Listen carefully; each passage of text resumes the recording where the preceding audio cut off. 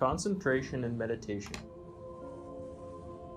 A Manual of Mind Development by Christmas Humphreys. Preface. It is now many years since I began to draft the material, which was first published by the Buddhist Society as Concentration and Meditation, and I am asked by Mr. Geoffrey Watkins, who, at his father's famous shop in Cecil Court, sold the first copies, to make what corrections I wish for a new edition. He has helped me greatly in this task. The genesis of the book explains one feature of it. There was at the time a sudden spat of books on mind development of every kind which had one aim in common: to enable the practitioner to score off his rivals in business, love, or social climbing, to show off his alleged new powers, and, generally speaking, to inflate his ego at the expense of those about him. But there is a law as old as man to the effect that he who acquires the least advantage over his fellow men by the development of his own indwelling faculties must use them solely for the advantage of those fellow men, and never for himself alone. The law is utterly impersonal, and the penalty for disobedience is at least the loss of powers gained and, if the wrong course be pursued, what seems to be a shriveling up of the mind which makes the sufferer the pity of his friends. One cannot therefore overestimate the importance of right motive in any attempt at spiritual development. Hence the emphasis upon it throughout this manual, and indeed it was largely written to this end. It is therefore of interest, and as a Buddhist, I do not believe in coincidence, that at a time when meditation is once more in the public mind, a new edition of this work should be prepared and published. It certainly seems as timely now as it was when it first appeared.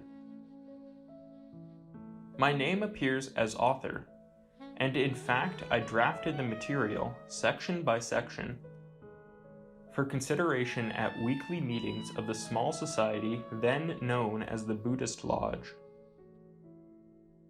All present at each meeting had their say, and many a point was carefully debated. I am therefore grateful to those unknown persons who helped to produce the book which finally appeared. As I said in the preface to the first edition, for various reasons, few detailed references have been given to books from which quotation has been made. Many of these have appeared in various editions, making accurate reference cumbersome, and space has been at all times limited. Moreover, the compilers in no way claim such extracts as authority in support of their own views, for they recognize no authority in matters spiritual save the intuition of the individual. Where, however, an idea is well expressed by another writer, his or her words have been used in addition to our own, while a generous use of quotation serves to show that the views put forward by the compilers are held by an ever-extending range of thoughtful minds. The book has been written for a hypothetical enquirer who is interested, yet knows nothing of the subject. Considerable space has therefore been devoted to the preliminary questions of right motive and the like, without which, in the opinion of the compilers, no such manual should be published.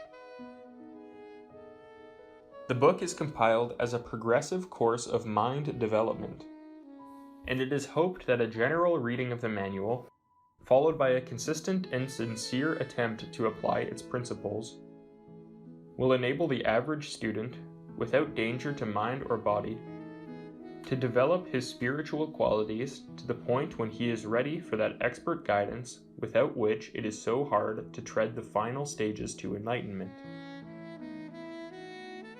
No knowledge of Buddhism is needed for an understanding of the principles herein explained. But as it is written with an emphasis on Buddhist ways of thought, it will be better understood after reading some general textbook on Buddhism. If I mention my own Pelican Buddhism, it is only because it was prepared in somewhat the same way, and having sold steadily since publication, it presumably serves its purpose. There are now many books on meditation, but at the Buddhist Society, we still discriminate between those which never mention the word motive and those which take the same view as ourselves about its fundamental necessity.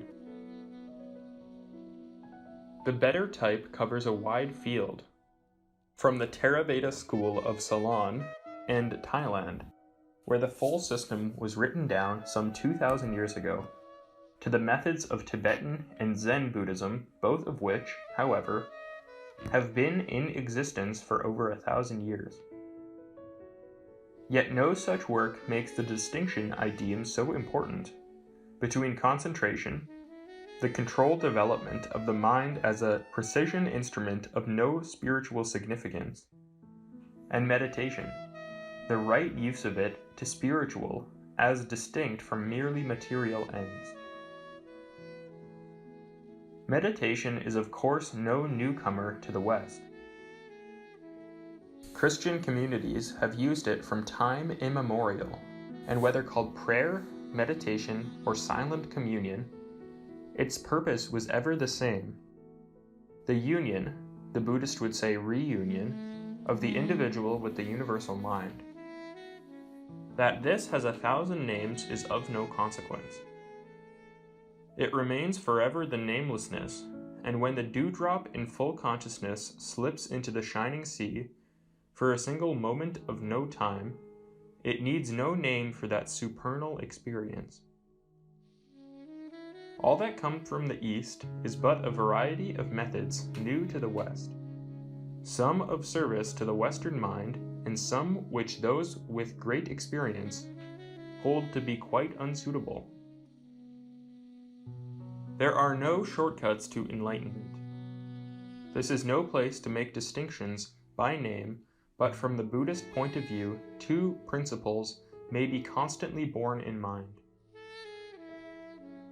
No true master of meditation will take 1 penny for his teaching.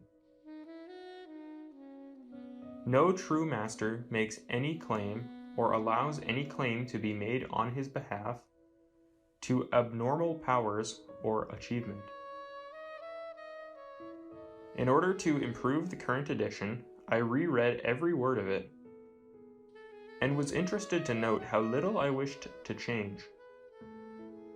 If I have since grown in wisdom, I have only developed my understanding of these eternal principles, and I humbly prefer this new edition as a guide which, rightly used, may help the reader to obey the final words of the All-Enlightened One. Work out your own salvation with diligence. Introduction. Most of the great religions and philosophies have stressed the importance of mind development, but none so much as Buddhism, wherein it is regarded not merely as the principal occupation of the more enlightened student, but as an integral part of the daily life of the humblest follower of the All-Enlightened One. This attitude is based on common sense, for it is obvious that only in a fully developed and purified mind can the fires of anger, lust, and illusion be stilled, and the cause of suffering destroyed. The very system of thought we know in the West as Buddhism is based on the supreme enlightenment gained by the Buddha in meditation. How else, then, shall we attain the same enlightenment if we do not follow in the self-same way? In order to appreciate the importance of meditation in the Buddhist life, one has only to consider the best known summaries of the Buddha's teaching as given by himself. Dana, Sila, Bhavana, for example, is often given as such a summary. First comes Dana, universal charity, then Sila, strict morality, and thirdly, in progressive importance, Bhavana, mind development. Again, cease to do evil, learn to do good, cleanse your own hearth. This is the religion of the Buddhas. Note that so soon as ethical control is well established, the cleansing of the heart must follow as the next step to the goal. It is true that in one sense the various steps must be trodden simultaneously. One need not wait for ethical perfection before beginning to meditate, for it is only in meditation that the necessary wisdom and strength will be released for the task of self-purification. At the same time, it is well to consider these steps in the order given by the Buddha, for only when the preliminary stages are well in hand will the full benefits of meditation be obtained. All this applies in particular to a still more famous summary of the Buddhist way of life, the Noble Eightfold Path, whose steps are frequently described as falling into three main groups. First, under right views and aspirations comes right knowledge. Secondly, under right speech, action, and livelihood comes right action. And finally, under the last three stages, usually translated as right effort, concentration, and meditation, comes right mind development. It seems clear, therefore, that meditation, using the term to summarize the last three stages of the path, is not merely an integral part of Buddhism, but the very climax of its other doctrines, laws, and practices. Through this alone perfection lies. Through this alone can one with patient toil unveil the Buddha light within. The field of mind development, in brief, lies between the man of average culture and his further spiritual development as a bridge between more worldly perfection, however gilded the shackles of samsara, and the inner world of reality where, on the threshold of nirvana, he sees for the first time the true nature of the illusion left behind. The importance of right motive. Prepare thyself, for thou wilt have to travel on alone. The teacher can but point the way. The cleansing of the heart is no light task, and as these words from the voice of the silence show, it is a long and lonely road. It must needs be difficult, for the untrained stallions of the mind must be brought under control, and the littlest fond offense brought out into light and slain to rise no more. There are dangers on the way, and those who succumb to them. As is pointed out in W.Q. Judge's Culture of Concentration, immense fields of investigation and experiment have to be traversed. Dangers unthought of and forces unknown are to be met, and all must be overcome, for in this battle there is no quarter asked or given. The prize, however, is worth it all, to free oneself from the tyranny of earthly limitations, and with a soul that lends its ear to every cry of pain, like as the lotus bears its heart to drink the morning sun, to join that unseen brotherhood whose spiritual wisdom forms the guardian wall about humanity. Only with some such motive, however dimly formulated in the mind, is it wise to begin the practice of mind development. Knowledge, and the power which knowledge confers, is a neutral force, becoming good or evil according as it is applied. Rightly used, it is the high road to perfection. Abused, it can create a hell past human imagining. Between the two extremes of pure benevolence and absolute selfishness lie a variety of motives, all of which must sooner or later be eradicated from the mind. There is the desire to gain a superiority over one's fellows, either in one's own esteem or in an actual competition in worldly affairs. There is the desire to find an escape from the monotony of daily duty, or, more often in the case of women, a relief from the tedium of a purposeless existence. Or again, there may be a desire to experiment in some new stunt with which to amuse oneself and one's equally ineffective friends. All these are so many ways of prostituting a sacred faculty, the abuse of which is the essence of black magic and a long step on the road to spiritual death. There is only one right motive for mind development: an understanding of the nature and purpose of man's evolution, and the will to hasten that evolution in order that all life may be the sooner brought to enlightenment. Wherefore let every student pause and consider well before embarking on this final science, this final stage of the ascent towards the goal. Let him, before he seeks the changeless, be certain that he wearies of the world of change, and longs with a yearning past denial to find and win reality. Some reach this stage by an all too intimate acquaintance with the truth of suffering. Some by an intellectual understanding of the illusory nature of phenomena and the will to discover the noumenon which lies beyond. Others are again impelled by the rising call of pure compassion to dedicate their lives to lessening by just so much that mighty sea of sorrow formed of the tears of men.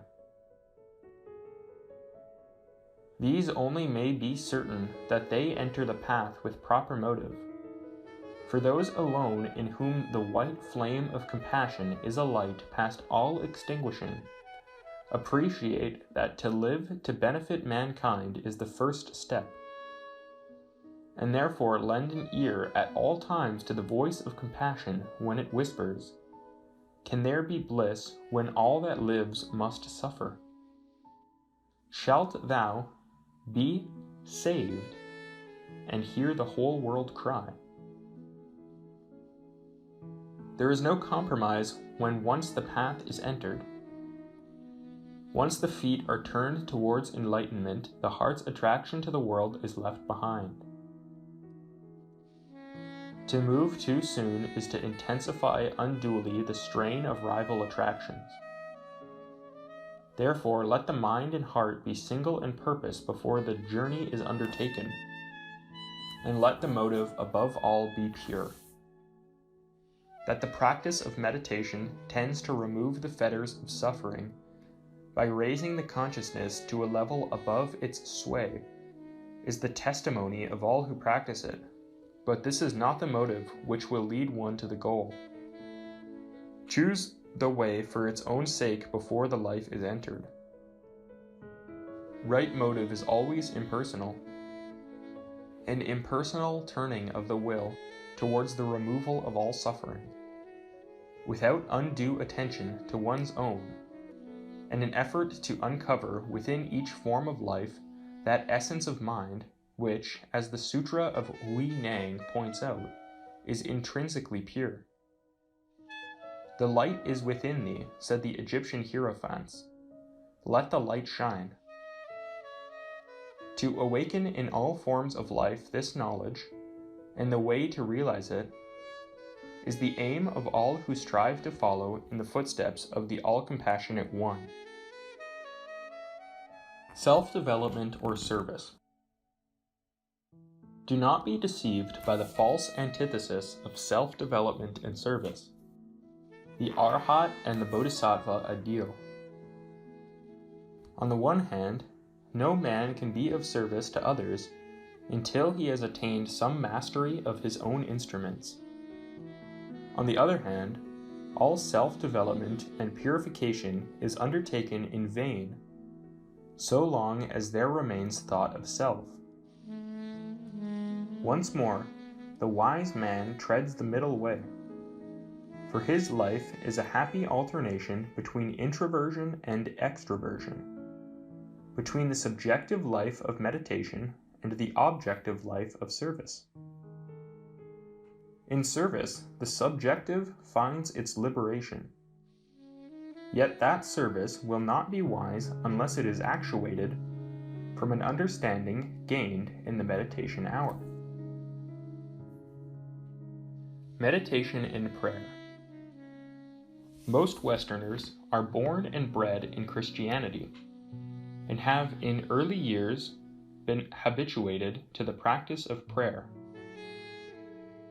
The word has many meanings, varying with the spiritual development of the individual, but save in the true mystic, its essence is always supplication to some external being or power. In meditation, however, there is no such element of importuning, of begging for what one has not. At the best, the method of prayer is a yearning of the heart. Meditation, on the other hand, reorientates the mind, thereby producing the knowledge by which all that is rightly wanted is acquired. The meditator does not ask for guidance, for he knows that a purified mind can call upon the wisdom which dwells within. He does not crave for virtues, for he knows that in meditation he may and will acquire them. Nor does he intercede for others when by his own unaided efforts he may assist them to the extent that their own karma will permit. In brief, prayer at its best is the approach of the heart and produces the mystic.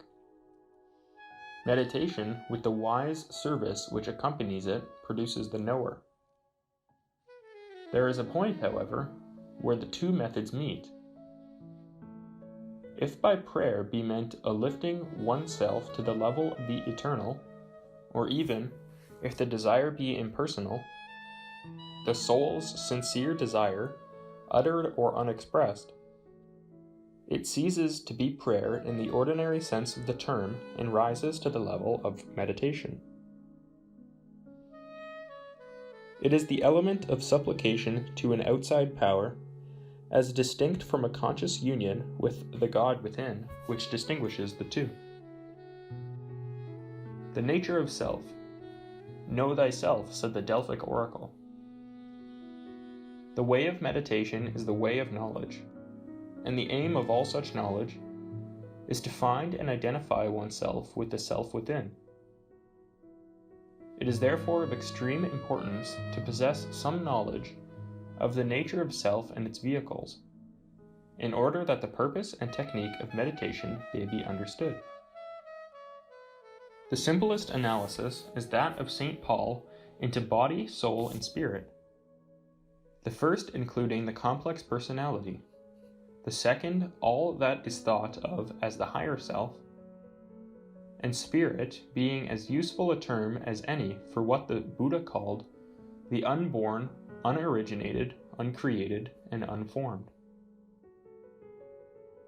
These names have no validity in themselves. They are but ways of speaking, definitions of everyday use. As the Buddha described his analysis of self to Pathapada, the mendicant. In considering these three divisions, it is well to begin with that of which the others are the vehicles or forms.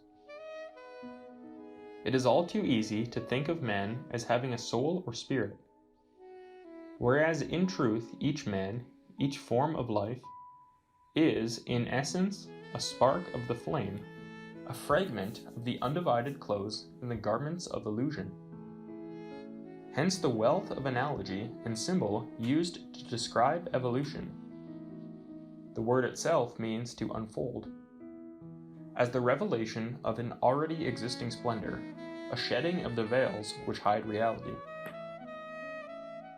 Not without reason does the East epitomize its wisdom in the phrase, "Become what you are." This spirit is no mere attribute. In India, known as Atman, it is the essential man. Yet in that it is but an indivisible aspect of the nameless all, no man may claim that it is his alone. Hence the Buddhist doctrine of anatta, not atta, designed to remove the illusion that there is any abiding principle in man, that there is in his composition any single attribute which distinguishes him eternally from other forms of life. In brief, spirit, like nirvana, is, and every form of life, high or low, is but an ever-changing manifestation of the eternally unmanifest. The one, however, manifests as the many, and each spark of the flame is wrapped in sheaths or bodies of increasing density. The most tenuous of its veils is buddhi, the home of intuition, and this, together with manas, mind, comprises what may be called the higher self, as opposed to the composite personality, whose final garment is the outward body of clay. Each one of these bodies has a life and form of its own, the complex whole forming the universe in miniature, and therefore the key to all the wisdom yet unknown. Unfortunately for our comfort, the desires of these vehicles are in the lower stages of evolution often incompatible with one another, and invariably inimical to the interests of the self. The body has its own coarse physical desires. The emotional or passional nature craves for a strong vibration to give it stimulus. The rational or thinking mind cries out for its own food, and, like an unbroken stallion, fiercely resents the slightest attempt at control. This complex personality, the Buddhist Skangdas, wages unceasing warfare with the higher self for command of the whole.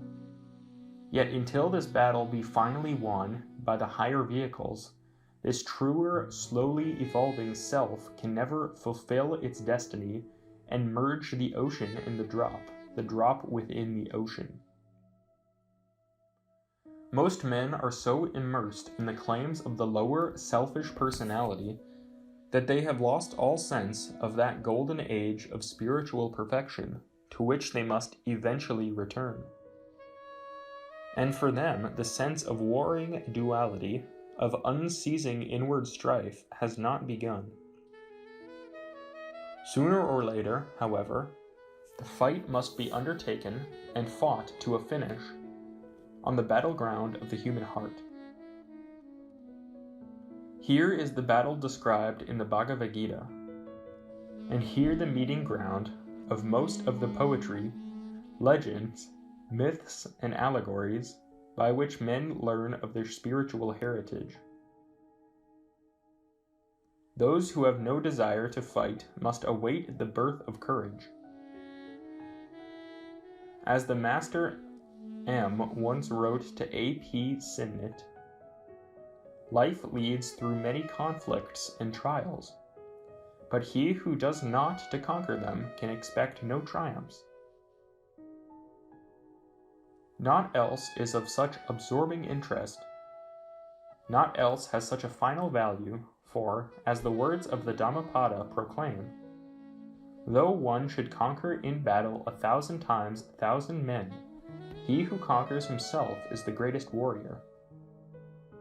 Yet, paradoxically enough, in this fight it is not the self that fights. As is said in the voice of the silence, the branches of the tree are shaken by the wind, the trunk remains unmoved.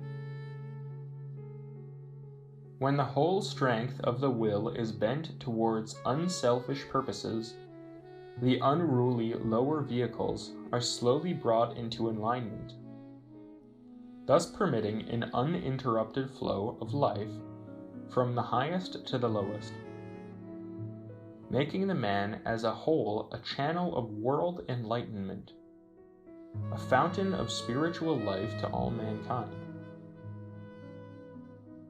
To produce this perfect alignment is one of the objects of meditation. Now consciousness can function at any level on which it has an instrument. Most men live in their emotions, or at the best, the lower mind. But in meditation, one raises the level of consciousness, reaching first the higher mind, the realm of abstract ideas and ideals, and then, at first in flashes of satori, as it is called in Zen Buddhism, and then continuously the plane of intuition or pure knowledge, when thought has become unnecessary and the knower and the knowledge blend in one. From this point of view, the science of meditation may be called the culture of consciousness. The subject of self must inevitably recur in this manual, but the foregoing will be sufficient as a background for the practical instruction which is to come. Applying the law of analogy, as above so below, the student will understand more and more of the nature of his own being, and thereby arrive the easier at the control of the lower vehicles. Yet let not overstudy lead to an egocentric attitude of mind. As is said in Light on the Path, the right motive for seeking self-knowledge is that which pertains to knowledge and not to self. Self-knowledge is worth seeking by virtue of its being knowledge, and not by virtue of its pertaining to self. The power of thought. The West is not yet awake to the power of thought. Though conscious of the influence of strong personalities, of mass suggestion by slogans and advertisement, and even of atmosphere in certain places, it is left to a few advanced psychologists to appreciate the power of thought on health and character. Yet how many of these have reached in intellectual acceptance, much less a realization of the first verse of the Dhammapada? All that we are is the result of what we have thought. It is founded on our thoughts, it is made up of our thoughts, and trimmed the sails of their research accordingly. Yet so it is. All that we are and do is the result of what we have thought, and action, good or bad, may be described as precipitated thought. No single voluntary act can be performed without a preceding motion of the mind, however instantaneous. From raising the foot to the planning of New Delhi, each act exists as a thought in the mind before that thought appears as an act. Our behavior, then, is the outcome of our mental processes, of what we are, but what we are at the moment depends on what we have done in the past. Thought, therefore, not only decides what we do, but what we are. Whether that bundle of qualities be known as character, karma, or the soul. Now, Buddhist philosophy has always taught, and modern science is gradually coming into line, that force and matter are interchangeable terms. There is neither an ultimate unit of matter nor of energy. The concepts are interchangeable. At one end of the scale, however, force is so little limited with matter that it may be thought of as pure force. And at the other end, matter is so dense that it may be regarded as motionless. Between these two extremes lies every degree of density of matter and purity of force. Now the level at which thought functions is higher than the highest level which the eye can see. Yet thought itself is a form of matter as regards the medium in which it moves, though it may be regarded as force as regards its origin. But if the skillful hands of the potter can mold a lump of clay into the likeness of his thought, how much more does every thinker to some extent, and the trained thinker to a very great extent, mold the more tenuous matter of thought into definite shape as he decides at will. Hence the saying, thoughts are things, and hence the meaning of the word imagination, which means image building. These thought forms, however, not only exist in the imagination, but are to be seen by a trained clairvoyant persisting in the thinker's mental atmosphere. The power of such thought varies, of course, with the intensity with which they were created, and their repetition. Most of them swiftly fade away. Others remain to have their inevitable reaction, for good or bad, on the mind which gave them birth. A thought of hatred against an individual will grow and grow until it becomes a cancer in the thinker's mind. A thought of love to an absent loved one stimulates the lover to still further love. But the effect of the thought form does not end with its creation. Even as radio waves are picked up wherever a set is tuned into their wavelength, so the thoughts which each of us think each moment of the day go forth into the world to influence, for good or bad, each other human mind. Hence such phenomena as mob psychology and telepathy, and hence the power of suggestion, which is so little understood and so terribly abused.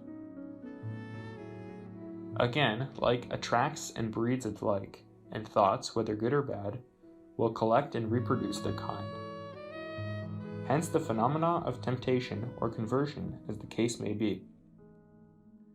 As a man toys with the thought of stealing, so is he strengthening his movement towards theft. And as he ponders the foolishness of previous conduct, so is he strengthened in his resolve to turn away. As we think, so we become. Mind development, then, whether the meditation be turned without or within, is a subject worthy of most careful study and unceasing practice until the fruits themselves proclaim its value. That it is arduous, and even at times wearisome, is not to be gainsaid, but that it is ultimately necessary is the testimony of all the ages, and its reward is the end of suffering. To those advanced in meditation, the pages which follow will be of little value. But to those who are but entering the path, or who, consumed with doubt, stand on the threshold irresolute, we offer the words of the Master K.H. to A.P. Sinnett. We have one word for all aspirants: try.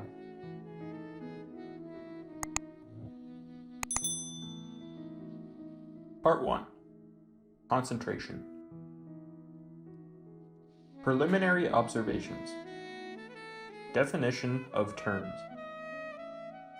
Much unnecessary confusion has been caused by the use of the same terms with widely different meanings. Let it therefore be noted that the following broad classification will be used throughout this work. The process of mind development falls into two main divisions: concentration and meditation. By the former we mean the preliminary exercises in one-pointedness of thought, which must of necessity precede success in the latter, while meditation will be considered under three subdivisions. The first of these consists of early exercises in the right use of the instrument thus prepared, and will be described as lower meditations. Following this comes the realm of higher meditation, which in turn merges into contemplation. Our classification is therefore as follows. Concentration. Before an instrument can be used, it must be created. It is true that most men learn to concentrate on worldly affairs, but all such effort is directed towards the analysis, synthesis, and comparison of facts and ideas. While the concentration, which is a necessary prelude to meditation, aims at unwavering focus on the chosen thing or idea to the exclusion of any other subject.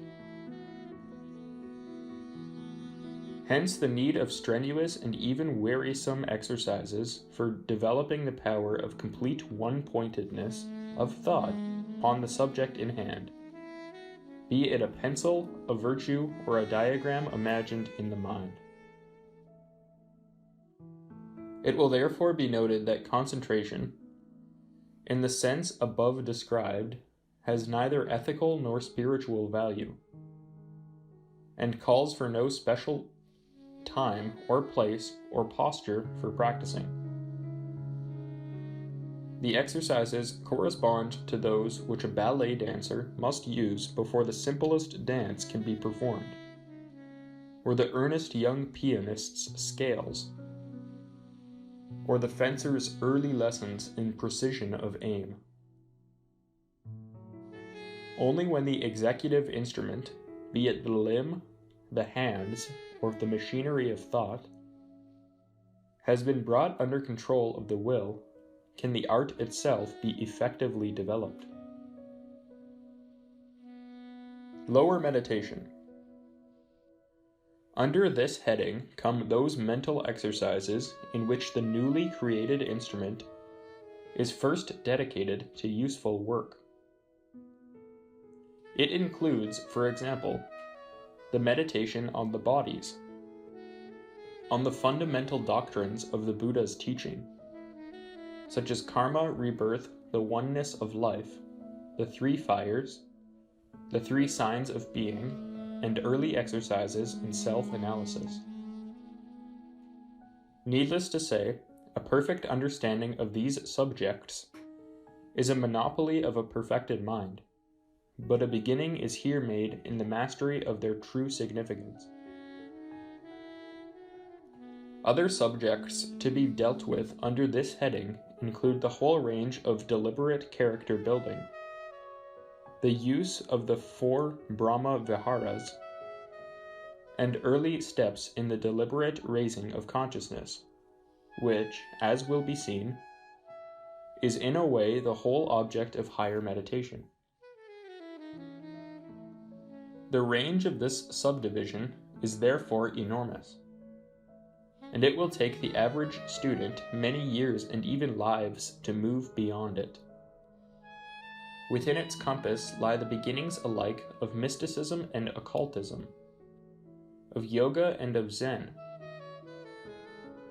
For only in the later stages of meditation are all these paths perceived as one path, and all the goals perceived as one reality. Higher meditation. Stages 2 and 3 have no clear-cut dividing line. Yet those who reach this level will at some great moment realize that a subtle yet tremendous change has taken place within. Henceforth, they will be in the world and yet not of it, serving the world yet definitely liberated from its thrall. In meditation, they will find that objects are transcended, and even names and definitions left behind. Here is a world whose scale of values is the essential nature of things and not their outer semblances, where for the first time the meditator is freed from the tyranny of forms.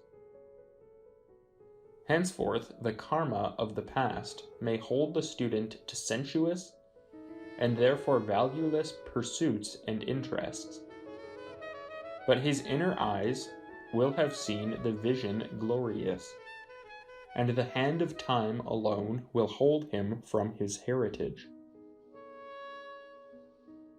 Under this subdivision fall the Jhanas, the stages of consciousness so fully described in the Buddhist scriptures. And here belong the more difficult koans, used so freely in Zen Buddhism. In this division, too, will be found the higher realms of mysticism, in which intense devotion blends with intense intellection in the understanding of pure abstractions and the relationship between them. Here is the meeting ground of mathematics and music, of metaphysics and pure mysticism. For here alone the limitations of form may be transcended, and the essence of mind perceived in all its purity. Contemplation. If there are comparatively few, yet ready for higher meditation, there are still fewer to whom the act of contemplation is more than a nebulous ideal. This exquisite sense of union with reality, of spiritual absorption into the very nature of one's ideal, though mentioned at greater length hereafter, can never be usefully treated in any textbook, for those who have reached such a level need no literature.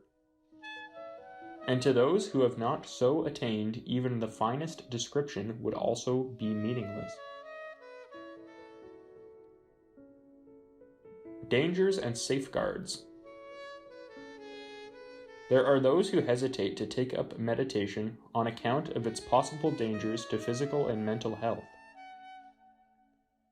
Nothing, however, worth having can be attained without some risks, and an unfailing observance of the following 3 rules, together with the exercise of a little common sense, will obviate these dangers and their unpleasant consequences. First warning: seek wisdom and not powers. The necessity for purity of motive has already been emphasized, and it follows that any attempt to work for power or the development of psychic powers is extremely dangerous. Nor is the development of abnormal powers any evidence of spiritual development. The power complex, so easy to observe in one's neighbor's desire to dominate and impress his fellows, is latent in each one of us, and much that masquerades as altruism and a desire to help humanity will be found, on ruthless analysis in the meditation hour, to be naught but the will to self-aggrandizement. Spiritual pride is rightly regarded as one of the last fetters to be broken.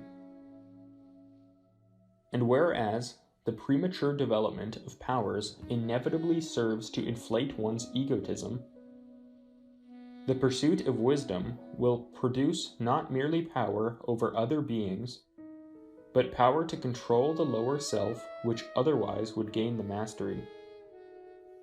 It is most unwise for an inexperienced student to concentrate on the psychic centers in the human body, however pure the motive, for concentration upon a center stimulates its functioning. And as most people function primarily through the centers below the diaphragm, which govern sex and the lower emotions, their stimulation is clearly as unwise as it is dangerous. More men and women have been driven insane through a premature awakening of the forces latent in these centers than most students realize. Nor will the pursuit of phenomena lead to enlightenment. For as Master M once pointed out to A.P. Sinnett, like the thirst for drink and opium, it grows with gratification. If you cannot be happy without phenomena, you will never learn our philosophy. I tell you a profound truth in saying that if you but choose wisdom, all other things will be added unto it in time. Second warning, avoid stunts and all excess. Once more, the importance of pure motive is made evident, for any inclination to show off, or to boast of the length or results of one's meditation, is a symptom that the snake of self is once more beginning to rear its head, to the detriment of true progress. It was from the depths of his wisdom that the Buddha sternly forbade his bhikkhus to make any such display, and even expelled from the order those who were guilty of it. The same applies to excess. In the early stages of meditation, one is developing a new set of mental muscles. And just as the athlete trains himself by slow yet progressive effort, so the spiritual athlete regards excess in any direction as a source, not of progress but of delay. Once more, the touchstone of wise conduct in the middle way proclaimed by the All-Enlightened One. Never be negative. Third warning. It is true that there is a form of spiritual passivity which is a proper stage of growth. But experience has shown that for the beginner, the above rule should be carefully observed. Once more, the ideal is the middle way between an aggressively positive attitude of mind, in which the noise of one's thought machinery will drown the voice which speaks only when the mind is stilled, and a negative receptive attitude which places the whole personality at the mercy of any entity, human or subhuman, which cares to take possession. Obsession, complete or partial, permanent or temporary, is far more common than most students realize. But he who carefully cultivates a happy mean between the two extremes will be immune from every outside influence. The ideal during meditation is to make the mind positive towards all outside interference, whether of intruding thoughts or actual entities, and yet be receptive to all higher influence coming from within. A little practice in this exercise will enable the student to achieve a happy combination of resistance and non-resistance, of positive and negative, in which all outside influence will be excluded, and yet the channels of inspiration be fully opened to the light within. This being the unanimous advice of all who write on meditation, it is hardly necessary to point out the long delay in progress which any and every form of mediumship inevitably causes to the medium.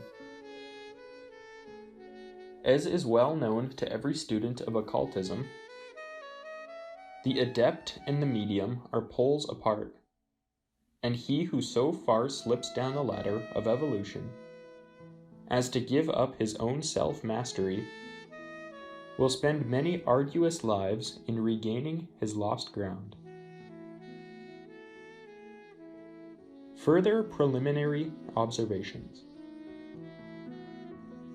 There are certain further rules or maxims to be borne in mind if meditation is to prove an entrance to the way of enlightenment and not merely an intellectual pastime. Do not begin unless you mean to continue. As already pointed out, meditation is not a hobby, and it is unwise to trifle with so serious a subject. As is said in the Dhammapada, that which ought to be done, do with all vigor. A half-hearted follower of the Buddha spreads much evil around. Progress is upward and must therefore be continuous, or the climber will slip back whence he came. At the same time, progress must be gradual.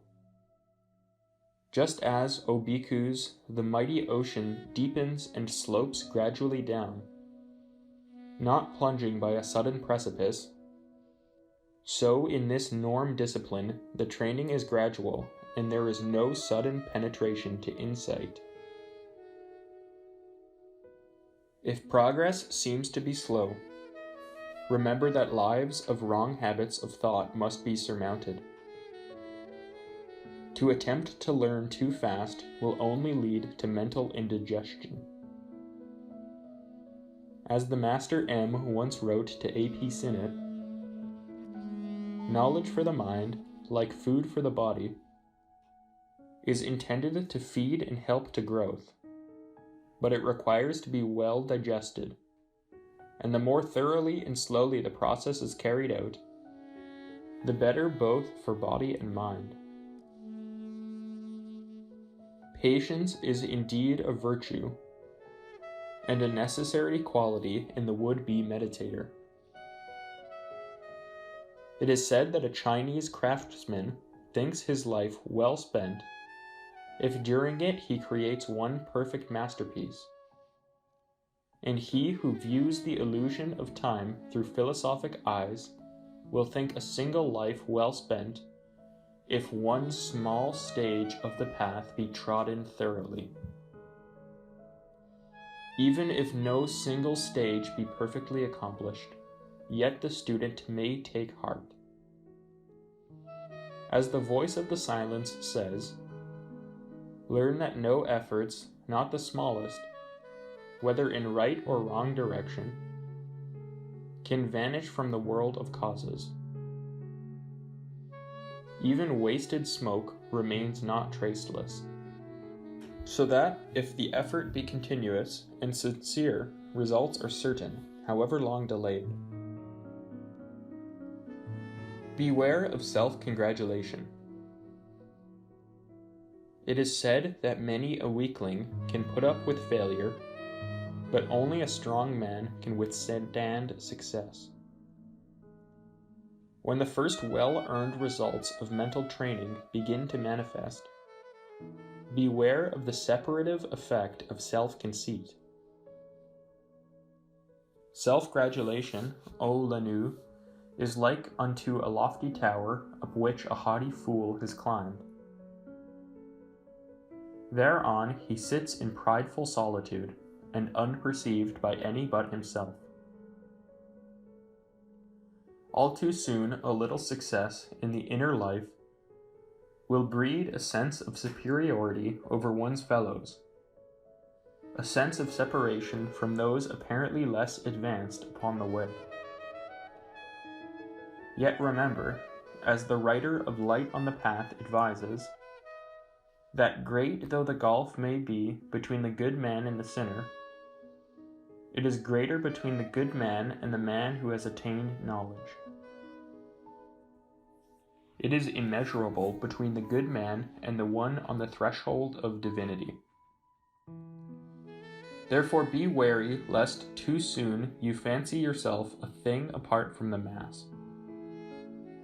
When you have found the beginning of the way, the star of your soul will show its light, and by that light you will perceive how great is the darkness in which it burns. Beware of guru hunting. The Western world is filled with those who seek for masters, gurus, and other mysterious personages to lead them swiftly to the goal. But there is no shortcut to perfection, and the true adepts will never help a student unless, first, he has made all possible use of the materials at hand, and, secondly, he has by the purity of his life and aspiration shown himself worthy of their help. When that hour strikes, and not before, the teacher will appear. Beware, then, of this craving for assistance, for it is born of laziness and conceit, and is in turn the father of disappointment and delay. Ignore psychic experiences or the appearance of psychic powers. Meditation will sooner or later raise the consciousness to a level at which occasional and hazy glimpses will be obtained of the realm above the physical. This is the psychic world, filled only with the shadows and reflections of reality. A world of illusion, through which the seeker after truth must delicately pick his way. To one whose vision has hitherto been confined to the physical plane, anything superphysical is all too easily labeled spiritual. And the visions, voices, and messages which fill the seance room can without difficulty impose themselves on a credulous audience as worthy of acceptance. Let not the student be fooled by their enchantment, nor by those who in all sincerity believe themselves the bearers of such messages. There are in the West today a score of adepts and messiahs, many of whom genuinely believe the nonsense claimed on their behalf. Yet a little common sense would prick the bubble world of illusion in which they live. With a little less vanity, they would wonder what qualities they had which caused them to be chosen as the messenger. And they would be genuinely hurt on learning that it is a combination of vanity and a mediumistic makeup which lays them open to such psychic influence. The psychic world is filled with an immense variety of thought forms, built up by the human imagination. Yet, radiant though they seem to untutored eyes in the starry light that surrounds all psychic visions, they are but the glamorous products of illusion.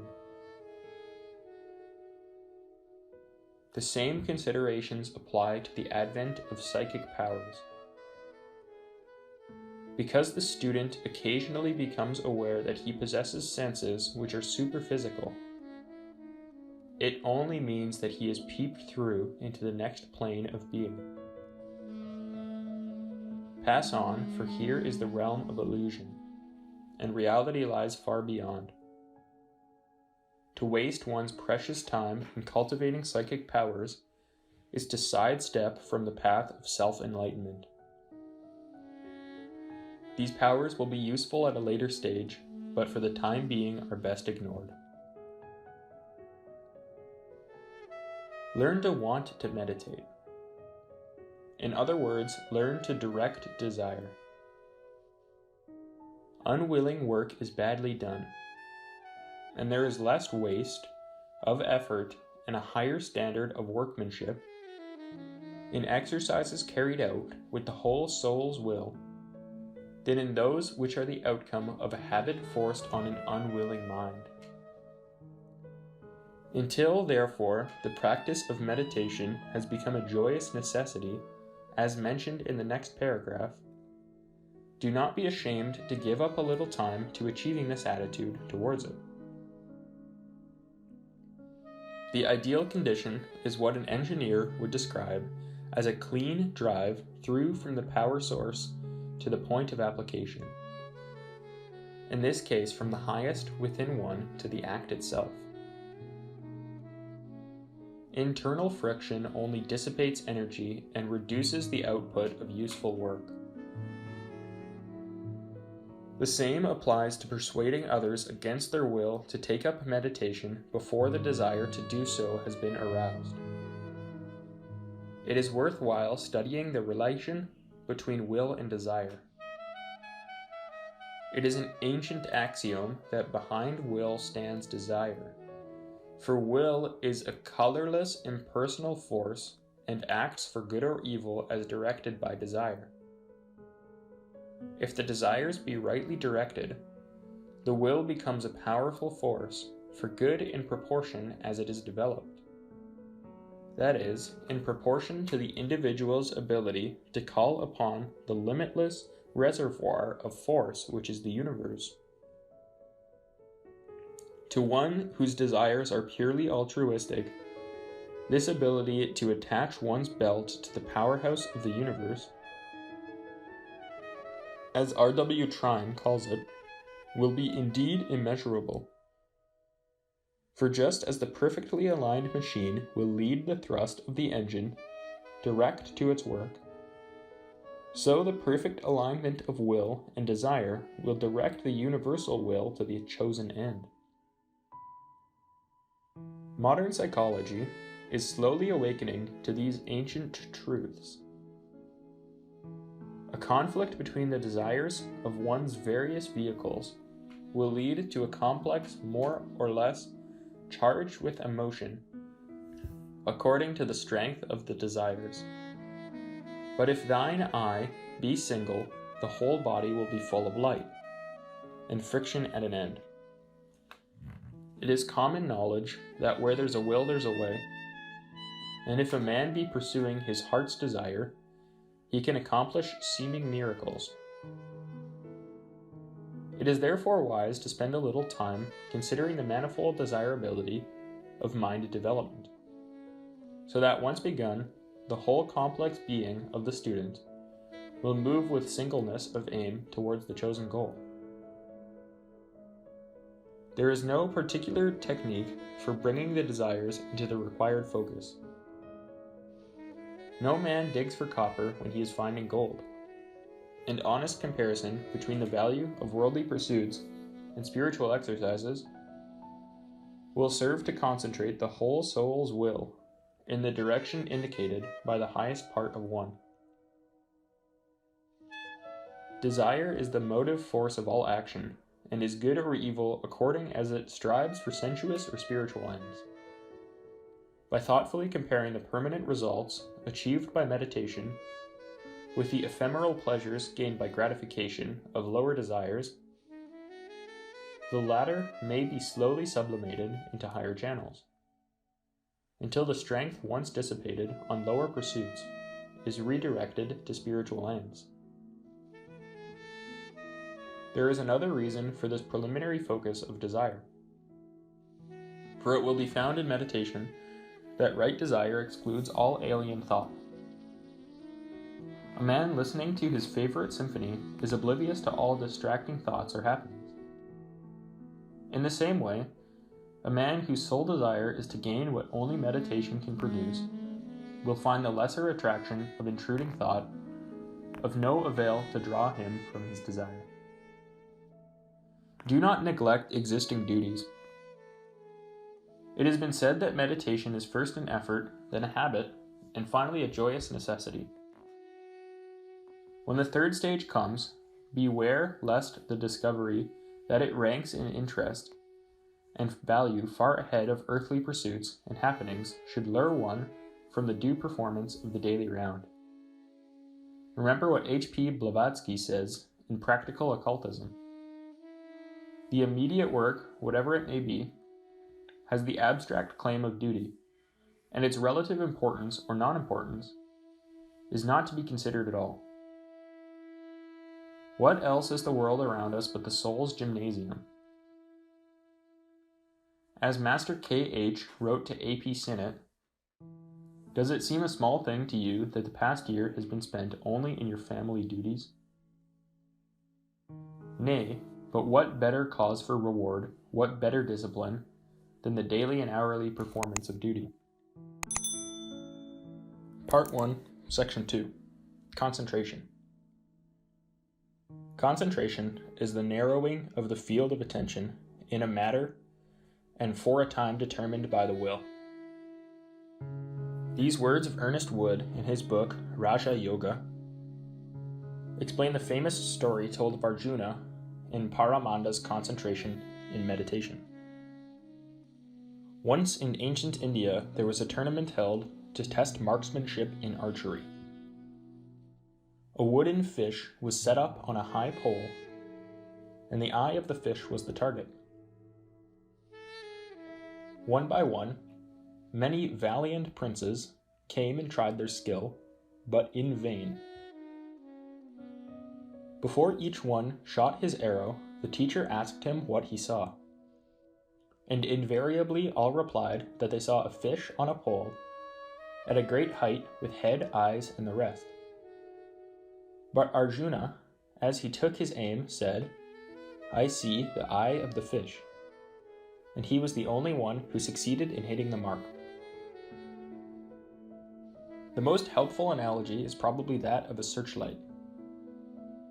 The factors which determine a searchlight's value are its power, its capacity for clear and unwavering focus, the size of the field thus clearly lighted, and the ease with which it can be focused where desired. The human equivalent of these factors will in like manner determine the value of the thought machine as an instrument for meditation. All these factors are developed by the practice of concentration, the effect of sustained effort being an ever-increasing field of clear focus into which no extraneous subject may intrude. Needless to say, proficiency in concentration is by no means easy to attain. As is written in the Dhammapada, hard to control, unstable is the mind, ever in quest of delight.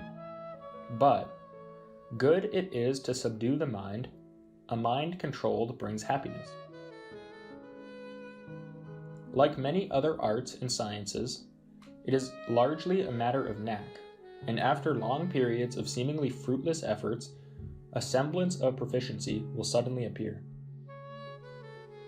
The immediate result of such success will be a reduction in the usual wastage of thought energy, and consequently a greater reserve in hand.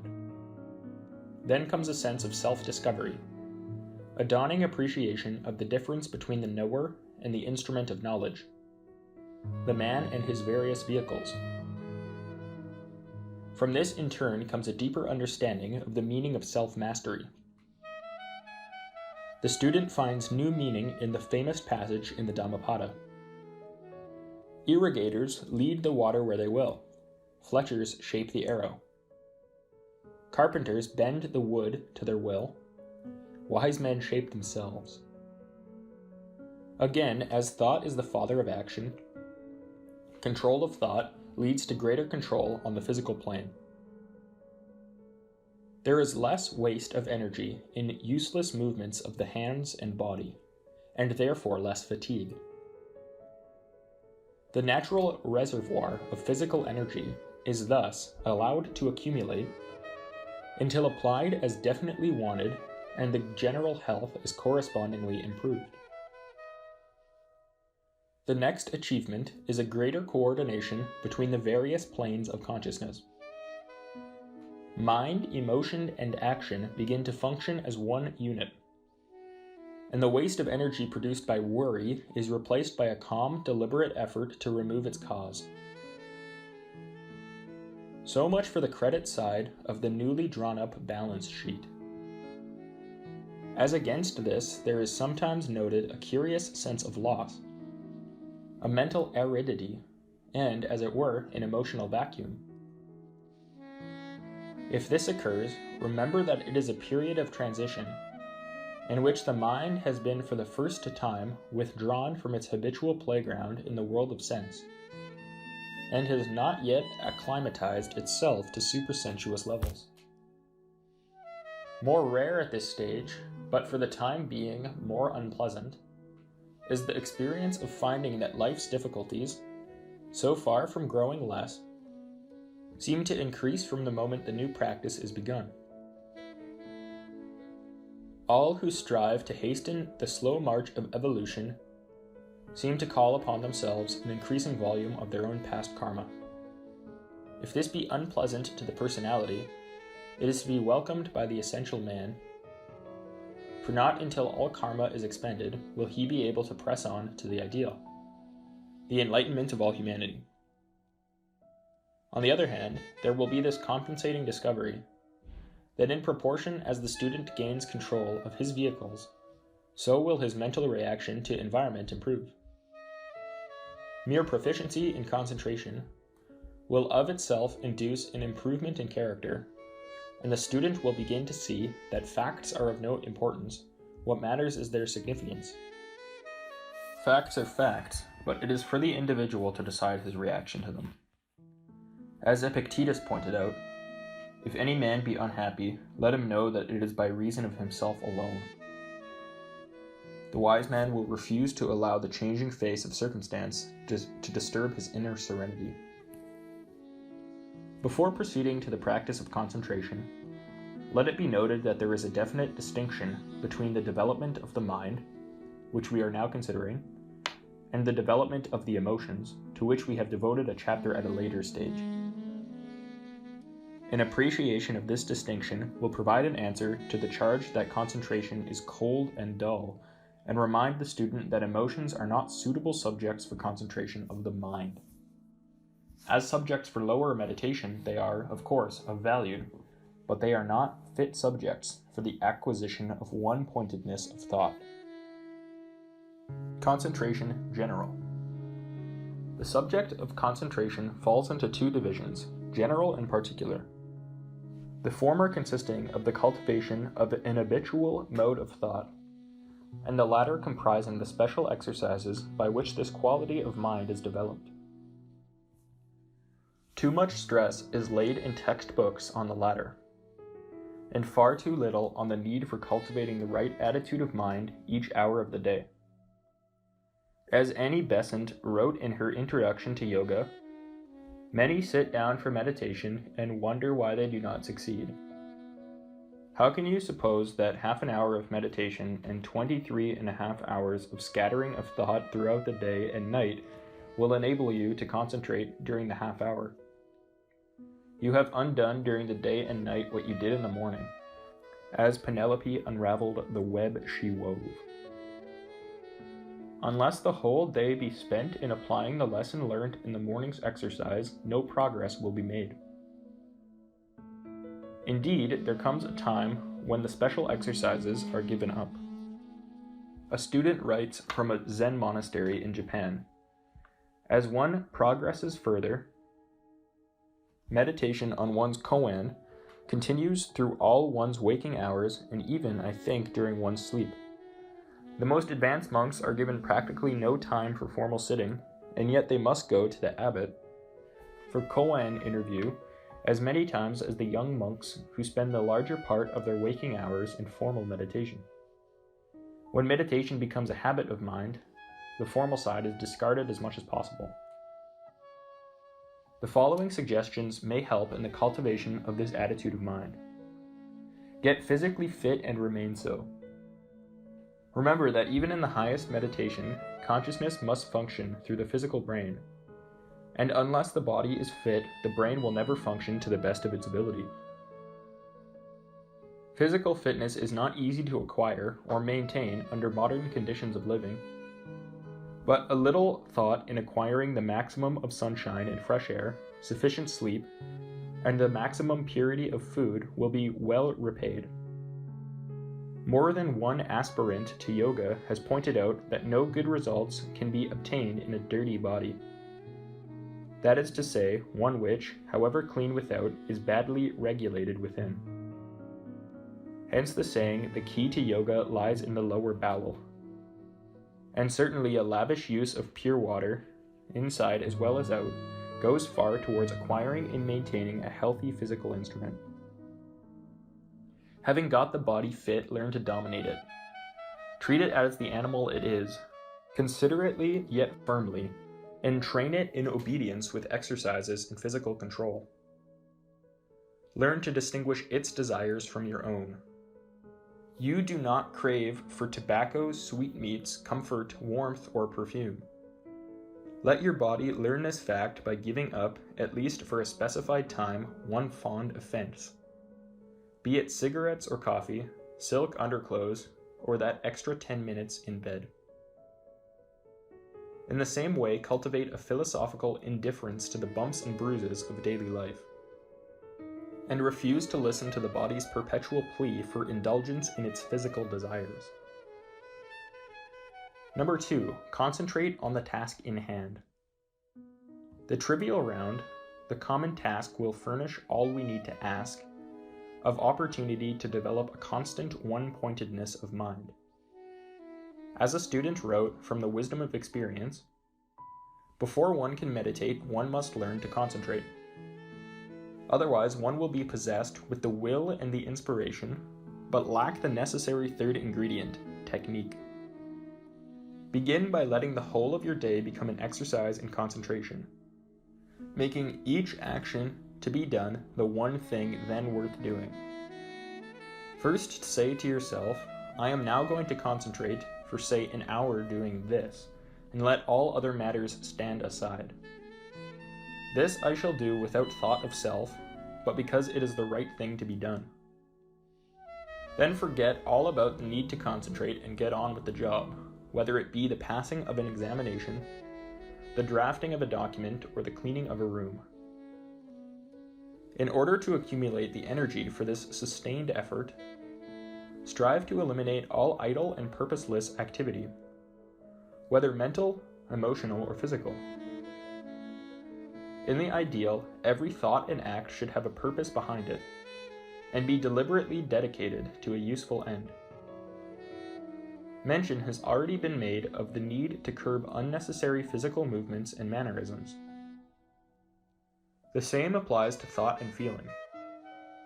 Long periods of time are wasted in idle daydreaming, or the useless harping upon some trivial fact or circumstance. And the same applies to indulgence in emotion without its corresponding thought and action. To pander to one's emotional craving for stimulus may afford one a pleasant kick, but only adds to the difficulties of ultimate self-mastery. By ceasing to dissipate one's energies so lavishly on things of no importance, there will be left in hand a larger capacity for organizing the daily round in such a way that the maximum of useful work is accomplished in the minimum of time.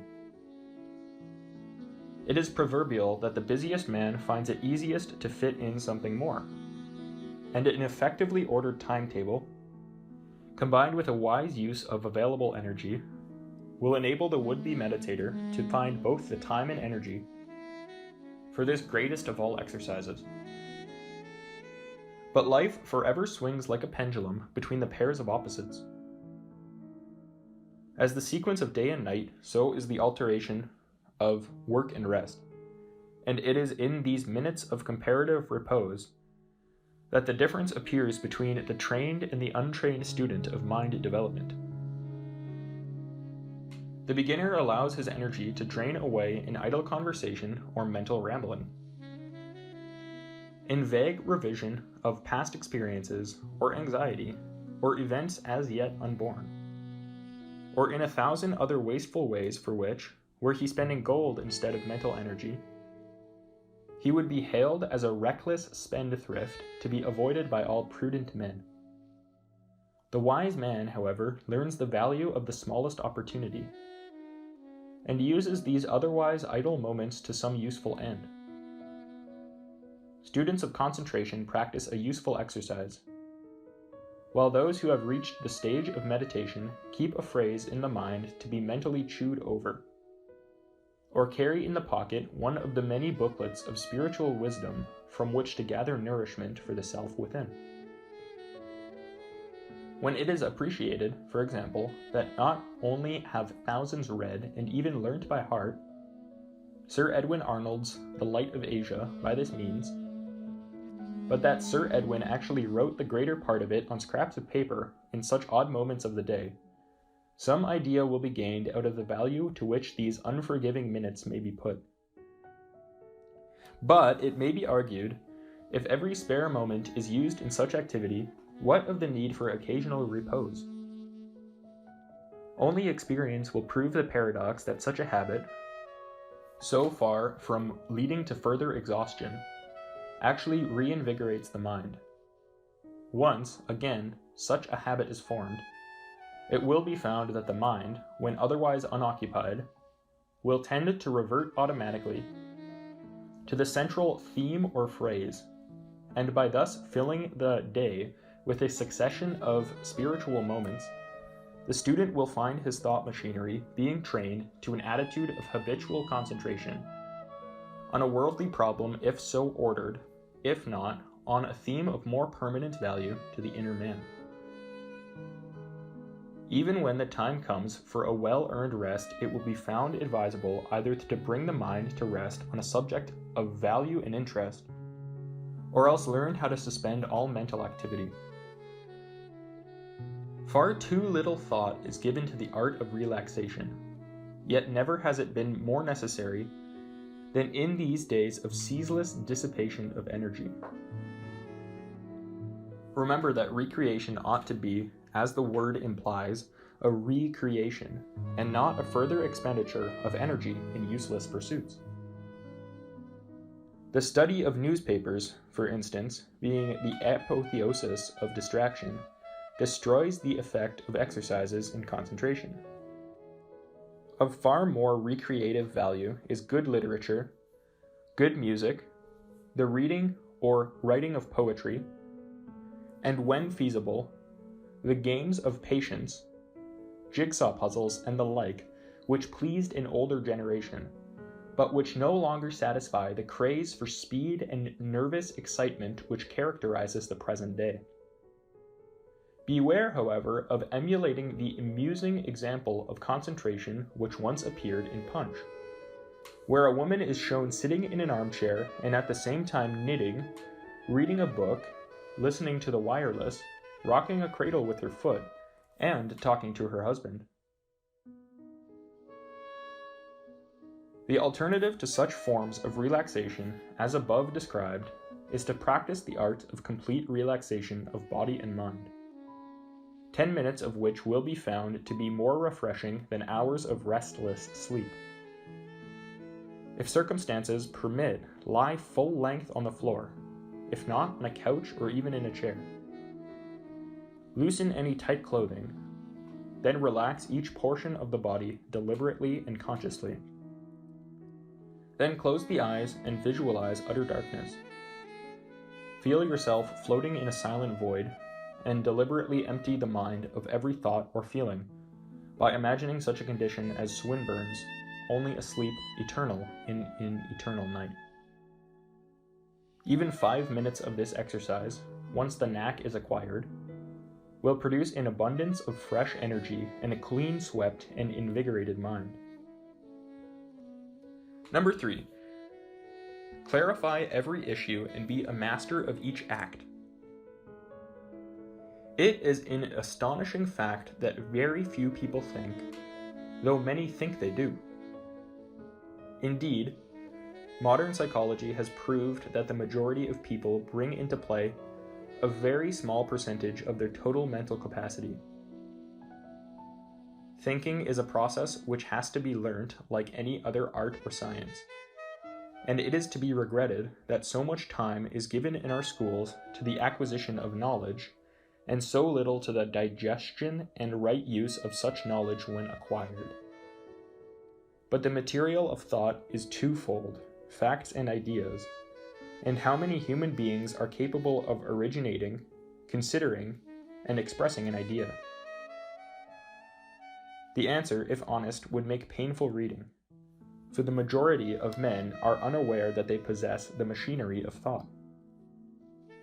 In most cases, they behave as if their actions were the automatic reflex of an outside stimulus, a response so immediate that reason has no time in which to interfere. The perfect man, before committing himself to any action, would ask himself, and insist on knowing truthfully, why he was about to act in the way proposed. This sounds an impossible ideal, but it is a most effective exercise in concentration. Until you get into the habit of knowing how and why an action is to be performed, you cannot concentrate the whole of your faculties on doing it efficiently. An extension of this practice, the meditation on right motive, will be mentioned later. For the moment, it is sufficient to note the need of being the master of each thought process in action from its inception to its end. Let there be no more of that unworthy excuse for foolish action, I did not think. The damage done, if any, will be none the less for being caused by thoughtlessness, and the karmic results will be the same. When the act is complete, decide whether or not you wish to remember it. Many men pride themselves on a marvelous memory. Others are just as proud of the ability to forget. Why carry about through life a tremendous burden of old memories? Let those of value be stored in clear-cut detail. For the rest, let every act be performed impersonally, and with full deliberation, then relegated to the mind's waste paper basket. Number 4. Control your reaction to mass opinion and emotion. Arising from the need to be master of each thought and act comes the more subtle art of distinguishing between your own and outside thought. Ask yourself when any thought impels you towards action, is it mine? Is it truly my own considered opinion? Or is it merely an undigested reflection of the views of the morning paper, or the general opinion at the club? In these days of a popular press, it is hard to form and keep one's own opinions, especially if they happen to run counter to popular prejudice. Many a man, for example, on the outbreak of war, is swept off his feet by cleverly worded appeals to the mass consciousness, and truly believes that the patriotic nonsense poured into the public ear is his own considered view. While few are the women who are free from the dictates of a fashion which may not please or even suit them, but which in the end they adopt under the delusion that it is their own considered choice. Hence the need for a discriminating watch upon incoming thought, a mental filter through which no opinions alien to one's better nature can force their way. If such were a common practice, there would be less unkindly and destructive gossip spread abroad through the medium of minds, not 1 in 10 of which believes the stories thus retailed. In the same way, the wise man will attempt to control his emotional reactions. More will be said of this when we come to consider the meditation on the bodies. For the moment, it is sufficient to point out the need for controlling one's reflection of mass emotion, whether of anger, praise, or fear, because our friends, or the press, or even the nation at large decide to revile some persons, or some other nation's character or behavior. Must we concur? The wise man decides his own reaction, if any, to all circumstances, and thinks and feels and acts accordingly. The value of self-recollection. These practices, if honestly pursued, will lead in time to the birth of a faculty which is best described as self-recollection. This complex quality, one of the distinguishing marks of spirituality, is nowhere better exemplified than in Buddhism. The Buddha laid great stress upon it. Asked for the meaning of the self-possession he so sternly advocated, he answered, "And how, brethren, is a brother self-possessed? Herein, brethren, a brother, both in his going forth and in his home returning acts composedly. In looking forward and in looking back he acts composedly. In bending or stretching arm or body he acts composedly.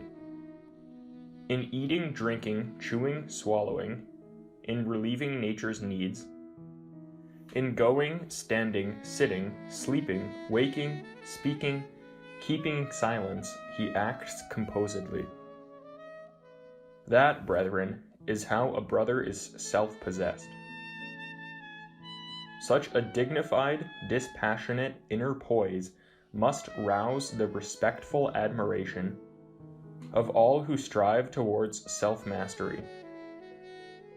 Yet it is but the outcome of a faithful building into character of the hints and suggestions above set out. As he begins to attain some measure of self-mastery, the student remembers that all that exists is the product of thought, and finds his center of interest moving back from the visible world of effects to the inner world of causes. Even at this early stage, he begins to feel the rise and fall of the tide of world affairs, and to come into contact with those who know how to watch, to dare, and to be silent. No longer is he merely a puppet controlled by mass opinion, but in an increasing measure a co-worker with the forces of nature, moving intelligently towards the same beneficent end. When such a day arrives, it will be well once more to examine the motives prompting further efforts. For know that it is the heart of wisdom which advises that, unless each step in inner growth finds corresponding expression in service to mankind, the student treads a dangerous path and works in vain. Concentration, particular exercises. As already explained, there comes a time when special exercises carried out at special times of the day may be discarded. But for most of us, for a long while, the regular habit at a fixed time and place is helpful to progress, and the following suggestions may be useful during the periods so set aside. Time and times. For obvious reasons, morning is better than evening. In the first place, the earth currents are waxing up to noon and waning from noon to midnight. To meditate at night is better than to not meditate at all, but when the earth forces are so negative, extra caution is needed against adopting a negative attitude of mind. This is unlikely to happen in concentration. But as concentration is merely preliminary to meditation, the same daily period should be used all through. There are other reasons for letting the chosen period begin the day. The brain is at its freshest after a night's sleep, and the manifold vibrations of the daily round have not yet stirred the pools of thought. Again, to some extent in concentration, and far more in meditation, it will be found that if one begins the day by focusing the attention on the things that matter, the whole outlook of the day's work will be brought into proper perspective. Many students both begin and end the day with such a period, and some find time to add a few more minutes in the middle of the day. There is high value in keeping the moment of noon as a period of self-recollection, for noon is the pinnacle of day, and countless groups and spiritual societies choose this moment for linking up in thought with the forces of good throughout the world. In the East, the three best periods for meditation are given as dawn, noon, and sunset. If dawn be impracticable, and sunset difficult to ascertain, noon at least is easy to keep, and the most powerful moment of all. But whatever time or times be chosen, let them be regular. The mind, like the body, works best in a settled routine. When a single day's practice is omitted, 3 or 4 days' effort may be needed to make up the loss. It is true that there will come a time when the very habits thus made must be discarded, but the wise man does not scorn such adventitious aids until he has learnt to do without them. Such mental discipline, by the use of unvarying habit, is like the scaffolding erected round a growing building. When the building is complete, the scaffolding is taken away. Until that time, it is a necessary means to an end. Better then 5 minutes once a day and every day, than 15 minutes twice or thrice a day when you feel like it. No rules can be usefully laid down for the length of any exercises, whether in concentration or meditation. But all experienced teachers agree that it should at first be short. 15 minutes is cited as quite sufficient for the first 12 months.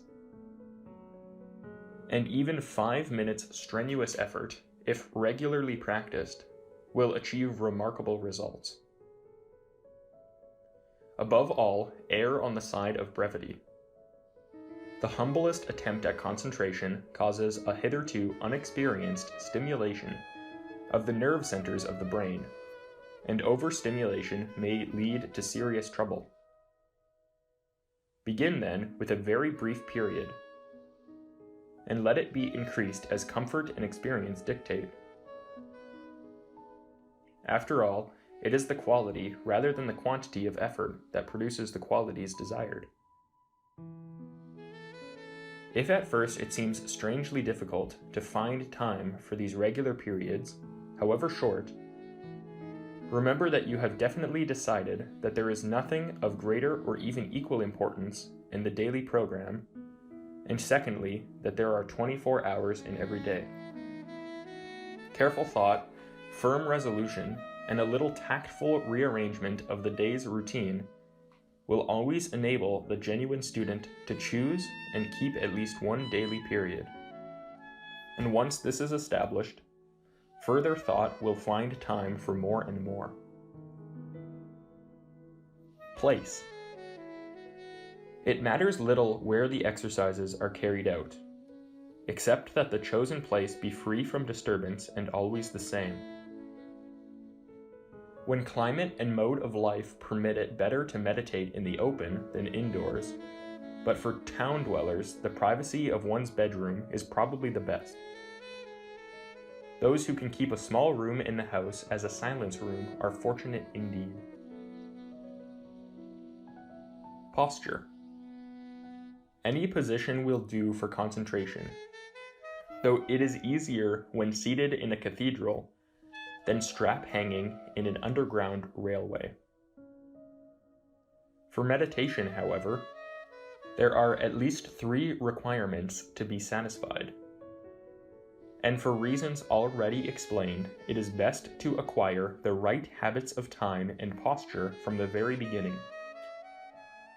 Choose then a position which keeps the head and spine erect, and bodily circuit closed, and the whole body at once poised and alert, yet relaxed and comfortable. If an upright, unsupported back can be maintained with comfort, so much the better. If not, let the shoulders lightly rest against a support such as the wall, with a small cushion in the hollow of the back. The head should be held erect or a little drooping forward, as in the attitude of most Buddhist images. The eyes should be closed or fixed through half-closed lids on a chosen object.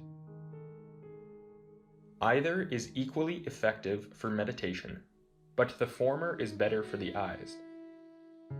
A prolonged stare being apt to strain the optic nerve.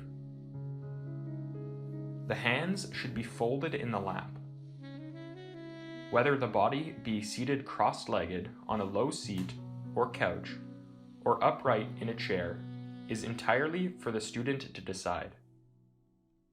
Comfort is the first necessity in order that the very existence of the body may be forgotten with the minimum delay. If a chair be used, let the feet be crossed, for this will serve the same purpose as crossed legs. The purpose of thus closing the circuit is to eliminate wastage of the energy generated during meditation, and in order that the positive and negative forces of the body may the more easily find their equilibrium. Some students prefer to meditate while walking.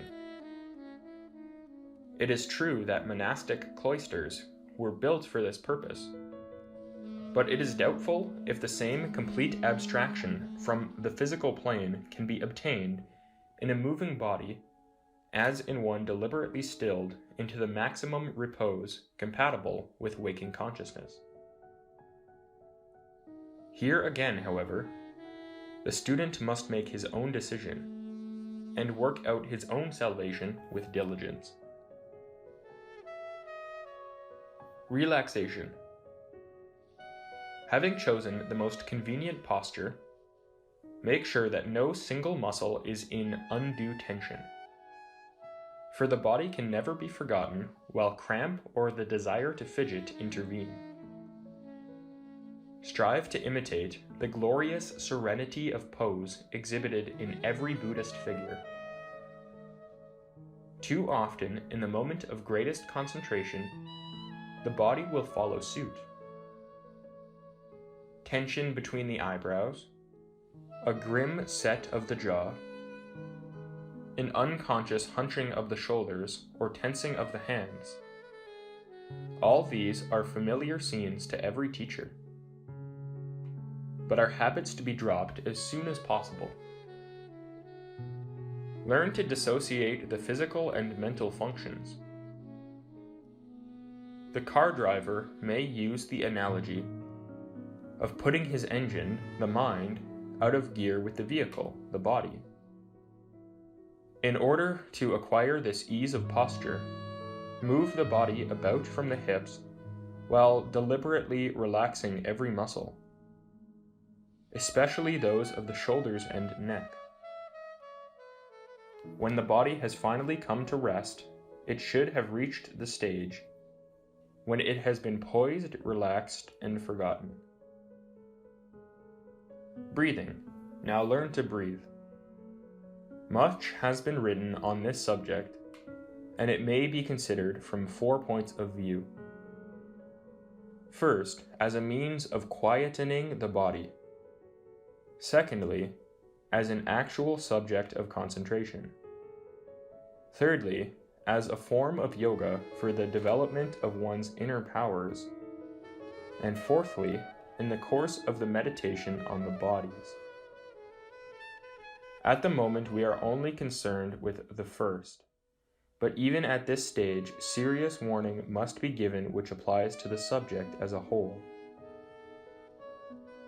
As the Master K.H. wrote to A.P. Sinnett, injudicious practice in breath control may open wide the door to influences from the wrong quarter, and render one almost impermeable to those from the right.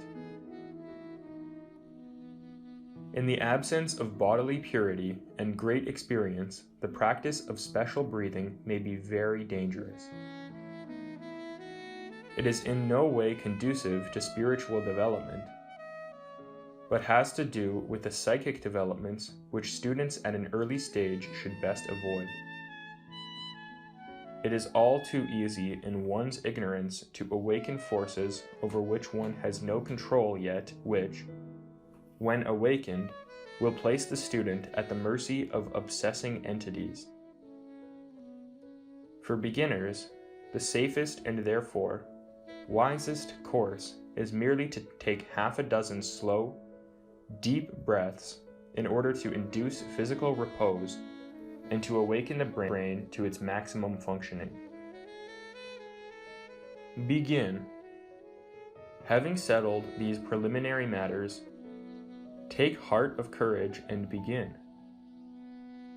Be not surprised that a whole paragraph is given to this little word, for many find it the hardest of all to apply.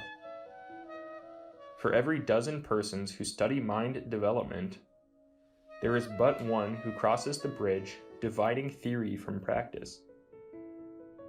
And there is much wisdom in the saying that the path to perfection only has 2 rules: begin and then continue. Of what avail is it to take a ticket for a journey if one does not travel in the train? And why buy food and prepare it if it is not to be eaten?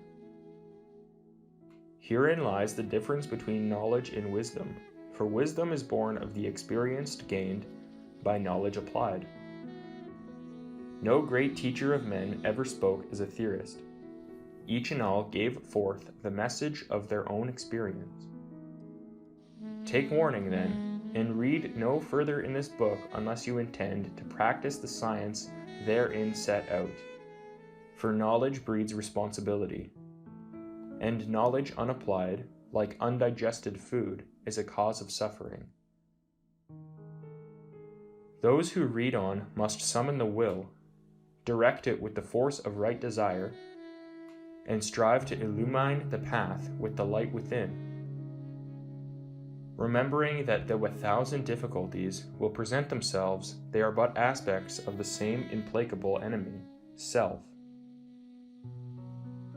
Begin each period of concentration with an act of will. Formulate a firm intention in the mind and announce it to yourself. I am now going to concentrate for so many minutes, and during that time I have interest in nothing else. If worldly matters are hovering on the margin of the mind, deal with them rapidly, and definitely lay them aside as one might chain up a fractious puppy until it was time to take it for a walk. In the same way, deal with each desire that threatens the mind's serenity. Now choose the program of work to be carried out. It is important to have this carefully drawn up, in order to save time during the concentration period and to eliminate the tendency to wander from subject to subject as the whim of the moment decides. There is no one method of concentration suitable for all. For it has been said, the path is one for all, the means must vary with the pilgrim. And again, the ways to the goal are as many as the lives of men. Allowance must be made for different types of mentality. Students are either predominantly intellectual or devotional, imaginative or practical, impetuous or leisurely, and must choose their method of work accordingly, either by following the line of least resistance or by deliberately working to develop an aspect of themselves, at the time comparatively unevolved. But whatever method be chosen, let it be tried out faithfully before changing it for something else.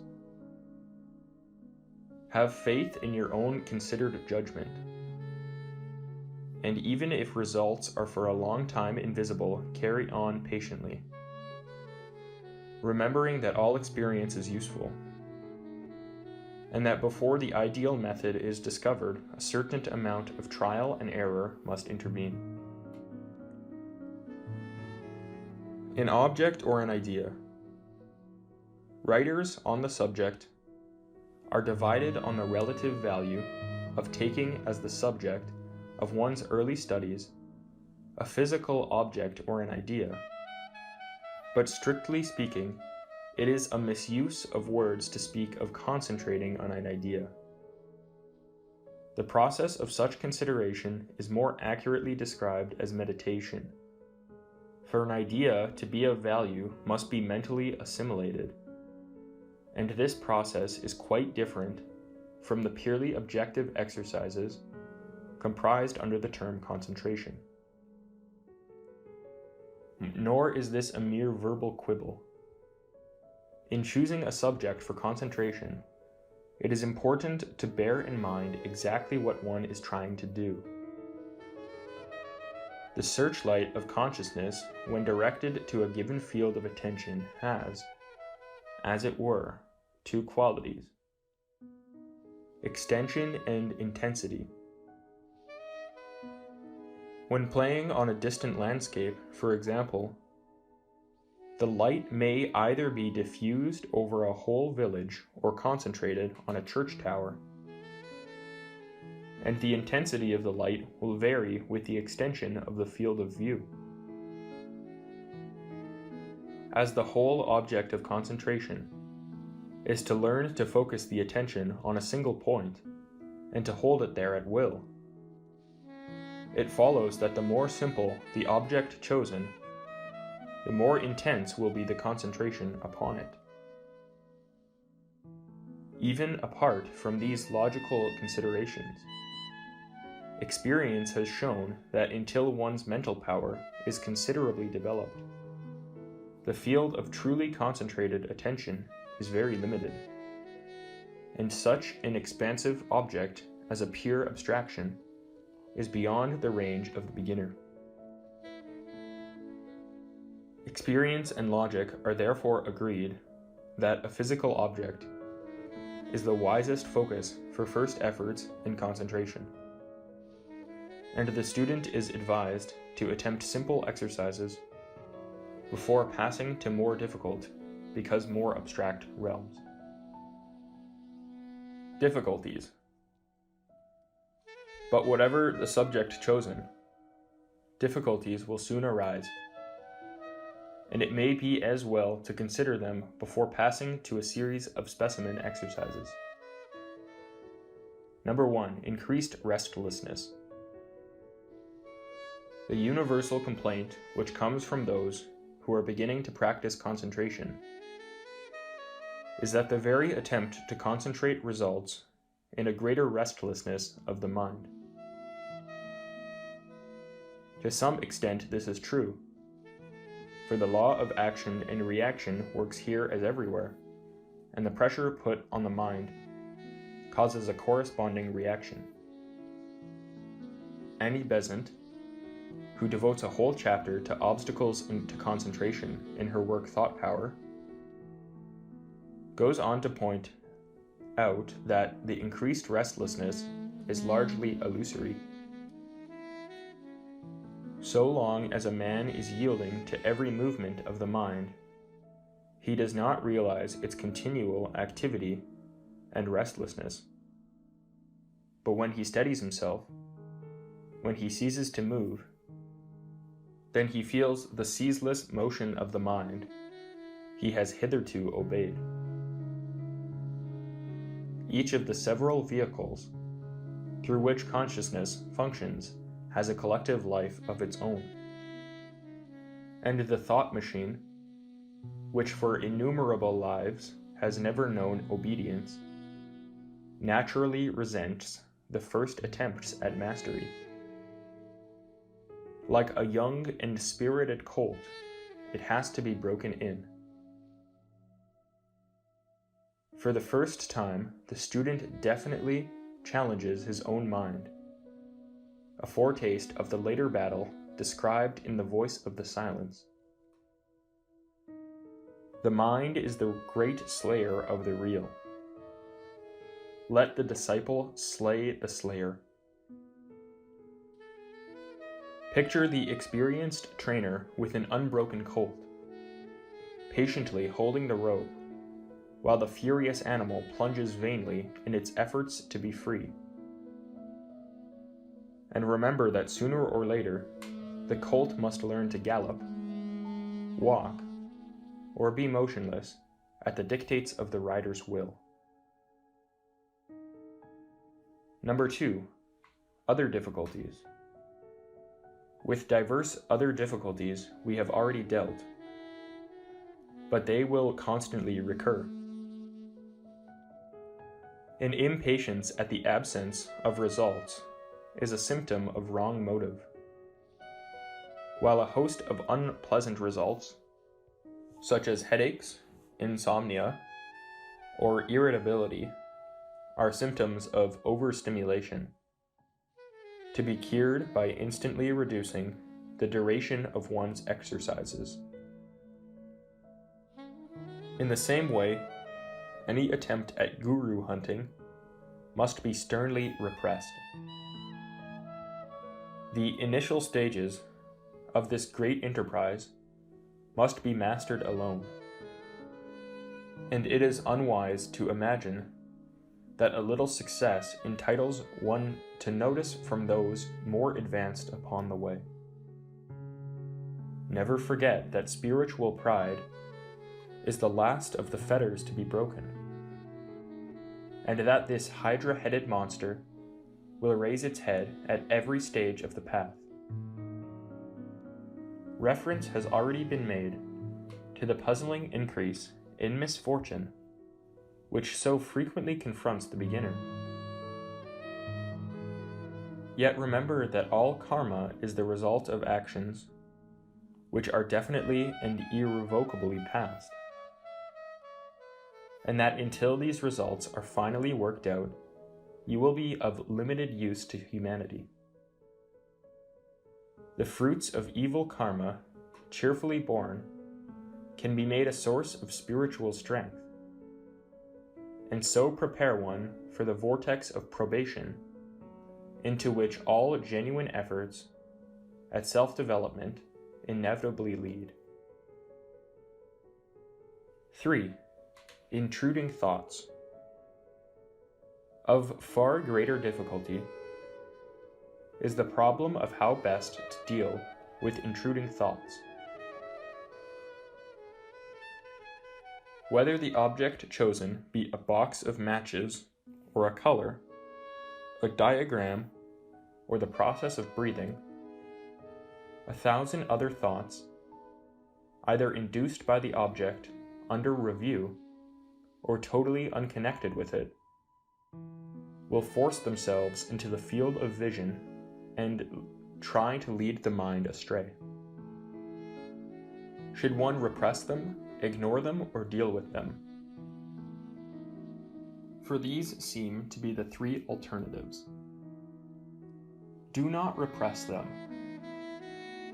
There is great danger in using the will to repress or drive away intruding thoughts, for the result is analogous to stopping the circulation and is apt to react on the brain.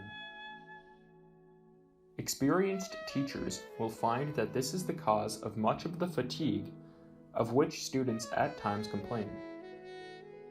It is an axiom of all mechanics, whether physical or spiritual, never to oppose one force with another when a less extravagant expenditure of energy will achieve the same result. It is far wiser to adopt the universal laws whose outward expression may be seen in the science of judo, by which the line of force of one's opponent's effort is skillfully avoided and then turned to his own undoing. Few can ignore them. For most students, the advice to ignore intruding thoughts is to beg the question. The man who can ignore them has no need to consider how to deal with them, for they are never permitted to enter his field of consciousness, while those who find that they do intrude have proved their inability to ignore them. So long as they are merely hovering on the margin of the mind, one may, by directing the whole soul's will towards the chosen object, hold all alien thoughts at bay. But once the intruding thought has secured one's most unwilling attention, it can no longer be ignored. And the student must needs consider the various methods of dealing with these unwelcome visitors. Deal with them. As already pointed out, uninvited thoughts are either those which, by a process of thought association, rapidly lead the attention a long way from its chosen theme, or are quite unconnected with it, the former being far easier to control. To take a simple example, one may begin to concentrate on an orange. Before one is aware of it, the mind has leapt from orange to fruit in general, from fruit to the need of buying some for lunch, from this to the play which the people coming to lunch are taking one to see, from this to tickets one promised to pick up on the way, and thence the best way of arriving at the theater and the proper time to leave the house in order to get there in time. With a start, you realize how far you have traveled from the orange, but instead of returning direct to the orange and beginning again, force the attention to travel back the way it came. From planning times and routes, return to tickets, and thence to visitors, lunch, fruit, and the need for it, and so back to the orange sitting in front of you. This habit of thought recalling is a valuable exercise in itself, and much may be learnt from it. More difficult to handle is the slow procession of unconnected thoughts which wanders through the mind, each one clamoring for attention to the exclusion of all else. In dealing with these, it is imperative to remain severely objective, refusing to yield to the least emotional reaction of annoyance at the intrusion, or of like or dislike, fear or desire in relation to the intruding idea. In other words, remain severely impersonal, as an observer who feels no interest in the thoughts or their significance. Adopt the principle, examine them, exhaust them, and let them go.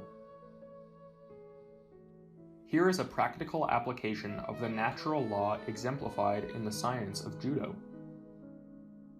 To resist these invaders is waste of precious energy, while to examine them calmly and impersonally as they pass through the mind is to get rid of them with the minimum waste of time or energy. Hence the Chinese saying, "Let thoughts arise within your mind without repressing them, and without being carried away by them. Let not the passing thought be annihilated, and let not a passing thought rise up again." Severely aloof from the slow procession, remain an impersonal and impassive spectator of mental processes.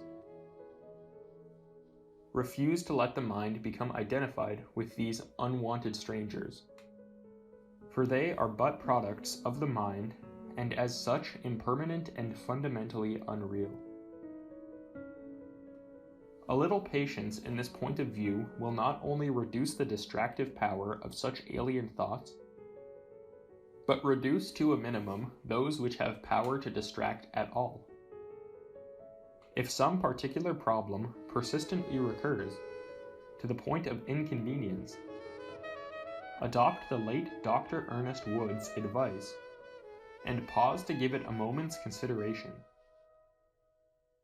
Say to it, "Come, don't interrupt me now. I will attend to you at 5 o'clock this afternoon."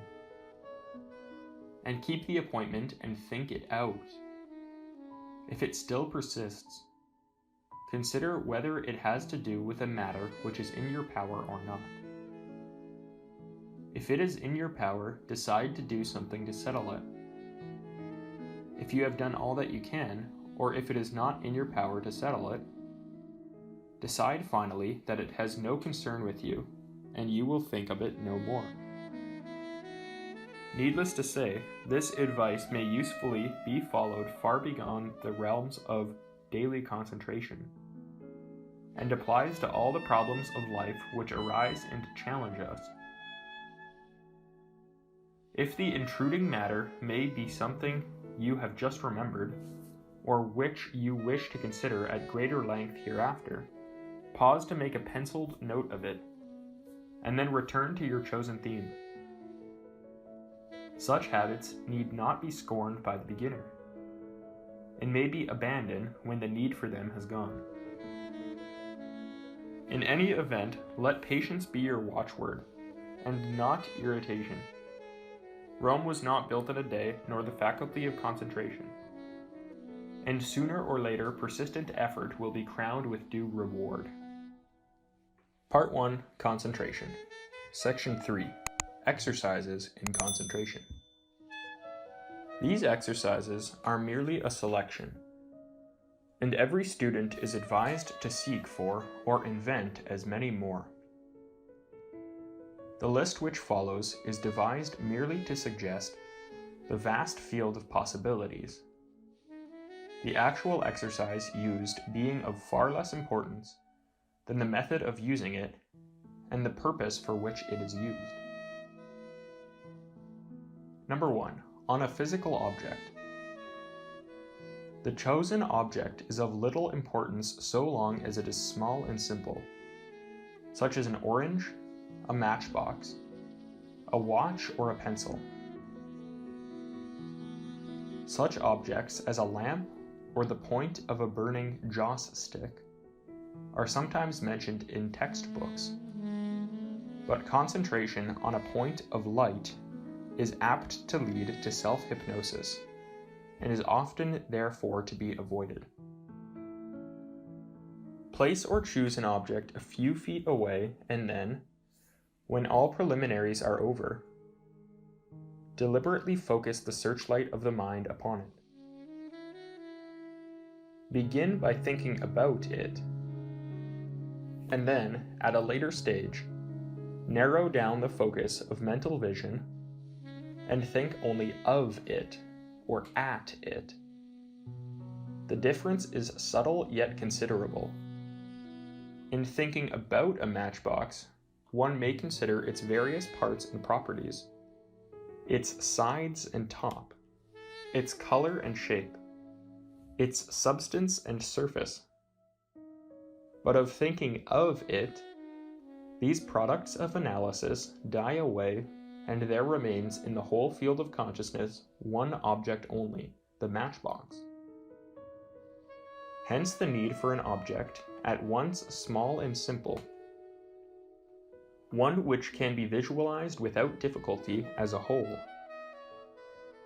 Simple diagrams, boldly drawn, will be found suitable. But care must be taken to keep the mind upon the design, and to prevent it from passing by a natural transference of thought to elaborations and variations of the diagram, or to the abstraction which it represents. Realize frankly that this exercise is only a mental gymnastic, and as such has neither moral nor intellectual value. Then see if you can do it for 60 seconds without the slightest deviation of thought. If you cannot, face the humiliating fact with honesty, and so appreciate, it may be for the first time, the gulf which lies between you and even elementary thought control. When you can really carry out this exercise for 3 whole minutes continuously, there will be time enough to move on to the next. Note that in this exercise, the only one of the 5 senses used is sight. But as Ernest Wood points out, complete seclusion and quietude are not possible even for a short time. This, however, does not matter much if you train your senses to ignore the records of the sense organs. When we are deeply engrossed in a book, we may be unaware that birds are singing outside, or that the clock is ticking on the mantel shelf. It is not that the ear does not respond to the sounds, but that the senses are turned away from the sense organs. Hence the value of this exercise in learning to control one's sense reaction to outside stimuli. Decide that only the vibration of light, affecting the organs of sight, shall claim your attention and refuse to heed all others. At a later stage, more subjective sense stimuli will claim the attention. A tickle in the foot or the sound of one's own heart beating will tend to distract the mind. These may themselves be chosen later on as subjects for concentration, but unless so chosen, they must be, like the ticking of the clock, to the best of one's ability ignored. It will be found that this exercise is not only a useful, but a necessary training for those in subjective visualization, which will be described later. It has been pointed out that one who has perfected this training can at any time turn his attention to any object in daily life with which he has to deal, and grasp the whole of it at once without mental effort. What is more, he can carry away with a mental image which he can consider or describe at his leisure later on. In the same way, this training leads to greater ability in memorization, as also the ability to erase from the mind a matter which is finished. On counting the breaths. Second exercise. Concentration on a physical object implies keeping the eyes open, and is purely objective. The next exercise is intermediate between objective and subjective concentration, it being immaterial whether the eyes are kept open or shut. The breaths to be counted must be full and deep. And as breath is the very essence of physical life, it will be well to learn first how to control one's breathing. Textbooks and the methods of the several schools differ on the relative value of various forms of breathing. That is to say, whether one merely breathes in and out, or breathes in, holds the breath in, and then breathes out, and holds the breath out before once more breathing in. Even in the latter exercise, there are a variety of rhythms, the most favored being so many in, half that amount held in, the same number out. For example, breathe in 8, hold 4, breathe out 8, and hold out 4. The great point is to fill the body with air to its maximum capacity, and then to empty it as far as possible. The incidental result, after a few weeks, will be a remarkable sense of poise and power, and a material improvement in physical health.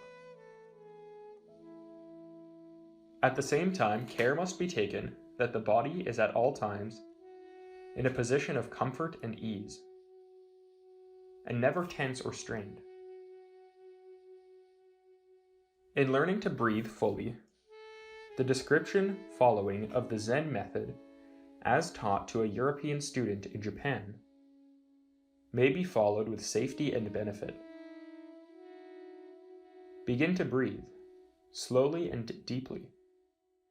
The lips closed, both inhalation and exhalation being taken through the nose. As you inhale, you will distend and raise the chest. Pull the abdomen in, and in so doing, raise the diaphragm. When you exhale, you will depress the chest, distend the abdomen, and push the diaphragm down. This way of breathing is exactly the opposite to most methods. For when you are inhaling, you will think of putting up as far as possible the wall of the diaphragm, and when you are exhaling, of pushing it down and out against the solar plexus. As you continue, and do not have to concentrate too much on the muscular control of the breathing, you will find that you can press the diaphragm still further down until the final pressure seems to come just below the navel. Note that it is to the exhaled breath that one puts one's attention. The exhaled breath should be considerably slower than the inhaled breath. The exhaled breath and the downward pressure continuing so long that the inhalation is a reflex action from the exhalation. Having just learnt to breathe, begin counting the breaths, thinking of nothing save the counting. It sounds easy until you try it, but an exercise which has been used by the Buddhist Sangha for unnumbered centuries, and is used today throughout the Buddhist world, is worthy of much respect, and will be found far harder than it seems. To quote again from the same Zen student in Japan, begin to count the breaths up to 10. Then begin again at 1, and continue counting up to 10 indefinitely. You will keep your mind on the breath count and on that alone. When other thoughts come in, don't try to get rid of them, but just keep on counting and push them out of the way. a willful attempt to keep away other thoughts, only seems to make for more disturbance. Just keep patiently coming back to the counting. I found this exercise very difficult at first. 300 counts, that is, 10 counted 30 times, is considered the goal to aim for. But these 300 must be made without another thought of any kind coming in the entire course of the practice. For beginners, it will probably be sufficient to attempt 50 counts with a perfectly concentrated mind, remembering that each of these breaths must be slow and complete. This exercise should be performed, if possible, in front of an open window. Number 3, on watching thoughts. Assuming by now that the student has acquired the ability to concentrate upon one chosen object for a definite period, he may proceed to use the very intruding thoughts which at an earlier stage were such a nuisance. The first step is to develop towards them an attitude entirely impersonal, thus laying the foundation for the removal of that selfishness which it is the purpose of meditation to destroy. Ask them as they flow through the mind, "Whose are you?" And when the answer comes, as come it must, not yours, begin to think of them impersonally, and merely note that the thought of this or the desire for that is now arising in the mind, is passing before the mind, is passing from the mind, and watch the unceasing process calmly and dispassionately. Note how the thoughts flow past in an unbroken succession, each the outcome of the last, but only two being linked before one's mental vision at a time. By such dispassionate examination of the flow of thought, it will become easier to control the stream of unwanted visitors when desiring to concentrate upon something else. But the danger of this exercise, if begun too early, is that the mind, not yet sufficiently controlled, will run after some attractive thought as a puppy following a stranger in the street. Hence the need, while performing this exercise, of an active and fully attentive mind which, while watching the flow of thoughts, becomes attached to none of them. At a later stage, one may return to this exercise and use it as a meditation on impermanence, on the nature of consciousness, and the non-existence of a personal self.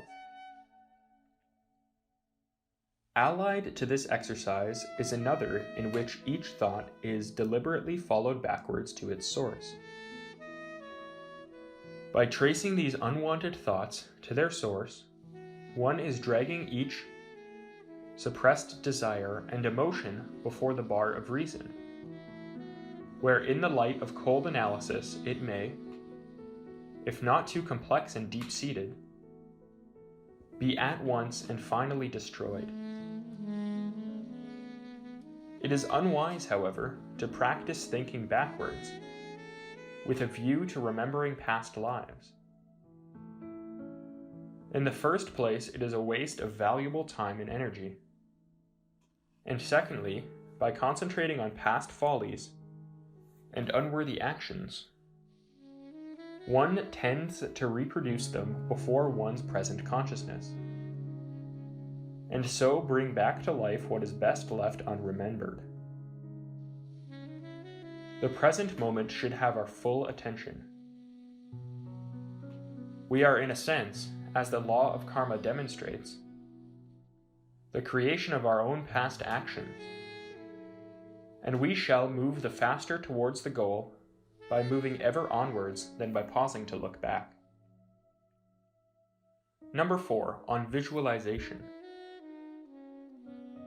The power of forming clear-cut mental images is essential to progress in meditation, and the more thoroughly it is developed, the easier it will be to perform the exercises described at a later stage. Begin by placing in front of you some two-dimensional object, such as a simple diagram or design, and having considered it with complete one-pointedness of mind, close the eyes. Now create by the power of imagination the image-building faculty of the mind, a mental reproduction of the object, or at least its essential parts. Should any part of it be insufficiently clear, open the eyes and correct your observation and memory until the image and its original coincide. Then try the same exercise with a simple three-dimensional object, such as a matchbox. But see that the object chosen is neither too light in color or too dark. Without this precaution, you may unwittingly increase your difficulties by reproducing on the retina of the eye an image of the object with the colors and light values reversed. This image, clearly seen, for example, by gazing at a window opening and then closing the eyes, may well be confused with the true mental image, which is entirely subjective, and should be an accurate reproduction of the original. At a later stage, if you wish to perfect your powers of observation and memory, practice the game immortalized in Kipling's Kim, in which one has, say, a minute in which to look at a tray full of small objects never before seen, and then, with eyes closed or back turned, must describe in detail the objects on the tray. This game, however, is primarily an exercise in accurate observation and memory. And here we are only concerned with the development of that concentrated attention which photographs upon the screen of memory the smallest detail in the chosen field of view. Now turn your attention to the control of consciousness, the secret of which lies in learning to dissociate consciousness from the vehicle through which at the moment it happens to be functioning. Place before you an empty matchbox. Form of it a mental duplicate in the plastic substance of thought, and begin to examine it from various points of view. Imagine yourself above it, looking down on it, or consider it from below. Then get inside it. And if this seems a curious proceeding, remember that though consciousness must used, in the sense of manifesting through, some form or vehicle, yet itself has none.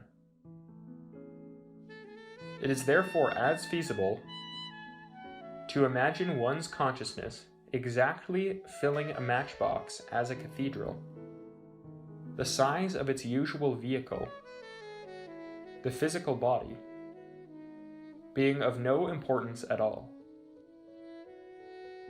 There is much wisdom in some stories written for children, and when the heroine of Alice in Wonderland became larger or smaller, according as she nibbled from this or that of the toadstool on which sat the philosophic caterpillar. She was but experiencing what each student should discover and practice, albeit subconsciously for himself. One of the remarkable claims of Eastern adepts in mind development is that the mind contains, though as yet but rarely developed, all the faculties possessed by Western scientific instruments. It is said, for example, that a highly developed mind contains both microscopic and telescopic powers only limited by its lack of development. And all who have read accounts of the powers of consciousness exhibited by such Eastern yogis as are prepared to display their powers to Westerners will have no difficulty in believing that the true adept has astonishing powers indeed. These powers, however, lie far ahead of most of us. But the exercises above described for learning control of consciousness will prove a useful preparation for these more difficult mental adventures. As the development of the exercise with the matchbox above set out, learn to move consciousness from point to point about a room or building. If at a lecture, for example, imagine yourself standing at the lecturer's side and look at the audience from his point of view. Another variation is to close one's eyes while traveling in a train or other vehicle, and imagine that one is traveling in the opposite direction. If these exercises seem trivial and foolish, the answer is that either you can do them or that you cannot. If you cannot, do not despise them. If you can, you may pass from them without delay. Their value, apart from teaching one to concentrate, is that they tend to break up the narrow, egocentric attitude of mind, which is the product of the illusion of individual consciousness, an illusion fatal to true mind development. Those who concentrate upon an imagined diagram may be annoyed to find how difficult it is to keep the image still, for some students find that it contracts and expands, or fades and reappears beyond the mind's control. Until this phenomenon has been mastered, it may therefore be wiser to use words, in the sense of the letters composing them, or simple glyphs and symbols. Though even here, the image sometimes seems to have an impish life of its own.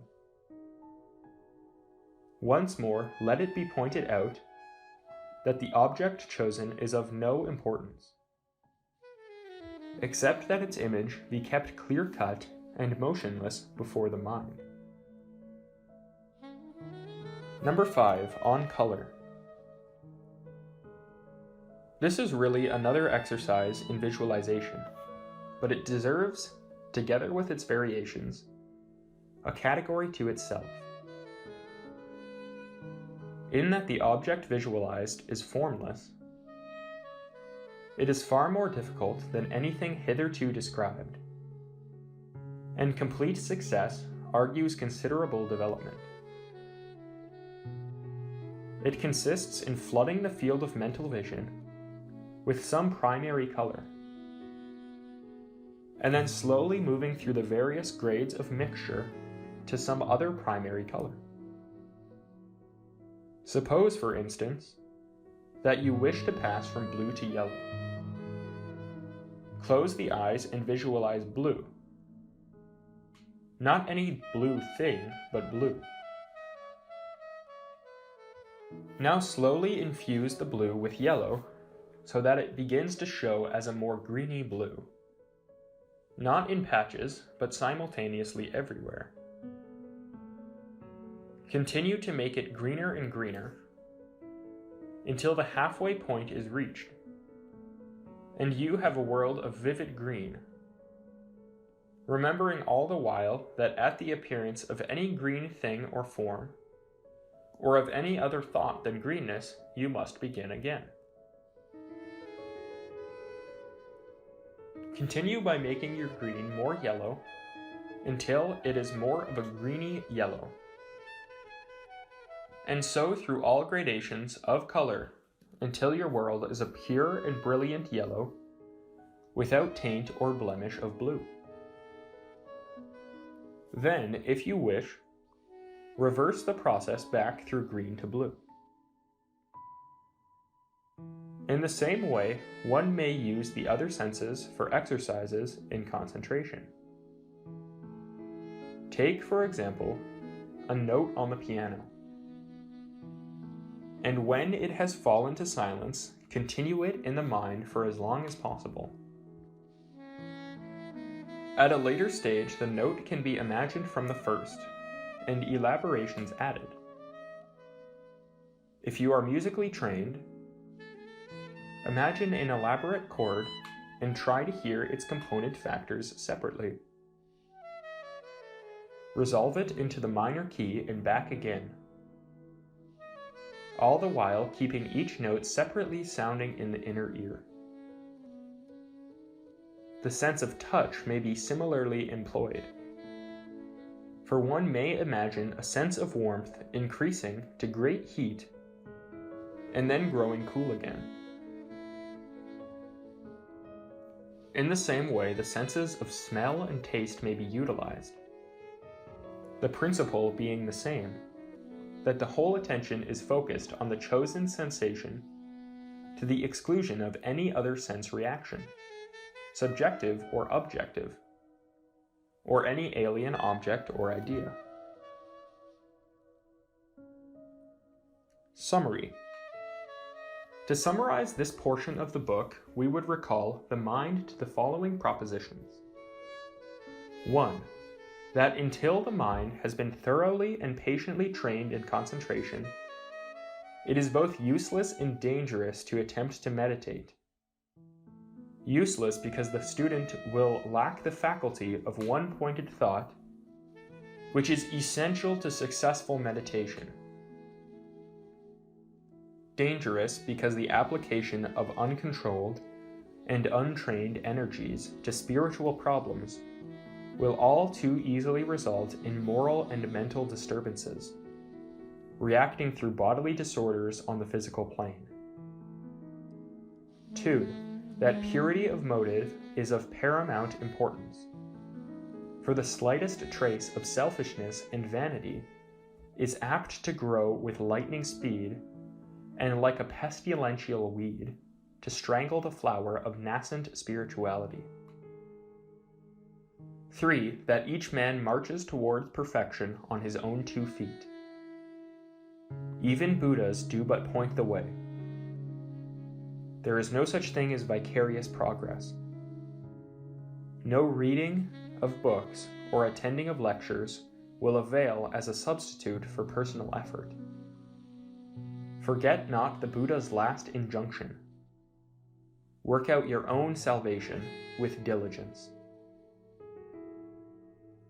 That all can be said or written on the subject of concentration may be summarized in 3 words. Begin and persevere. Interlude. The laws of health.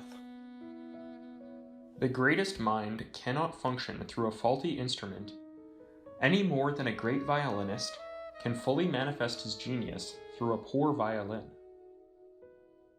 It follows that the physical body, being a necessary instrument of the mind, should be made and kept fit.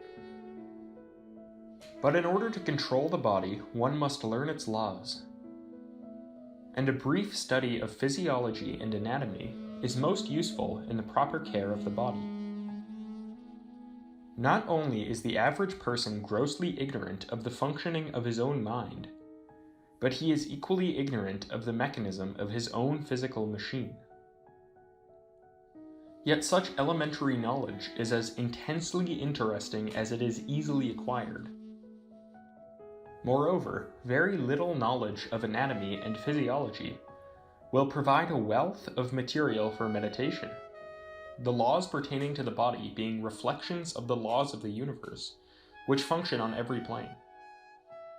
The knowledge thus obtained will make it clear that the smooth functioning of the body depends mainly on the soundness of its structure and purity of the blood. First, the structure must be sound, for many discomforts and diseases are caused by a small displacement of some portion of the bony structure, usually the spine. Any competent osteopath will diagnose and cure such a displacement, thereby leaving nature free to remove the troubles caused by the structural injury. But assuming that the structure as a whole is functioning freely, and assuming the absence of any organic disease, health will depend mainly on the purity of the blood. Now, the blood supply needs oxygen and certain chemicals. Oxygen is taken from the air. The chemicals are contained in food. Remember that the sole biological purpose of our many and varied meals is to supply the body with the raw materials with which it renews expended tissue and keeps itself at an even temperature. When too much food is taken, there is an undue strain on the mechanism of elimination, and imperfect elimination of waste products leads inevitably to a host of troubles, ranging from a feeling of heaviness and fatigue to such apparently unconnected troubles as indigestion, rheumatism, and catarrh. The first rule of diet is therefore to have the quantity. Most of us eat twice too much. It must never be forgotten that the actual quantity of chemicals needed daily is very small, and it follows that the purer the form in which they are taken, the less will be the bulk of useless matter to be passed through the digestive system and removed as waste. Reduce your meals, therefore, to 2 a day, and leave the table feeling you could comfortably eat more. There is much to be said for an occasional fast, or at least a fruit fast. That is, when nothing is eaten but a little fruit not more than twice a day. The second rule is to balance the quantity, for too much or too little of any chemical will upset the chemical balance of the blood and in time affect the health. Most persons suffer from acidosis, yet a very little knowledge and trouble will remove this fruitful source of disease. If a vegetarian diet be preferred, let it be planned intelligently. A diet consisting solely of large quantities of cereal, ill-cooked vegetables, and ill-chosen fruit will lack essential chemicals and strain the digestive mechanism. It is a sad fact that a large percentage of vegetarians suffer from indigestion, and many of them suffer abnormally from the cold. This is quite unnecessary provided that a little intelligent care be taken in the choice of food. The ideal diet avoids all rich and spicy foods or anything preserved or tinned. This is a difficult ideal, but very little thought will enable the average student at least to move towards it. The third rule of diet is to avoid drinking at meals. When thirsty, and for no other reason, drink between meals. For drink with food dilutes the gastric juices and hinders the process of digestion. Avoid spirits and wines entirely, for alcohol makes higher meditation impossible. Those drinks in which the amount of alcohol in a single glass is negligible are on a par with smoking, and indulgence in such drugs as are contained in tea and coffee. If you can do without them, do without them. If not, be content for the moment with slowly reducing the amount consumed until the desire for them is dead. Finally, remember that diet is essentially individual, for one man's meat is truly another man's poison. Experiment until you find what is best for you, but do not let your habits become too fixed. The perfectly trained body can eat anything at any time or go without. If you should be forced to eat what you do not like, or to overeat, do so cheerfully, and the next day eat nothing at all until nature has restored her equilibrium. Provided you do not violate a religious principle, it is far better to accommodate yourself to environment than to make yourself a nuisance to your friends and a laughingstock to those who are all too ready to judge a man by inessentials. There remains the question of rest.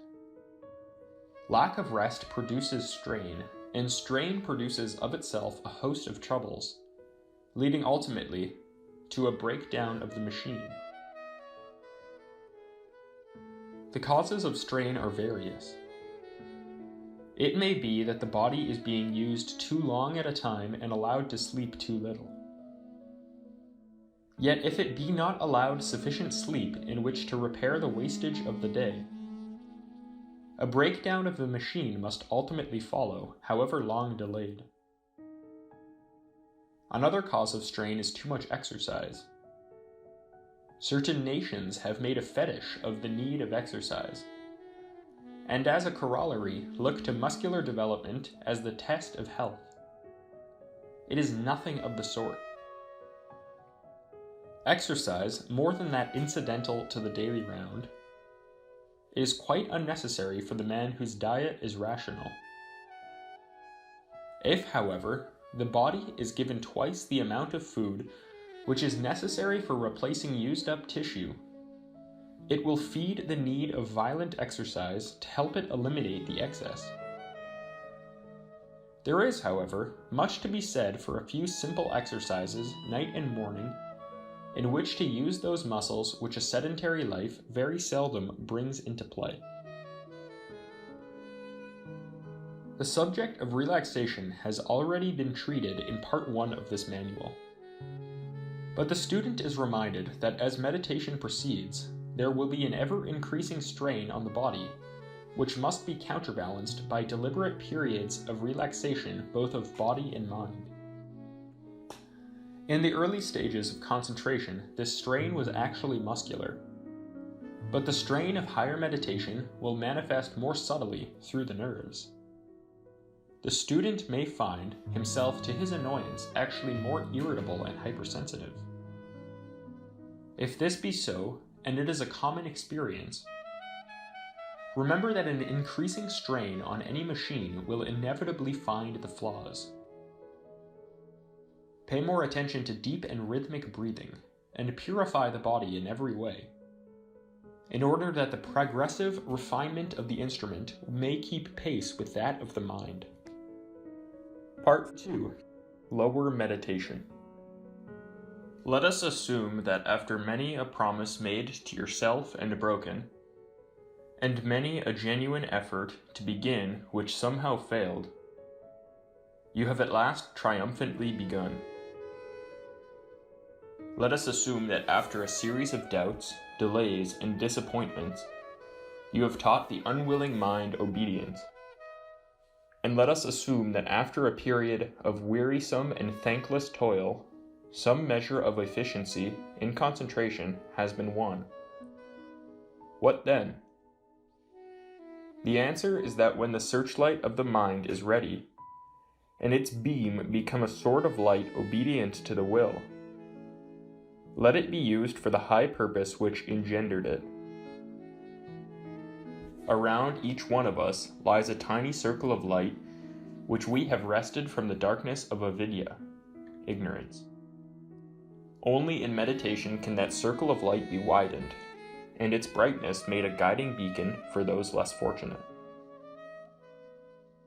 Here in this double purpose lies the goal of meditation: to increase one's own enlightenment and to share it with the suffering millions of mankind. Concentration and meditation.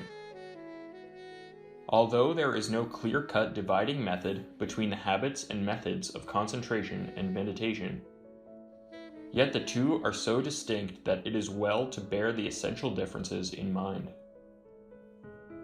In the former, the student is consciously controlling his instrument, and is aware of every mental effort, whether to keep out intruding thoughts or to visualize the object chosen. In the latter, he no more thinks of the mechanics of concentration than a skillful driver thinks of the manifold processes which, when learning to drive, he found it so hard to master. Hereafter, once the object of meditation is chosen, and the mental searchlight focused where desired, the meditator must be able to assume that it will remain unaltered until switched off or redirected by the will. The second point to observe is that whereas concentration is a process, useful in daily life but having in itself no moral or spiritual significance, meditation produces a state of consciousness in which the spiritual point of view is alone of importance. If science be regarded as an expedition into the universe around us, meditation may be looked upon as a march within. Herein lies the essential difference between the laws and conditions pertaining to these two worlds. Knowledge concerning concentration may be openly taught for money, and no more reverence need be accorded such information than the equivalent knowledge about physical development. In meditation, however, the student enters another world, a realm in which, as only experience will make clear to him, all values are profoundly altered, and the relative importance of many of the pairs of opposites reversed. Here, motive becomes of paramount importance, and laws as yet unknown begin to operate. Henceforth, it is forbidden absolutely not merely to sell, but to use for personal ends the knowledge or powers obtained.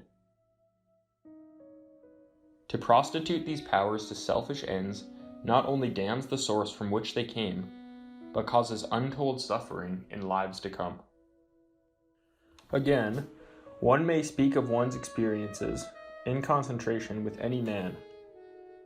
There is no need for reticence in this mental counterpart of physical jerks. With meditation, however, new considerations apply. Here is the threshold to more spiritual levels of consciousness, and habits which will later become necessities may as well be formed at the start. It is unwise to discuss with strangers one's spiritual adventures unless it be in an attitude of mutual helpfulness. Sooner or later, one must learn not only to know and to dare, but also to keep silent. And it will be well to learn at once the value both of silence and occasional solitude. There is a further price to pay, for it is a law of life that we must pay for everything, spiritual as well as material, sacrificing the lower for every gain in higher things. He who would learn to develop his inner faculties must pay the price of greater purity of life, lest morally he fall to the temptation of unworthy motive, and physically he be injured by spiritual forces flowing through a vehicle unable to accommodate them. If too fierce an electric current be passed through feeble or defective apparatus, the latter will be shattered. And the electrical analogy applies to forces which are merely electricity on a very much higher plane. Henceforth, there must be no excess of self-indulgence. Meat and other coarse forms of food impair the physical instrument's efficiency as a conductor of these forces, and alcohol is inimical to spiritual growth. Sexual overindulgence, narcotics or drugs of every kind, now become a serious hindrance, and at a later stage positively dangerous. On the other hand, physical aids to meditation become of definite value, though not as yet in any way necessary. It will be found increasingly helpful to keep to the same times every day, and if possible to use the same place or room. In the same way, it becomes progressively more important to keep strict watch upon the tongue and those thoughtless habits of mind already proscribed on a previous page. Above all, the greatest care must be taken to exclude from the mind that most subtle of all vices, spiritual pride. Not without reason is it placed last but one in the list of 10 fetters which bind man to the wheel of becoming. For ignorance alone can bind a man who has banished pride. It is easy to choose an ideal and begin to move towards it, but it is equally easy to slip into the habit of paying greater attention to the I which is moving forward than to the ideal at which it is aimed. The wise man knows the wisdom of humility. Hence the importance of constantly testing motives to make sure that the heights attained will not be the measure of one's fall, for self, like a sudden wind in mountain places, has hurled many a climber back to the bottom in the moment of his expected victory. The intensification of the inner life will prove to the student still in need of proof how vast is the gulf which lies between the pseudo-meditation of idle daydreams and the dynamic intensity which alone leads to success. The very strength of this newly awakened force is apt, however, to rouse and bring to surface the worst as well as the best in us. Unpleasant faults and failings, long thought dead, renew their menace, and before the mind can be made a conduit for pure enlightenment, this refuse of past karma must be purged away. He is a bold man who imagines that a fault no longer active is therefore dead.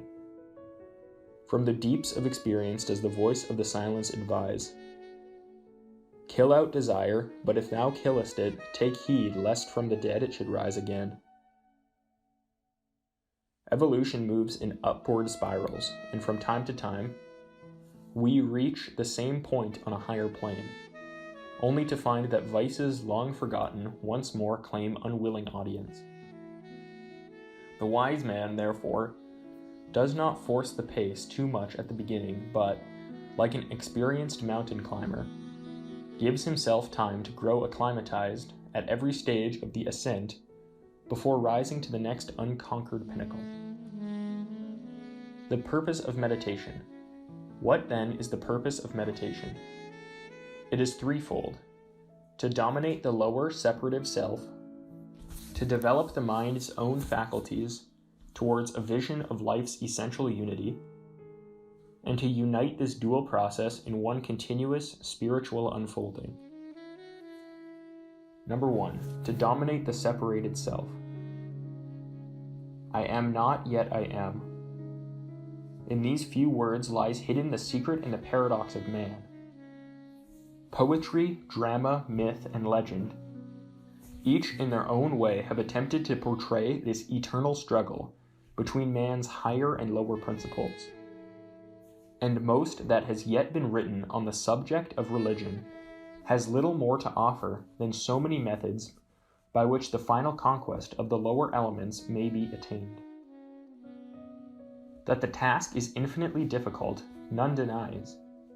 Though one should conquer in battle 1,000 times 1,000 men, he who conquers himself is the greatest warrior.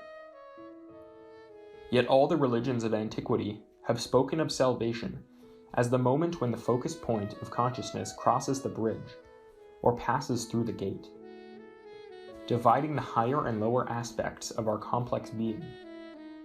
And he who has thus raised the level of his consciousness to a spiritual center of gravity will bear witness to the bitter struggle which preceded victory.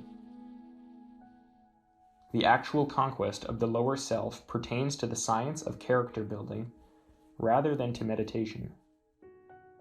But the spiritual trend of thought and moral self-control engendered by habitual meditation helps enormously in such a process, and may therefore be legitimately described as one of its principal aims.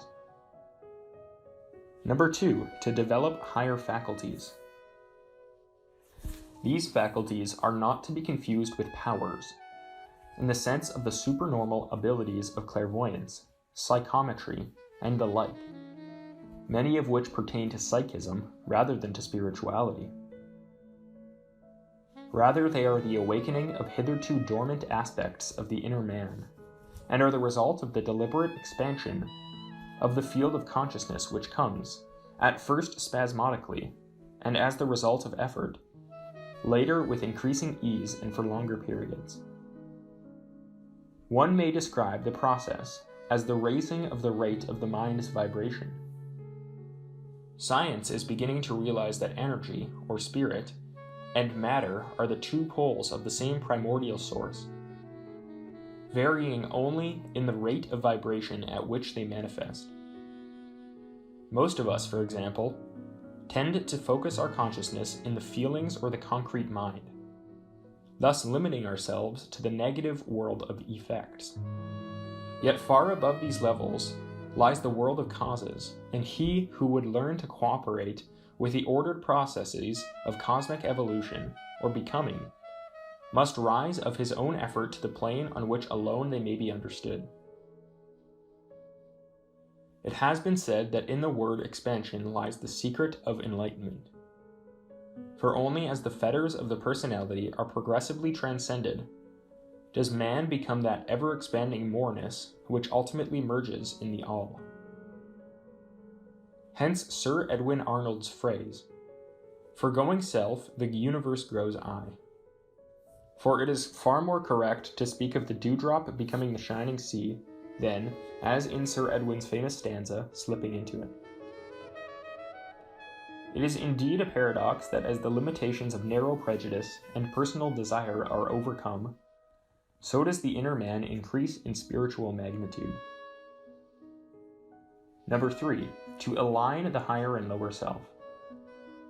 The purpose of meditation.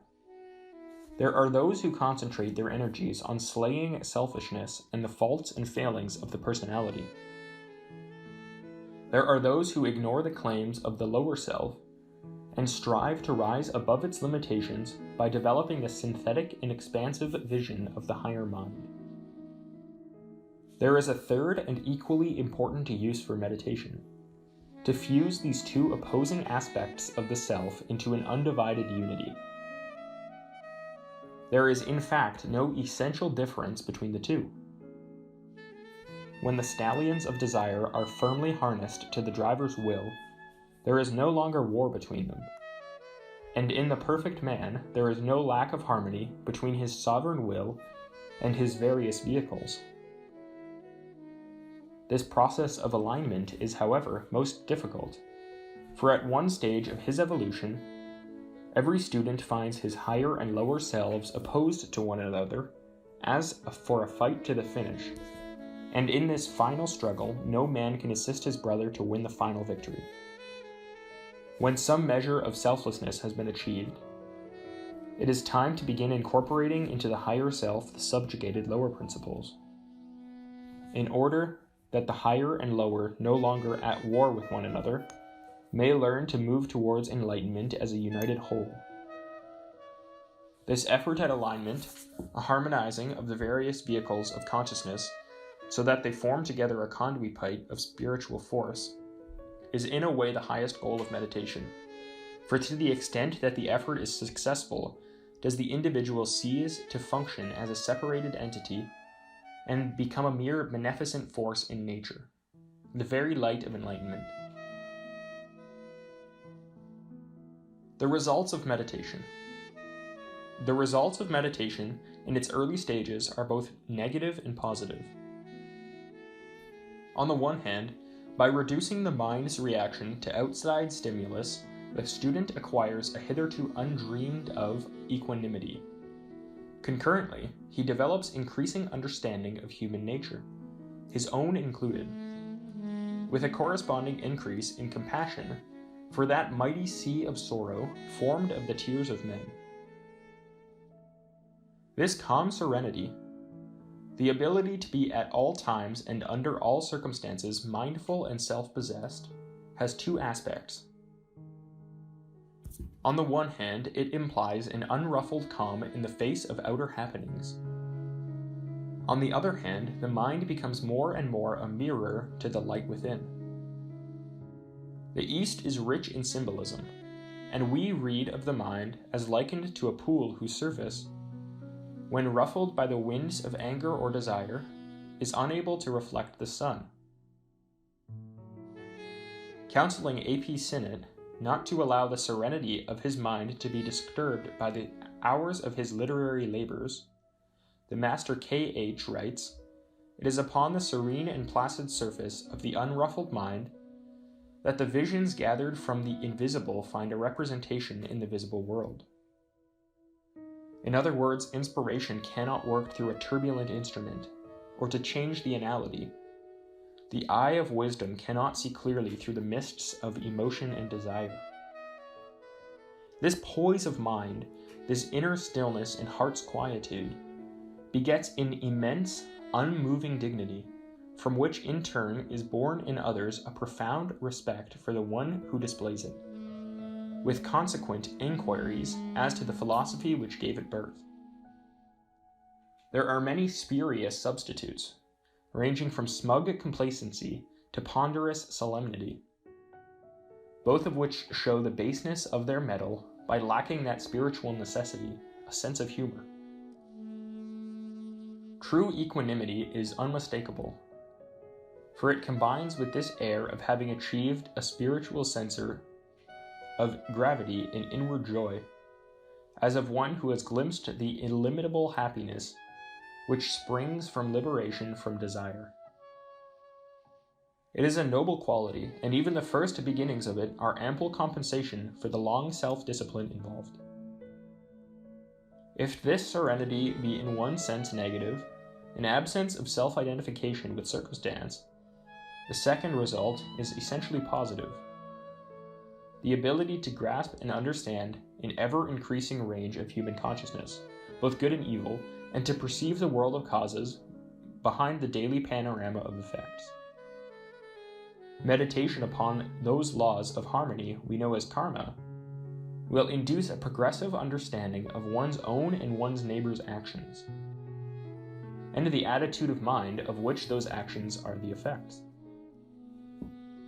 From such increasingly skillful diagnosis comes the desire to help, and a combination of this understanding and compassion only needs the addition of experience to qualify the student as a spiritual healer in the true sense of the term.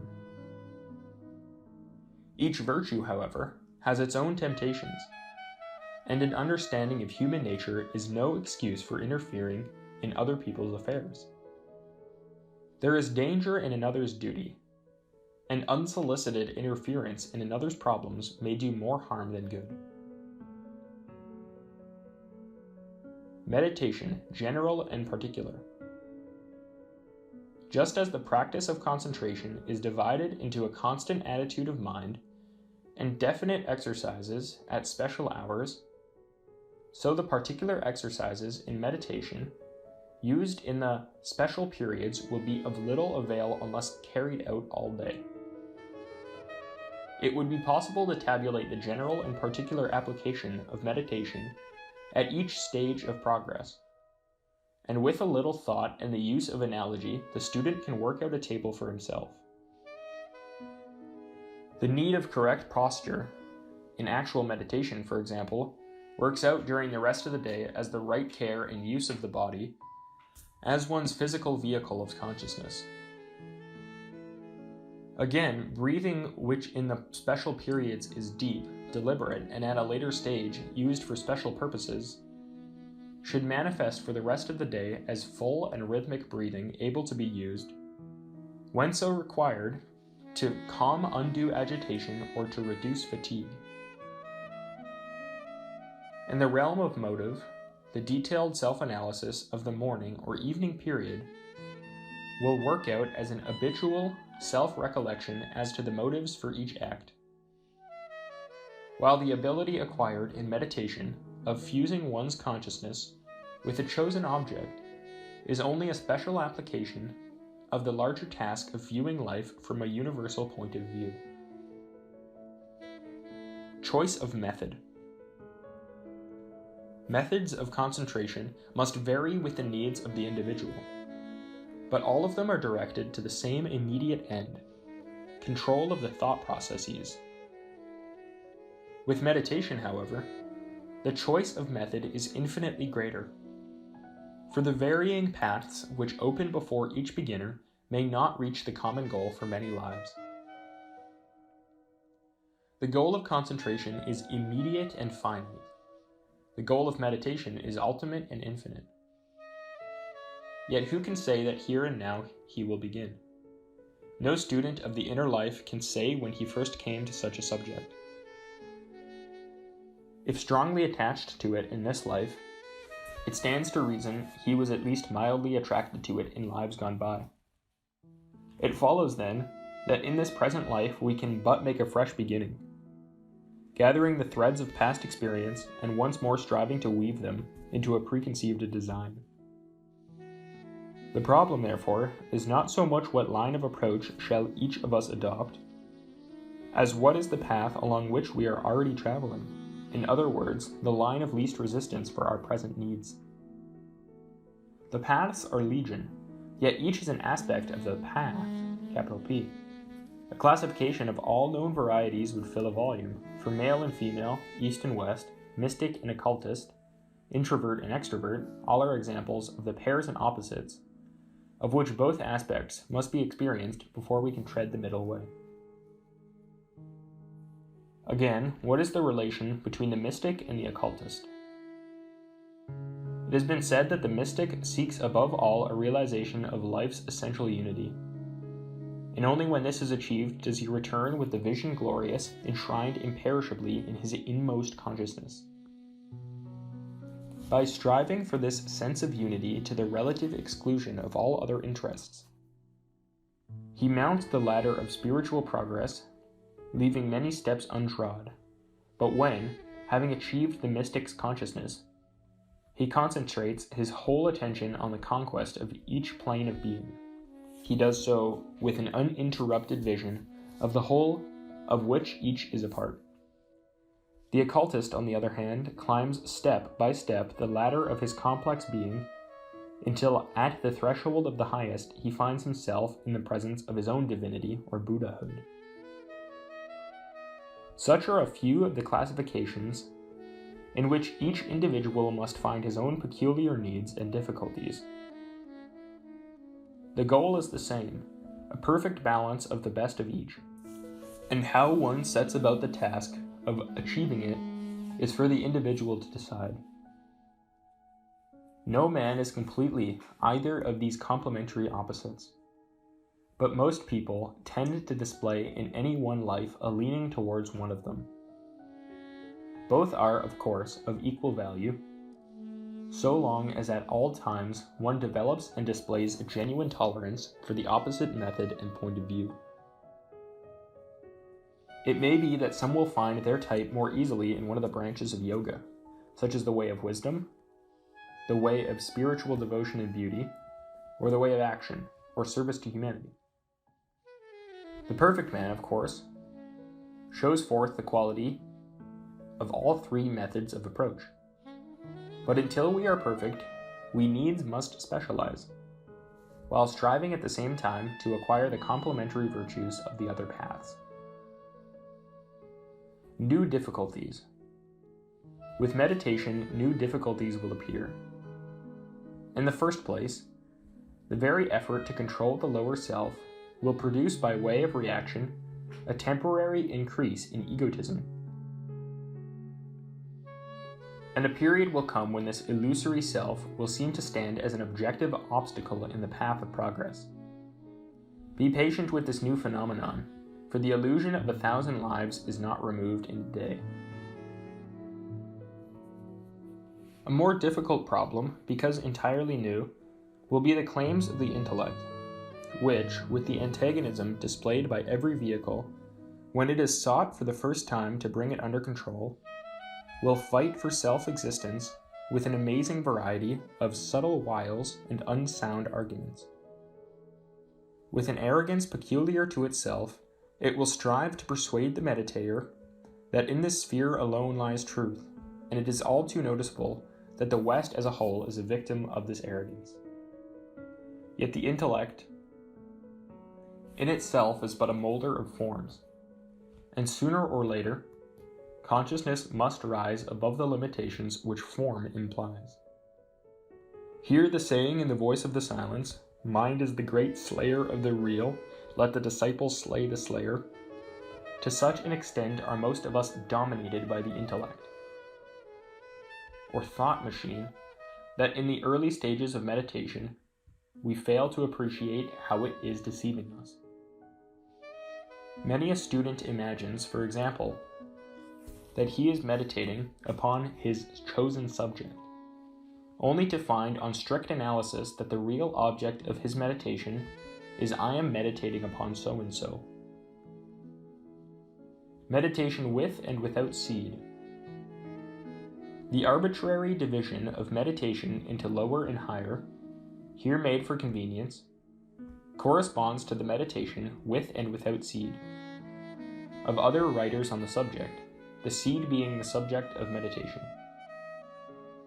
Not until considerable experience has been gained in the former may the latter be carefully attempted. For abstract meditation tried too early is apt to produce a negative attitude of mind, with consequent discouragement, loss of concentration, and waste of time. The choice of the seed thought, like the choice of method, is infinite in variety, and so long as the object be appropriate to the method, its nature is immaterial. It is, however, advisable not to be too ambitious in the early stages, and to choose a positive rather than a negative point of view. If the subject be a moral one, for example, choose the value of a virtue rather than the demerits of a vice. In the same way, it is wiser to move ever forward into the future than, as it were, to move backwards with the eyes fixed in the past. In order to ensure the continuance of this positive attitude of mind, avoid any form of self-hypnosis, whether induced physically or by the use of mirrors or a spot of light, or more subtly by the repetition of words. Remember that the world of meditation is filled with hostile forces which, though merely the products of our own past karma, are far more dangerous and powerful than any worldly foe. Wherefore is the meditator described as being a warrior, using at times, it may be, strange methods of fighting, such as conquest by surrender, but nevertheless at all times positive, dynamic, and possessed of iron determination and indomitable will. Preparation for meditation. Time. If possible, let the daily period begin the day. It stands to reason that at the end of the day's long happenings, the mind is in a state of flux, whereas in the morning it is relatively quiet and therefore more easily raised to higher levels of consciousness. Again, if we start the day with a mind that is focused on spiritual values, we shall live at any rate part of the day from a spiritual point of view. And once this habit is formed, it is only a matter of time before the whole trend of our daily life is modeled upon the ideals of the meditation period. Place. It will be found advisable to use, if possible, the same place every day, for the area chosen will be gradually tuned to the vibration of the meditator's mind. As such, it will become in time so sympathetic to his mode of thought that it will form, as it were, a garment of thought substance to be assumed at will, thus saving the waste of energy of recreating this atmosphere every time. In this way, the student will be able to begin his meditation each day at a comparatively high level, without having to build anew from the foundations every time he settles himself to meditate. Whether or not an image or symbol is used depends very largely on whether the eyes are kept open or shut. If the latter, an image is superfluous. If the former, it may serve as a focus for the mind in the early stages, and by the power of suggestion, induce an appropriate mental attitude. The breathing should then be considered full, rhythmic, and deep in the preliminary exercises, becoming more and more shallow until in deep meditation it is almost unnoticeable. As will be described later, some students begin every period with a combination of deep breathing and passing through the bodies, thus at the same time stilling the mind, emotions, and physical vehicle, leaving one free to function solely through the higher mind. The power of stillness. As the long process of self-development, of unceasingly becoming more, begins to be seriously undertaken, the student will learn to rely, to an ever-increasing extent, on his own reserves of strength and wisdom, in brief, to retire within. This does not, or should not, imply moroseness, or even a lessening of good fellowship with friends and chance acquaintances. Still less should it manifest as an egoistic self-sufficiency. Rather, it is the product of an ever-growing realization of life's unity, with an understanding that each unit of life has its roots in the common whole. This double point of view, that in one's inner being lies all wisdom, if only it can be brought through into the mind, and that the same wisdom lies hidden at the heart of every other aspect of the same life unity, prepares the way for understanding of the power of stillness. To some extent, this may be experienced all the time, but for the beginner, it is most easily found when deliberately sought. In quiet surroundings of natural beauty for those fortunate enough to live in or near the country, for the rest where best they may. Here, in the secret places of the heart, the student must learn to draw on the reservoir of his own potentialities, and to know that in his own inner being lie the answers to every spiritual problem, the strength to overcome all weakness, and the vision which will one day merge in self-enlightenment. Here, in the quiet hills of his own divinity, or Buddhahood, the happenings of daily life are seen for what they are, a series of effects whose causes lie in the mind now temporarily stilled. And here, in this inner quietude, the pilgrim, resting from his labors, may draw just so much nearer to his own ideal. The power of the ideal.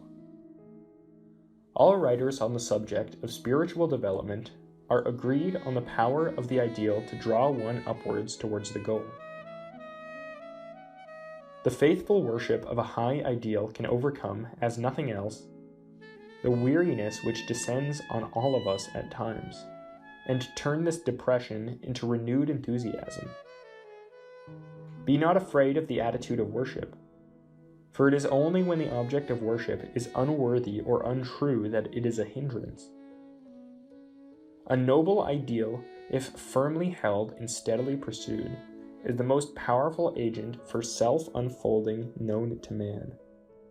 It acts both as a guiding star in the darkness of our imperfection and as a model upon which to mold the plastic substance of our thoughts and outward acts.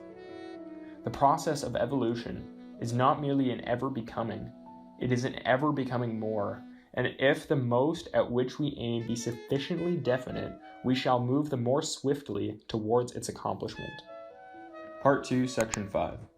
Objects of Meditation.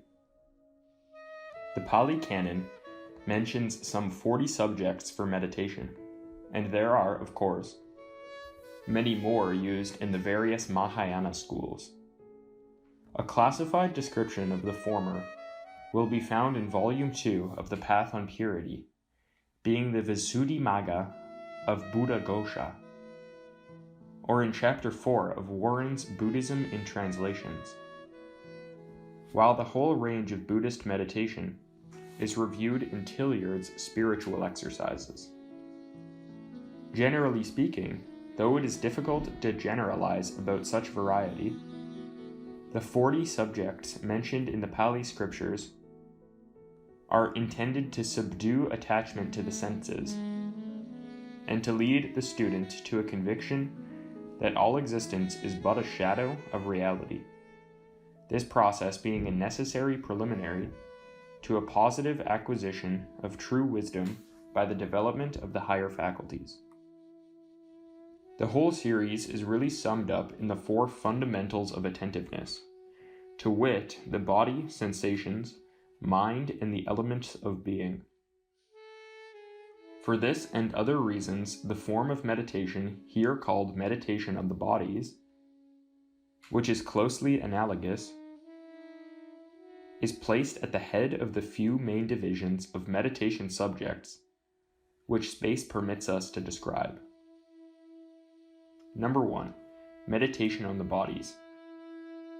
There are few persons of education who are not aware, however dimly, that the physical body does not comprise the totality of self. But before meditation can proceed very far, the student must not only free himself from the bondage of the visible body, but likewise remove the fetters of feeling and thought.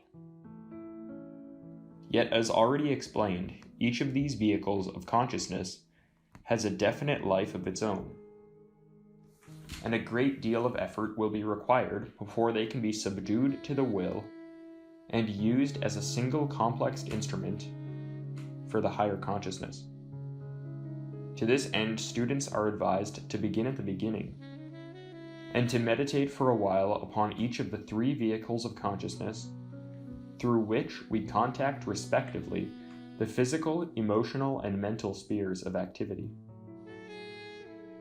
When each has been separately considered as to its nature and special function in man's complex being, there will be time enough to begin using the meditation as a whole, which may be found at its simplest in Lazenby's The Serpent. I am not my physical body, but that which uses it. I am not my emotions, but that which controls them. I am not my mental images, but that which creates them. The physical body. First, learn to watch the body objectively, and study it as an entity having habits, desires, and even thoughts of its own. Note how at times it is restless for exercise and movement, and at other times difficult to move. It wants food and drink. It desires warmth or coolness, sweet tastes, sweet scents, soft contacts for the skin. You do not want to wallow in a hot bath, but your body does. Thus 3 at least of the senses crave their own satisfaction, those of sight and sound being more in the nature of avenues to the mind. Having learnt this much about the body, drill yourself to a ceaseless memory of the difference between its desires and yours. Control of the senses. At this stage may be founded a greater control of one's sense reactions. As is written in the 2nd chapter of the Bhagavad Gita, he is conformed in spiritual knowledge when, like a tortoise, he can draw in all his senses and restrain them from their wanted purposes.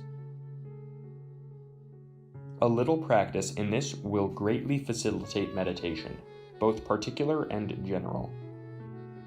Useful in learning to concentrate, it is an actual necessity in meditation. For energy which ever runs towards each fresh attention, like the butterfly mind of a child, is not yet available for use in self-development.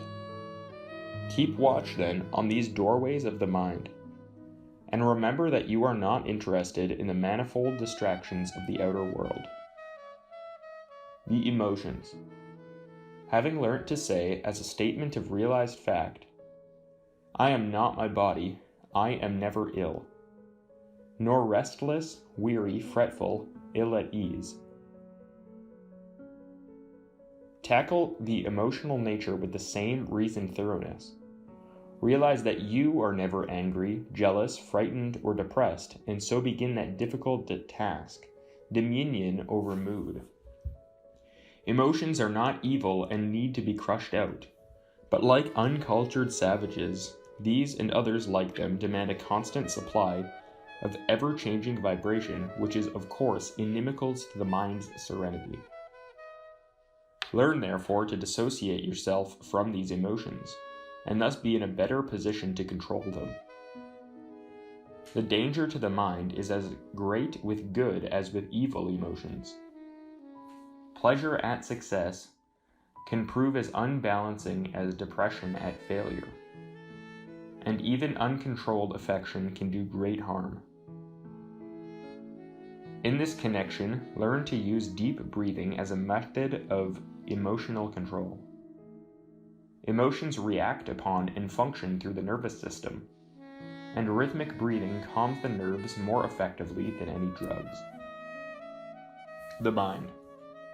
Having thoroughly appreciated that I am not my emotions, I do not feel, tackle a still more difficult problem, the mind.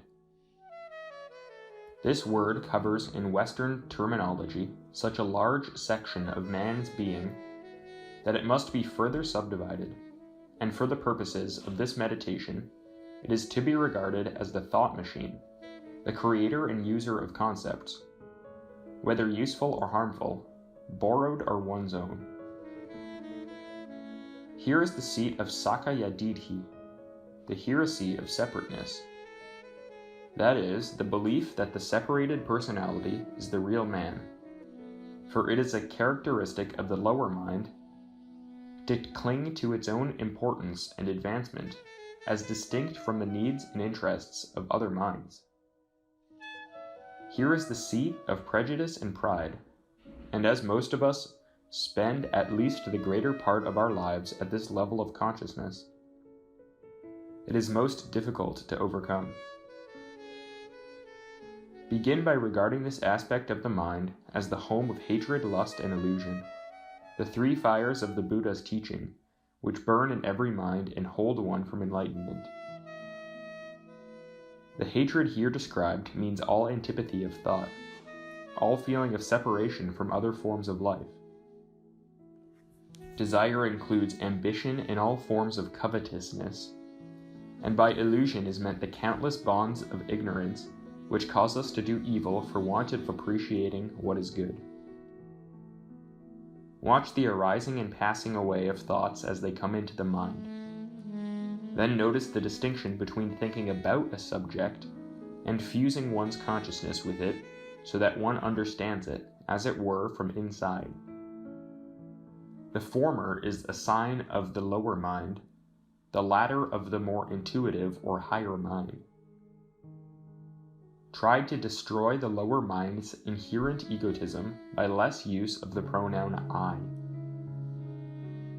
Instead of saying I am thinking a noble thought or a thought of hatred, say here is a noble or angry thought arising, developing and passing away. It is but a short step from this to a new attitude towards possessions, whether of goods and chattels, or of knowledge and ideas. See that you possess them and not they you. There is an amusing description by a husband of his wife buying a hat. They looked at one another for some time, her desire and the hat bought her. A little clear thinking will make plain that I do not own a suit of clothes or a car, still less do I own ideas. They are but appurtenances of my personality, and while in my possession are to be regarded in the same light as my body, as materials for wise and thoughtful use in the endless task of self and world enlightenment. When each of these three divisions of the meditation on the bodies has been to some extent mastered, use them together as a deliberate raising of the level of consciousness from lower to higher, or finer instruments. At first, one may use the analogy of rising through the bodies to a higher level, or of retiring inwards towards the center of one's being through concentric circles of bodies, or again, of moving forward through realm after realm of matter towards a distant goal of universal consciousness. But whatever analogy is used, there comes a time when the habitual vehicles of self-expression are transcended, and the student pauses at the threshold of a world unknown. Yet here before him lies reality, though still enclosed in ever finer veils or vehicles of matter, and he must needs have courage who would woo enlightenment. In the latter stages of meditation on the mind, one will have discovered that thoughts indeed are things, and have learnt to handle concepts as a mason handles chiseled blocks of stone, building them with an ever nobler house of wisdom. But the time will come when concepts are transcended, and the student with a faith born of conviction leaps into the darkness, to land for the first time in a realm of consciousness in which the knower and the known, the meditator and the subject of his meditation blend in one. The meditation on the bodies is designed to produce as quickly as possible this state of mind, in which the limitations of space and time no longer hedge one in, and the mind is poised, as it were, in a sea of light. Hence the value of practicing this exercise at the outset of one's attempts at meditation, and hence the habit of beginning every meditation with a rapid passage through the bodies in order to sever all connection with the outer world as swiftly as possible. From such a position of spiritual poise, one may then turn the searchlight of one's intuition on whatever subject has been chosen as the task in hand.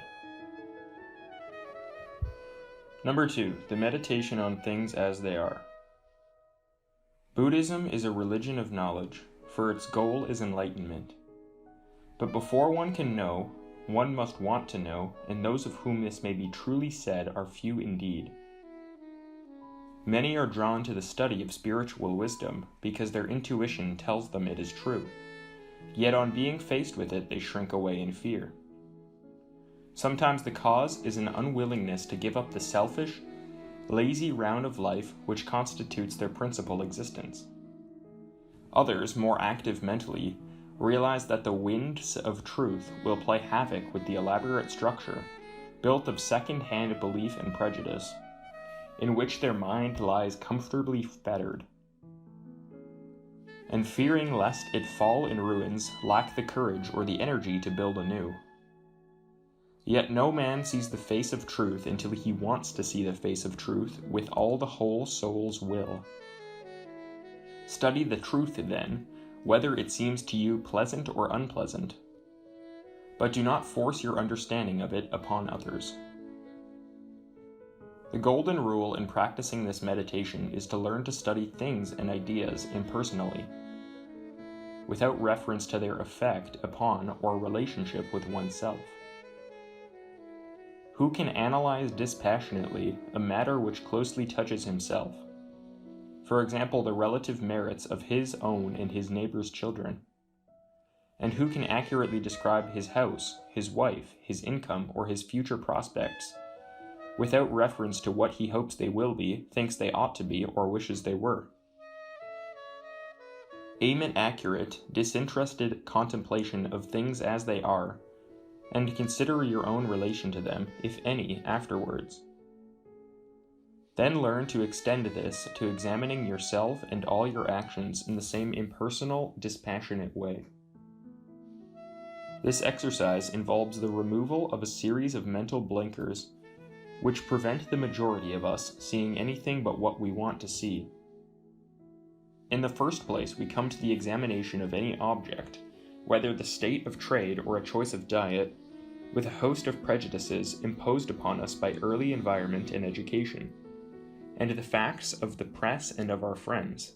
What are the facts should be our constant query, For when these are truly ascertained, there is time enough to consider what, if anything, is to be done about them. Secondly, we are too often all blinded by the outer form.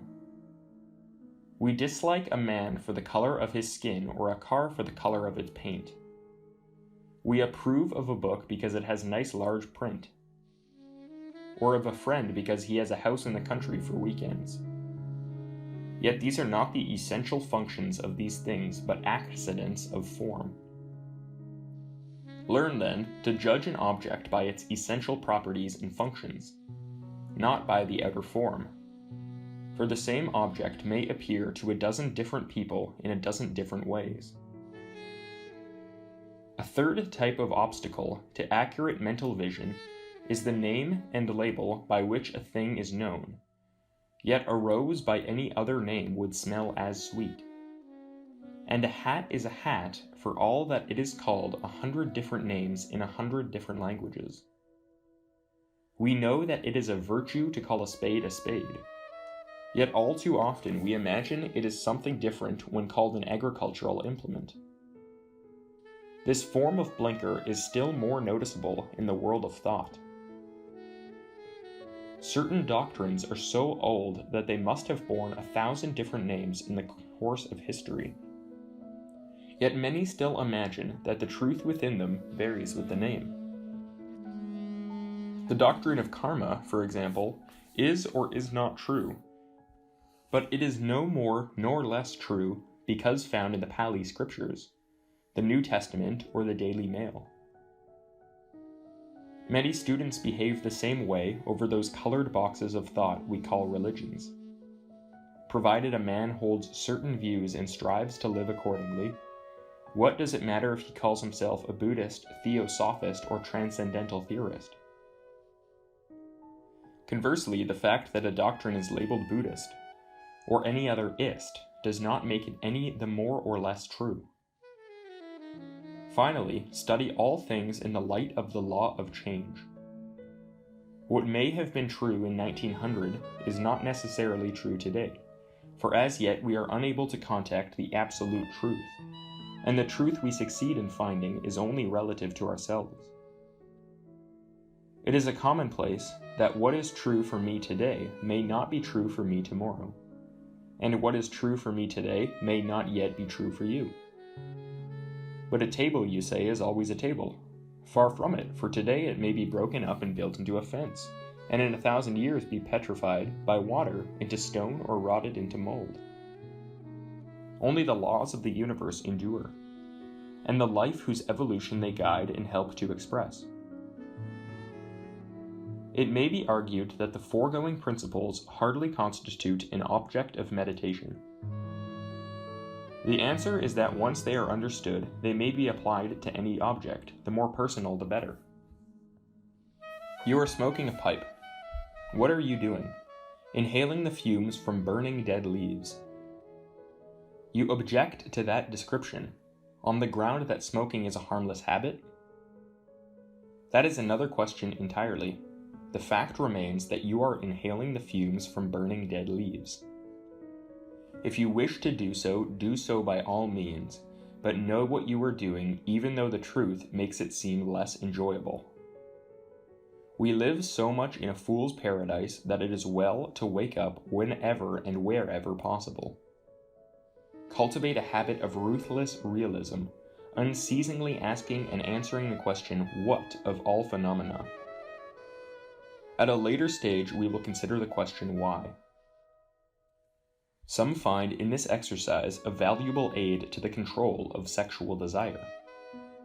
Just as it is the imagination which feeds the flames in adolescence, so may the same imagination be used to control the fire. Analyze to yourself in frank and fullest detail the nature and process involved, comparing it with animal mating, and meditating upon the disease and suffering which fills the world through its uncontrolled expression.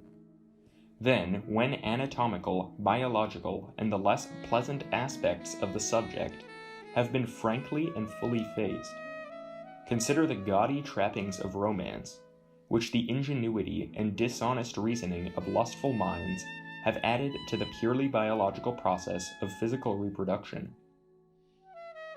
If the desire still remains, as remain it will, for desire is not slain by reasoning, decide whether or not you will gratify it, but make your decision in the stark light of reality. And it may well be that with the imaginative faculty invoked as an aid and not a hindrance, desire, which is a handmaid of imagination, will come to heal. Let it not be thought that this facing of facts, to the extent that our most imperfect senses can grasp the facts, is incompatible with the cult of beauty. The sound which a musician produces from a violin is none the less beautiful because produced by scraping horses' hairs on cats' intestines. The beauty lies in the listener's mind, and is aroused by the rhythm, tone, and pattern of sound evoked by the artist from his instrument. The beauty of the music is thus unaffected by the nature of the instrument from which it is produced. In the same way, the human body is none the less beautiful because composed of humble elements. The elements are neither beautiful nor ugly, these qualities being the reactions of the beholder's mind. Learn, then, to form your own reaction to the beauty expressed by outward things, and refuse to be hide-bound by conventional ideas. Coal, for example, is by any standard a beautiful material. Yet we do not find a gracefully shaped piece reposing with other lovely things in the drawing room cabinet. This meditation on things as they are may be extended indefinitely, for Buddhism is based on a fearless and dispassionate examination of life's phenomena. From personal examples, move on to analyze the ingredients of the daily round, and thence to current events of world importance. Then begin to consider causes, and so note how man is prone to limit his efforts at improvement to palliating effects. War, for example, is the outcome of hatred, which in turn is born of jealousy, greed, and fear.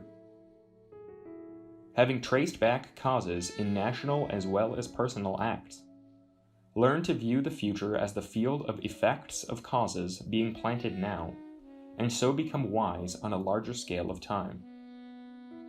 By this raising of consciousness above personal considerations onto the plane of causes, one may watch the ebb and flow of national and international movements and the cycles of natural and human evolution, and so, by an ever-increasing ability to understand the nature of things as they are, draw so much nearer to enlightenment. Number 3. The meditation on dispassion. This exercise follows naturally from the later stages of the one before. It consists in achieving a focus of values more truthful than our usual narrow point of view. Begin by viewing the room in which you sit and those within it. Then, in imagination, view the whole house, the town in which it is situated, and then extend your view until you can visualize the nation as a whole. Already you will observe that compared with the affairs of so many million persons, your own are of negligible importance. And if the experiment be taken further, you will arrive in time at a point of view when the earth itself may be viewed objectively. Once more, consider your own affairs in their relation to the world.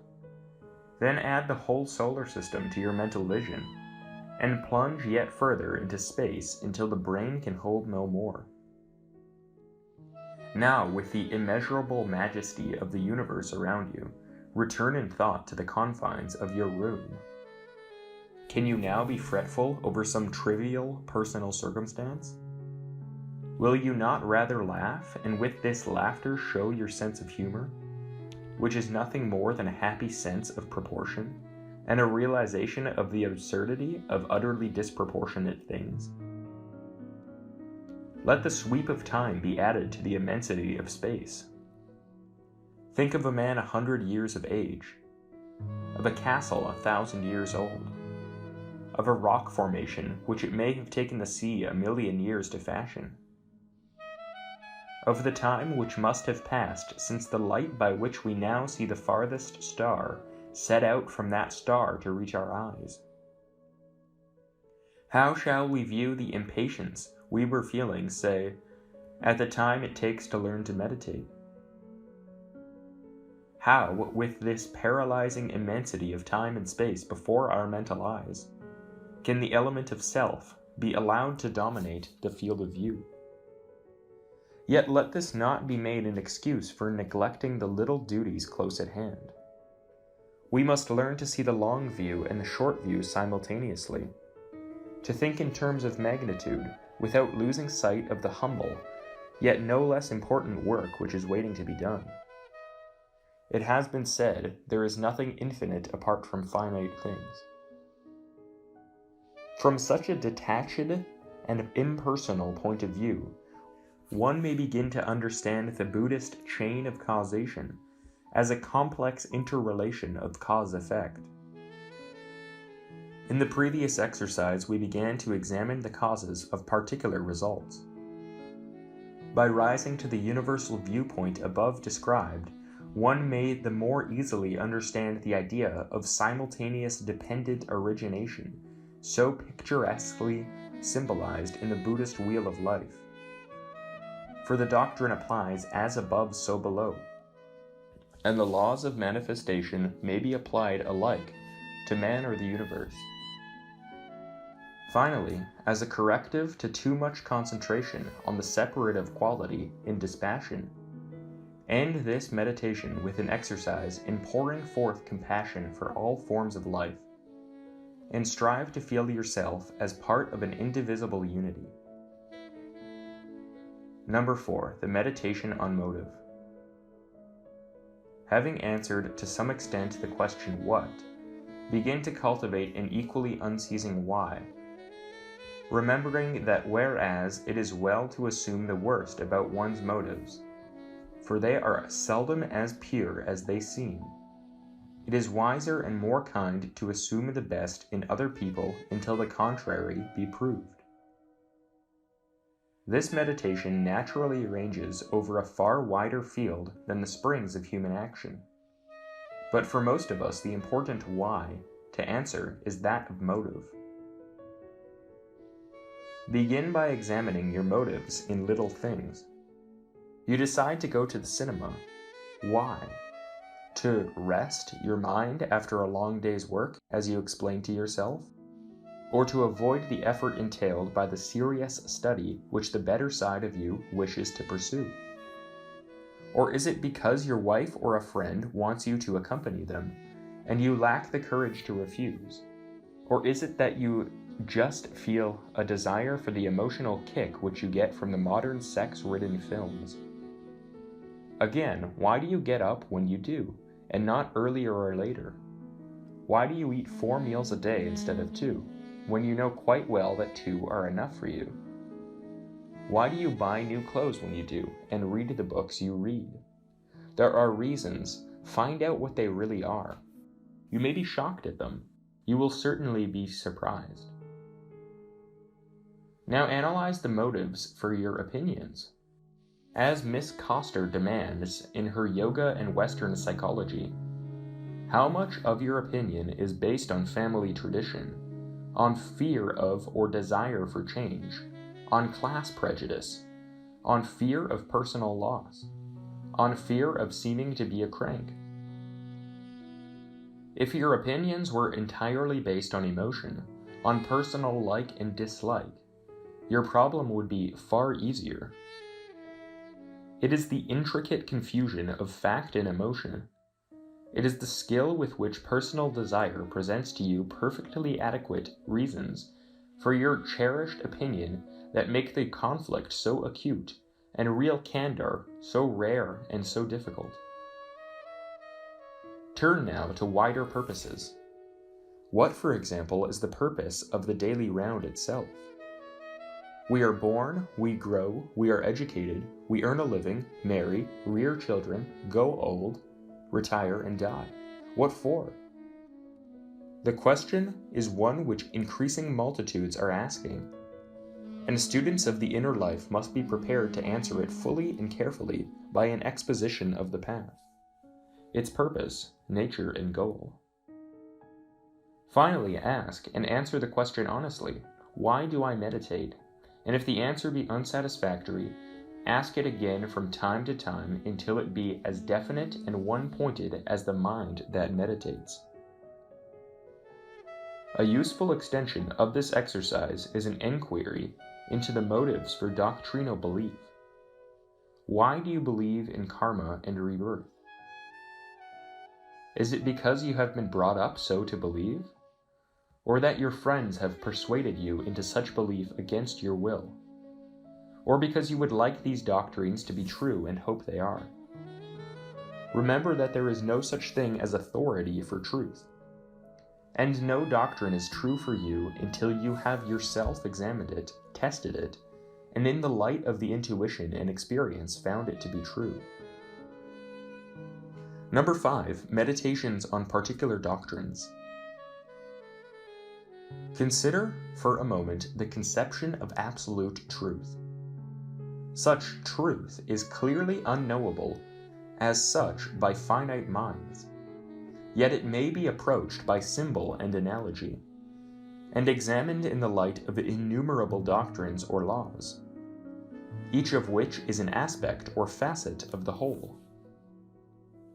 It follows that no one doctrine is absolutely true, and it also follows that no doctrine can be immediately grasped in its entirety.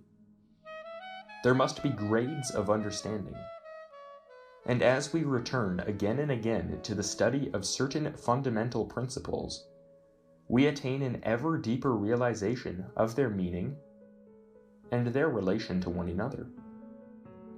This in turn gives rise to an ever-increasing tolerance of different methods of approaching truth, and of temporarily different points of view.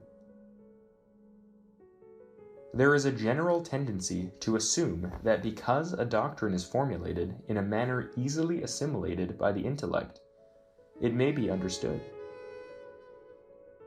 Yet between such intellectual assimilation and true understanding lies an interval of genuine hard work. Each doctrine or law must be taken as a subject for meditation and there analyzed, examined, compared with others, and then, as it were, assimilated by the intuition and thus for the first time understood. Only then will it become a mainspring of action and a force for spiritual development. One cannot apply a law or doctrine in one's daily life so long as it is but an idly held belief. Only the dual process of deep meditation and experimental application will turn it from belief into a quality of character. For every man, for example, for whom the law of karma is a law of life as real as gravity, there are 10 for whom it is merely an unproductive theory.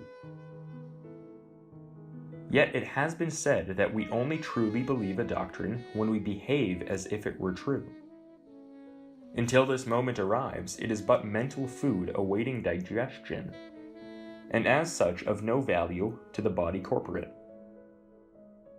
Make then a list of these laws and doctrines which you imagine you believe, and take them one by one. You may begin with those which are mentioned in the list of 40 subjects for meditation set out in the Pali Canon, such as the Buddha, the Dhamma, the Sangha. What is meant by these? It may be that you have never asked yourself that question before. Consider then the 3 signs of being. Are there no more than 3? Are these really true or only half true? What is the relation between them? Do they spring from one another, and if so, which is cause and which effect? Pass on to the 4 noble truths. Is the last truth the Noble Eightfold Path, Raja Yoga, in another form, and wherein in it is there room for mysticism? What of the twin doctrines of karma and rebirth? Do they necessarily go together? And if so, what is reborn? Does karma apply to animals, the arhat, the gods? What are the 3 fires which bind men on the 12 spokes of the wheel of becoming? And how is one to escape from this wheel? These are but a fraction of the countless questions one can put oneself to ensure that one possesses the necessary critical attitude to everything which claims to settle down in the mind as a belief. With the advent of cheap and simple literature on Buddhism, there is so little effort needed to become acquainted with its basic principles that it is all too easy to forget that knowledge is useless until intuitively understood and intelligently applied. Begin again, then, in your study of Buddhism or whatever other ism you are using at the moment as an approach to truth. And having examined the doctrines of the Theravada, pass on to those of the Mahayana, deciding, it may be for the first time, if the latter grew from the former, and how the 2 philosophies form together as complete a presentation of truth as our minds are at present able to conceive. Finally, end your meditation with an effort to understand more deeply, day by day, that very basis of the Dhamma, the unity of life. Have you yet considered what this does imply? Or is it still, for you, a charming but unpractical ideal? Let those with imagination and the will to explore new fields of thought pass on to consider the relation between these various doctrines. What, for example, is the relation between karma and compassion? In the voice of the silence we read, compassion is no attribute, it is the law of laws, eternal harmony. Elsewhere, we read that the law which opens one of the portals on the way is Shila, described as the key of harmony in word and act, the key that counterbalances the cause and the effect, and leaves no further room for karmic action. Is there not a most illuminating truth concealed in this hint of relationship between compassion, karma, and harmony? After a while, the doctrines thus examined by the intuition will cease to be so many static formulae, and reveal themselves as dynamic forces which may be applied to self-regeneration in the same way that the laws of mechanics are used to materialize our vast conceptions of stone and steel. Number 6. Meditation on the Self.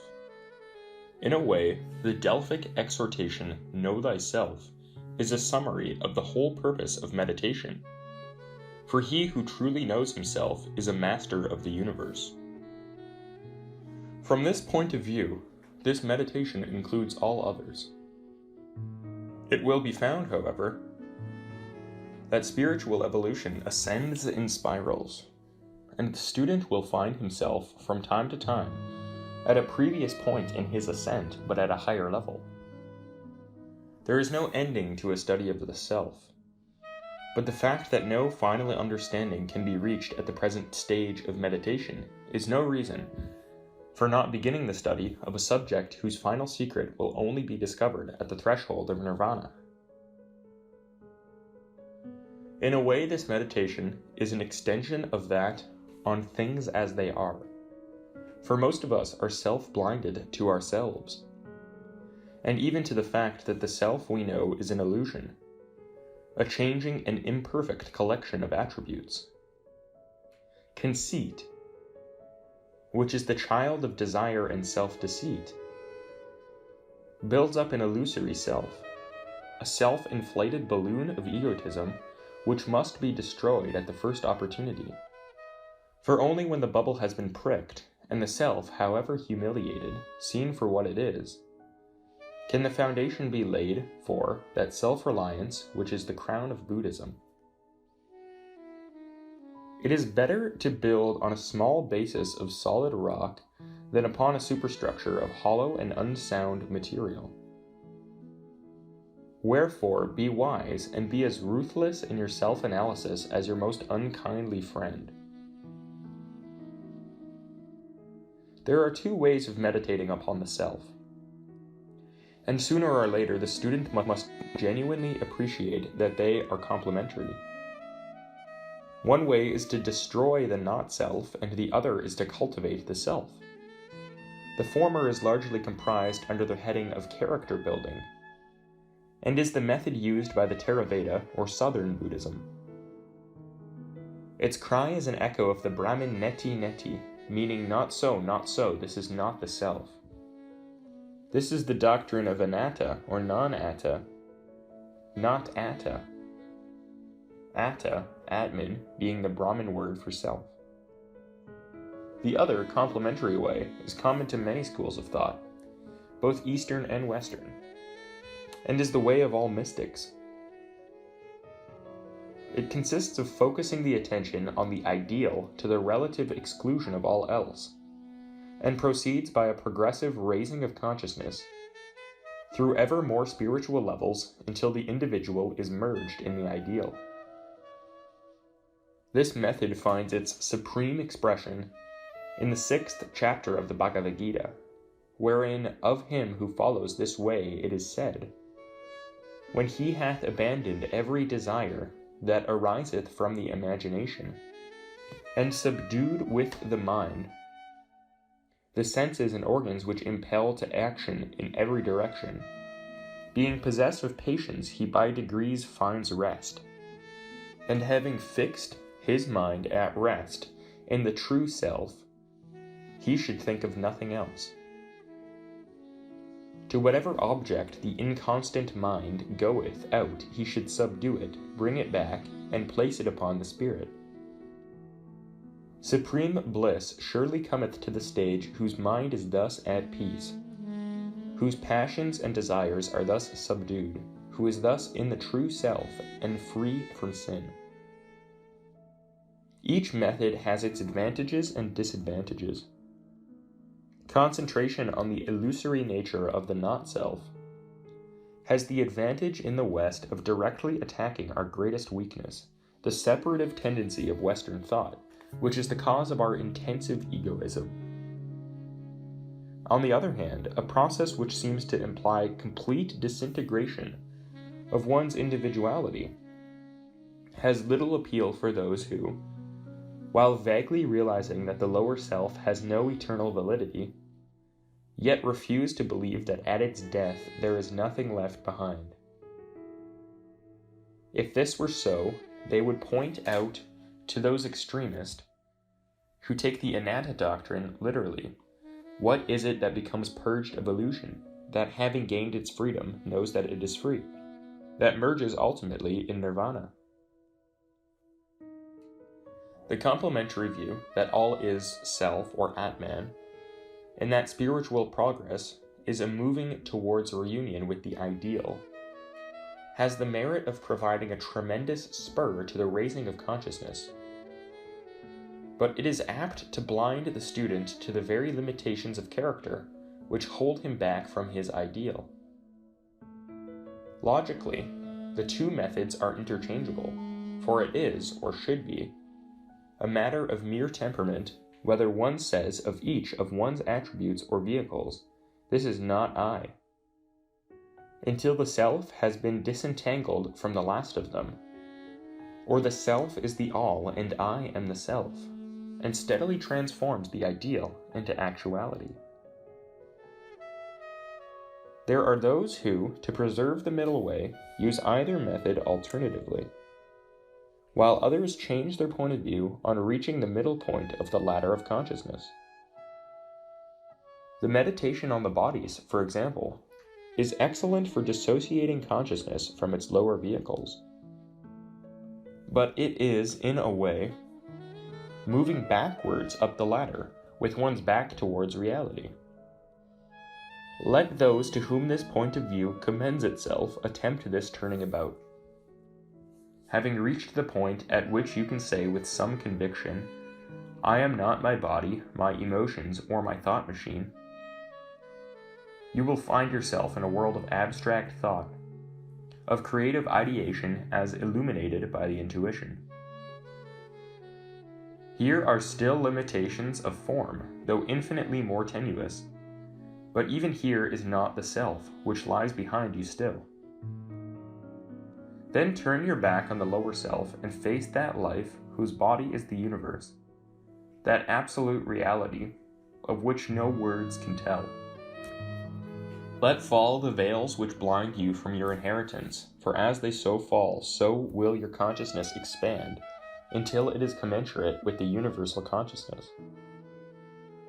Here only is the self, that no man has the right to call his own, and yet the self of which each unit of existence is an aspect not yet merged into the whole. One would think that these methods were clearly complementary. Yet there are those who still imagine that the Buddha taught that because there is no abiding self in the 5 skandhas, or constituents of personality, there is therefore no self to use those vehicles. But the signs of being, imperfection, variability, and anatta, or not self, apply to samsara, the world of manifestation, whereas the opposite pole of being, nirvana, would exhibit, were it not beyond all attributes, those of perfection, changelessness, and self. Let those who cling to the nihilistic and depressing doctrine turn to the Dhammapada's opening words, that the key to all phenomena is the mind. Here is the fulcrum about which our complex being turns. When the mind is immersed in matter, it cannot see the light. But when raised to higher levels, it tends to move towards its own place, which is the state of perfection called nirvana, a blowing out or extinguishing of all those elements of being which separate the part from the whole. The higher aspect of the mind may be called for the sake of convenience the soul, so long as it be clearly understood that it is not in any sense immortal, while the lower, the concrete mind or thought machine, though a necessary vehicle of consciousness, is called the great slayer of the real. For it harbors the great heresy of separateness, the illusion that any unit of life can legitimately have interests and aims antagonistic to the commonweal. Only when the lower is purged of illusion and merged into the higher is the latter free to leave samsara, and so, by merging into life itself, find immortality. Number 7, the meditation on analogy. Analogy is one of the most valuable aids to an understanding of the inner life. As above, so below. Man is the microcosm of the universe. It is not only in the solemn wonder of the sunset or the flight of birds that wisdom speaks to us. The lower mind which dominates the West today may find its symbols in mechanical and homely things. Consider as one example the moving stairways in the tube. Here is a simple analogy of the cycle of life and death, the alternation of extremes we call the pairs of opposites. Each stairway visibly moves up or down, yet all invisibly the opposite movement is taking place at precisely the same speed. Here in miniature is a wheel of becoming, bearing its burden of lives unceasingly, while the pair of stairways, ever ascending and descending, present a mechanical model of the whole field of cosmogenesis. Again, the gears of a car provide analogies for the regulation and technique of work and rest. And to watch a bargee on the river using the force of the tides to do his bidding is a lesson in how best to handle the rhythms of events. Consider again the orderly disorder of a modern factory, the patterned flow of countless apparently disconnected processes, moving to an organized and definite end. The cinema is full of useful analogy to those with inner eyes, and we do realize, we who know the unlimited power of the human mind, that our thoughts are broadcasting at an individual wavelength each hour of the day. In the flowers in the window box, we may watch rebirth. In our own and our neighbors' lives, the impersonal hand of karma, teaching lessons which are patiently repeated until learnt. In brief, we must learn to moralize, not with the unctuous insincerity of Victorian times, but as students in life's university. In this way, one may extract a spiritual lesson from the humblest incident and thus, as Shakespeare puts it, find tongues in trees, books in the running brooks, sermons in stones, and good in everything. The Four Brahma Viharas. The Four Brahma Viharas, variously translated as sublime moods or divine states of mind, have come to occupy such a central position in the field of Buddhism that they cannot be omitted from a list of subjects for meditation, especially as they are included in the 40 subjects mentioned in the Pali Canon.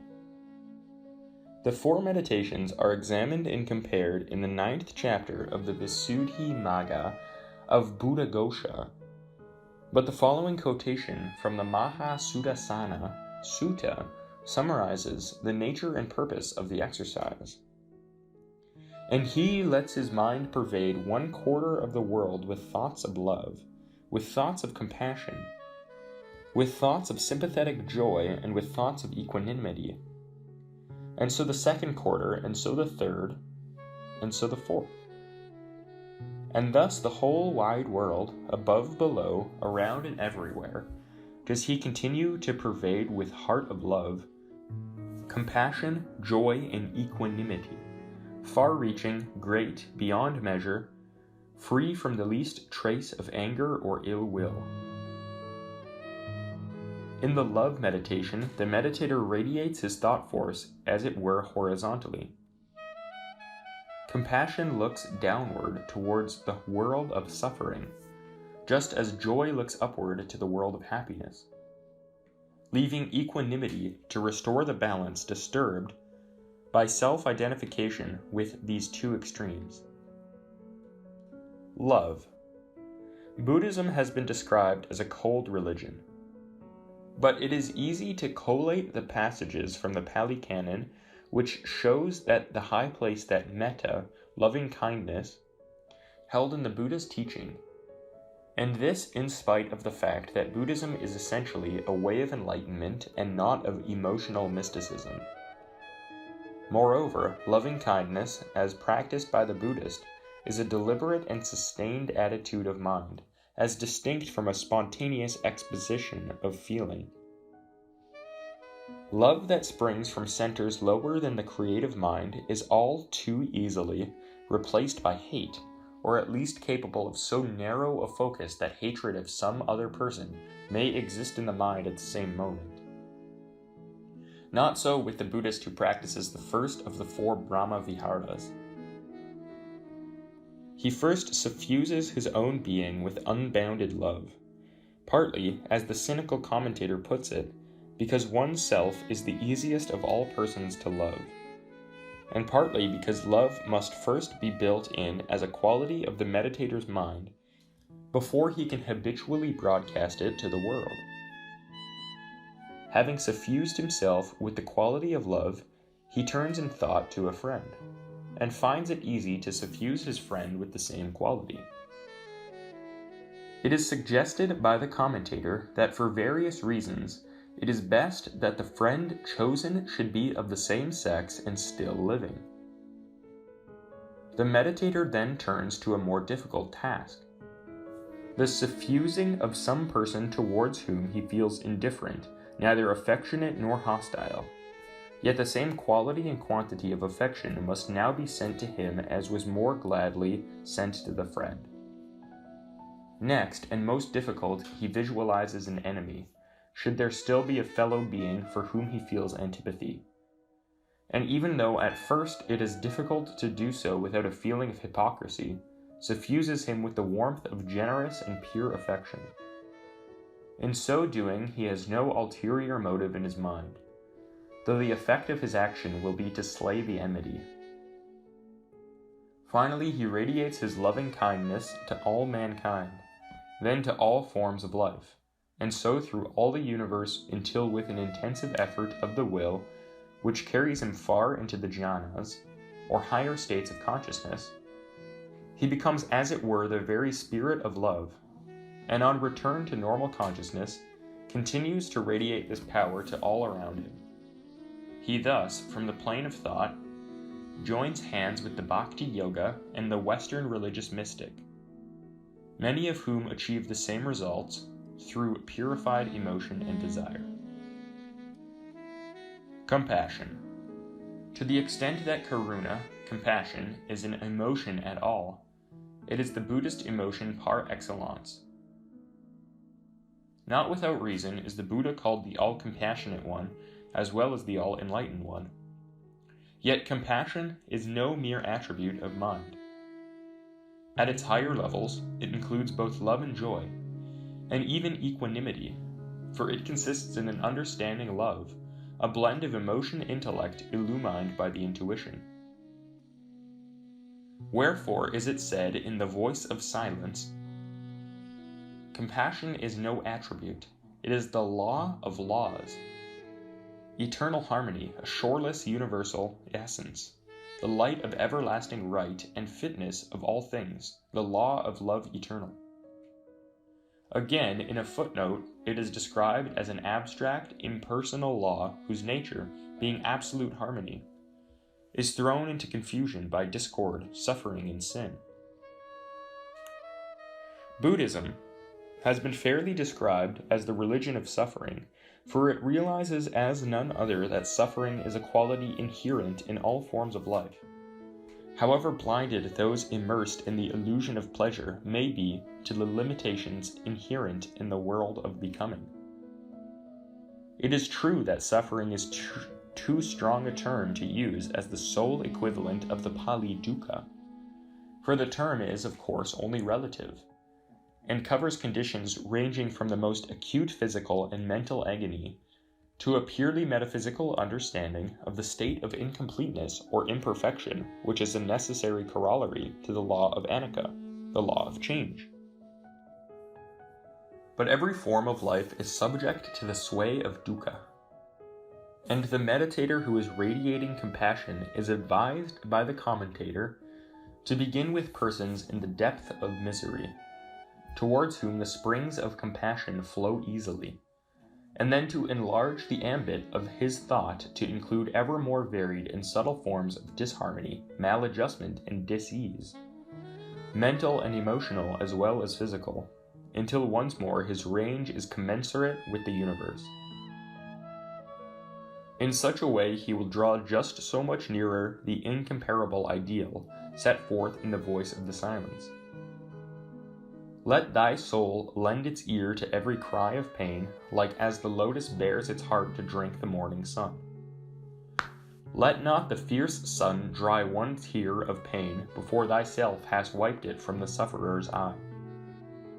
But let each burning human tear drop on thy heart and there remain, nor ever brush it off until the pain that caused it is removed. Joy. The value of this exercise lies in the effect it has on envy and jealousy, modes of thought which definitely cramp the thinker's mind. The mind which responds wholeheartedly at news of a friend's success or happiness, even though it be attained at the expense of its own, is free from the destructive jealousy which, rooted in egotism, is too often the father of hate. The essence of the exercise lies in being glad on another's account, and is thus an excellent antidote to the narrow claims of self. Hence the translation of mudita as sympathetic joy. Here again, begin the exercise by thinking of a friend who is filled with joy at some good fortune, whether physical or mental, and then enlarge the scope of thought to cover all who rejoice for any reason, whether the cause for rejoicing be in your eyes sufficient or no. It is difficult to find an English word to represent upekkha. Equanimity. Detachment is sometimes used, as also dispassion and serenity. The idea is conveyed in the stanza of the Sutta Nipata. A heart untouched by worldly things, a heart that is not swayed by sorrow, a heart passionless, secure, that is the greatest blessing. The same idea is echoed in Kipling's immortal lines. If you can meet with triumph and disaster and treat these two impostors just the same. Its essence lies in rising above the self-identification with others' feelings, which is to some extent involved in the radiations of compassion and joy. As the commentator says, the salient characteristic of equanimity is evolving a central position towards others. Its function is seeing others impartially. Its manifestation is the quenching of both aversion and sycophancy. Its proximate cause is the seeing how each belongs to the continuity of his own karma. It must not, however, be confused with indifference, which is the outcome of a closing of the mind to others' suffering and joy, and therefore the very opposite of the virtue of compassion. It is in the words of the Bhagavad Gita, a constant unwavering steadiness of heart, upon the arrival of every event, whether favorable or unfavorable, and is achieved by moving in consciousness towards a central point of view, so that events are viewed from the source of causes instead of the circumference of the circle, where they show forth as effects. Strive to infuse your own mind with this quality, then feel it equally towards a friend and enemy, and so by gradual stages to all forms of life. Thus, after passing through love, compassion, and sympathetic joy, returning to that inner equilibrium which the outward events of daily life should be unable to destroy. Section 6. Character building. There are as many methods of meditation as there are meditators, but the final goal is always the same. The immediate goal, however, is generally concerned with the molding of character or with the raising of consciousness. The relationship between the two being well expressed in Talbot Mundy's Om. He who would understand the plains must ascend the eternal hills, where a man's eyes scan infinity. But he who would make use of understanding must descend onto the plains, where past and future meet, and men have need of him. The importance of character building lies in the need of a sound foundation for the mighty structure of an enlightened mind. For thought is force, and it is useless to acquire tremendous power if it is to be used for evil ends, and thus accomplish naught but self-destruction. The recent war presented an unforgettable picture of the misuse of science by nations whose knowledge had outrun morality. But if it is easy to misuse such forces of nature as are now at the command of science, it is far easier to misuse the powers of mind developed in meditation. Hence the danger of looking upon meditation as an end in itself, or worse, as an end which will give but personal power, instead of regarding it as only one means of helping all humanity along the path of self-forgetfulness. Yet, if the powers developed in lower meditation are considerable, the forces evolved in higher meditation are more powerful still. Hence the importance of paying increasing attention to character building in order to keep pace with the increasing powers developed by the mind. The subject is vast, and it is impossible here to do more than suggest certain guiding principles for achieving maximum results with the minimum of wasted effort. In the first place, it is well to appreciate that the task is more laborious than inherently difficult. No man with the necessary determination and patience can fail to achieve, comparatively quickly, an improvement in character. Success is the reward of quiet, unremitting effort rather than of intermittent bursts of energy. and it is a type of work which may be, and ultimately must be, practiced at all times of the day.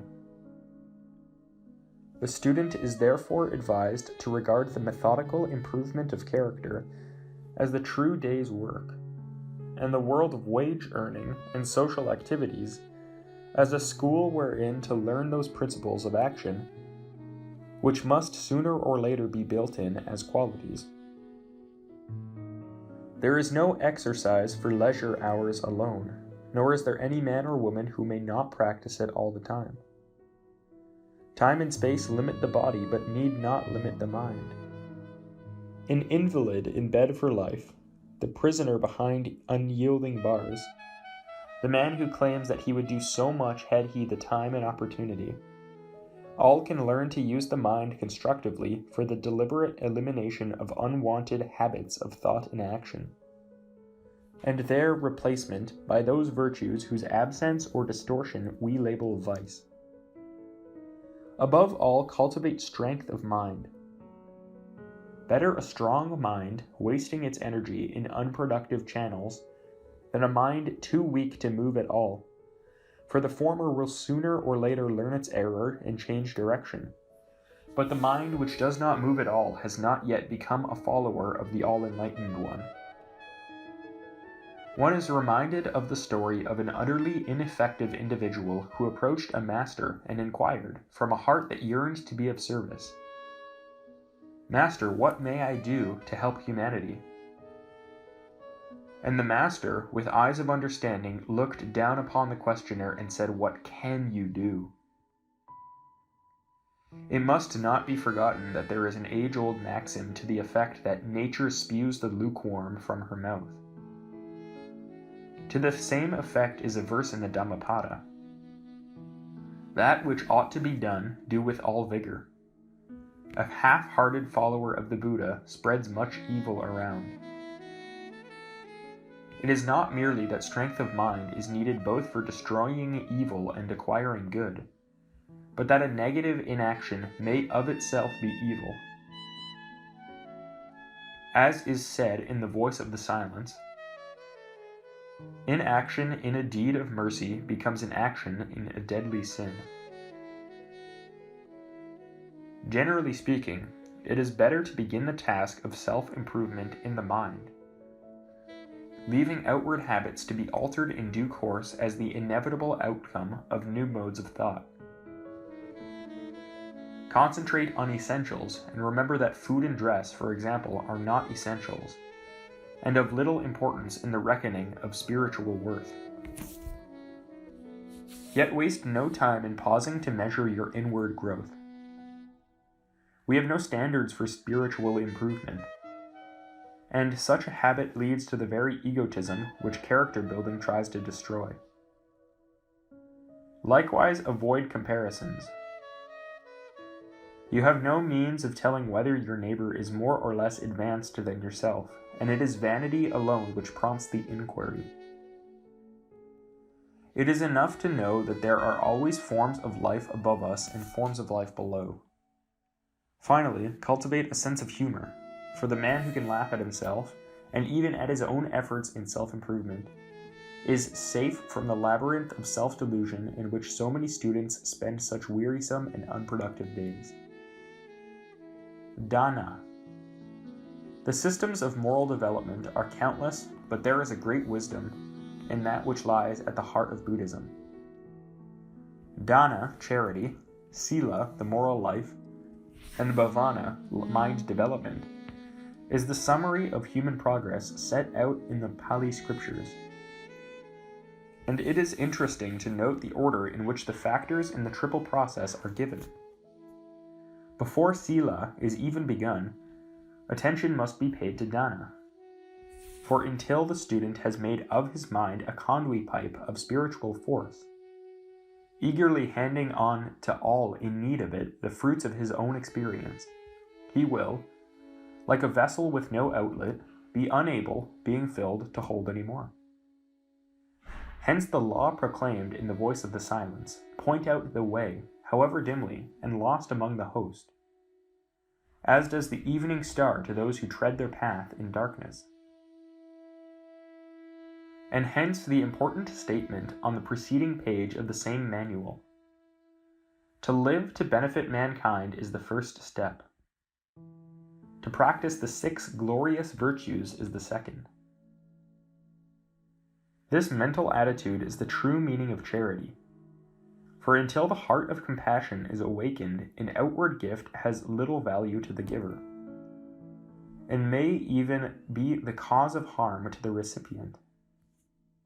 Cultivate, then, what W.Q. Judge described as the mental devotion which strains to give, and so experience in time that the Taoists call the emptying of the heart, which alone leads to that spiritual poverty enjoined by every teacher of the way. Only when one has achieved a little of such experience do the exhortations of great teachers on this subject cease to be platitudes. Give up thy life if thou wouldst live is a statement of fact as definite as forgoing oneself the universe grows eye.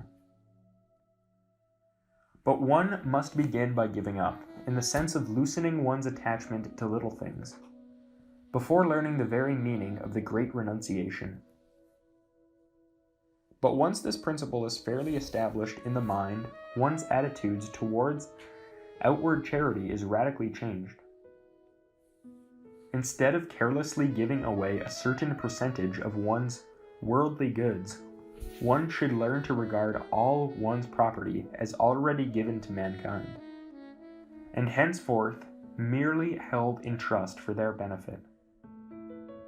Money, for example, is a form of power, and therefore calls for wise and thoughtful handling.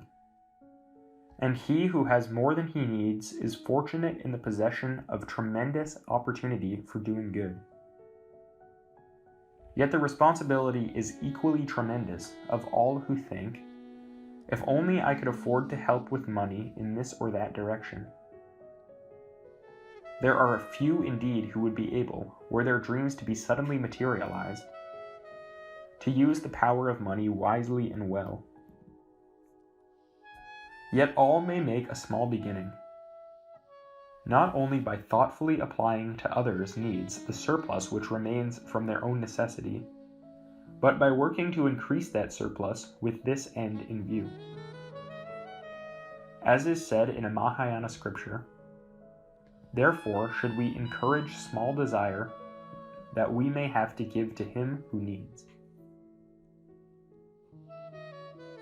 Sila covers the subject under review, just as bhavana includes concentration and meditation.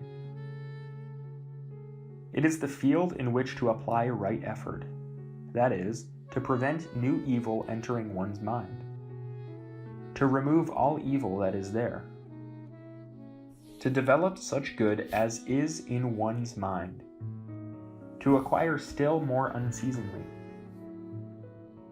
One can plan out a system of moral development by striving to obey the 5 Buddhist precepts against killing, stealing, sexual excess, slander, and intoxication, at the same time building in the positive, complementary virtues.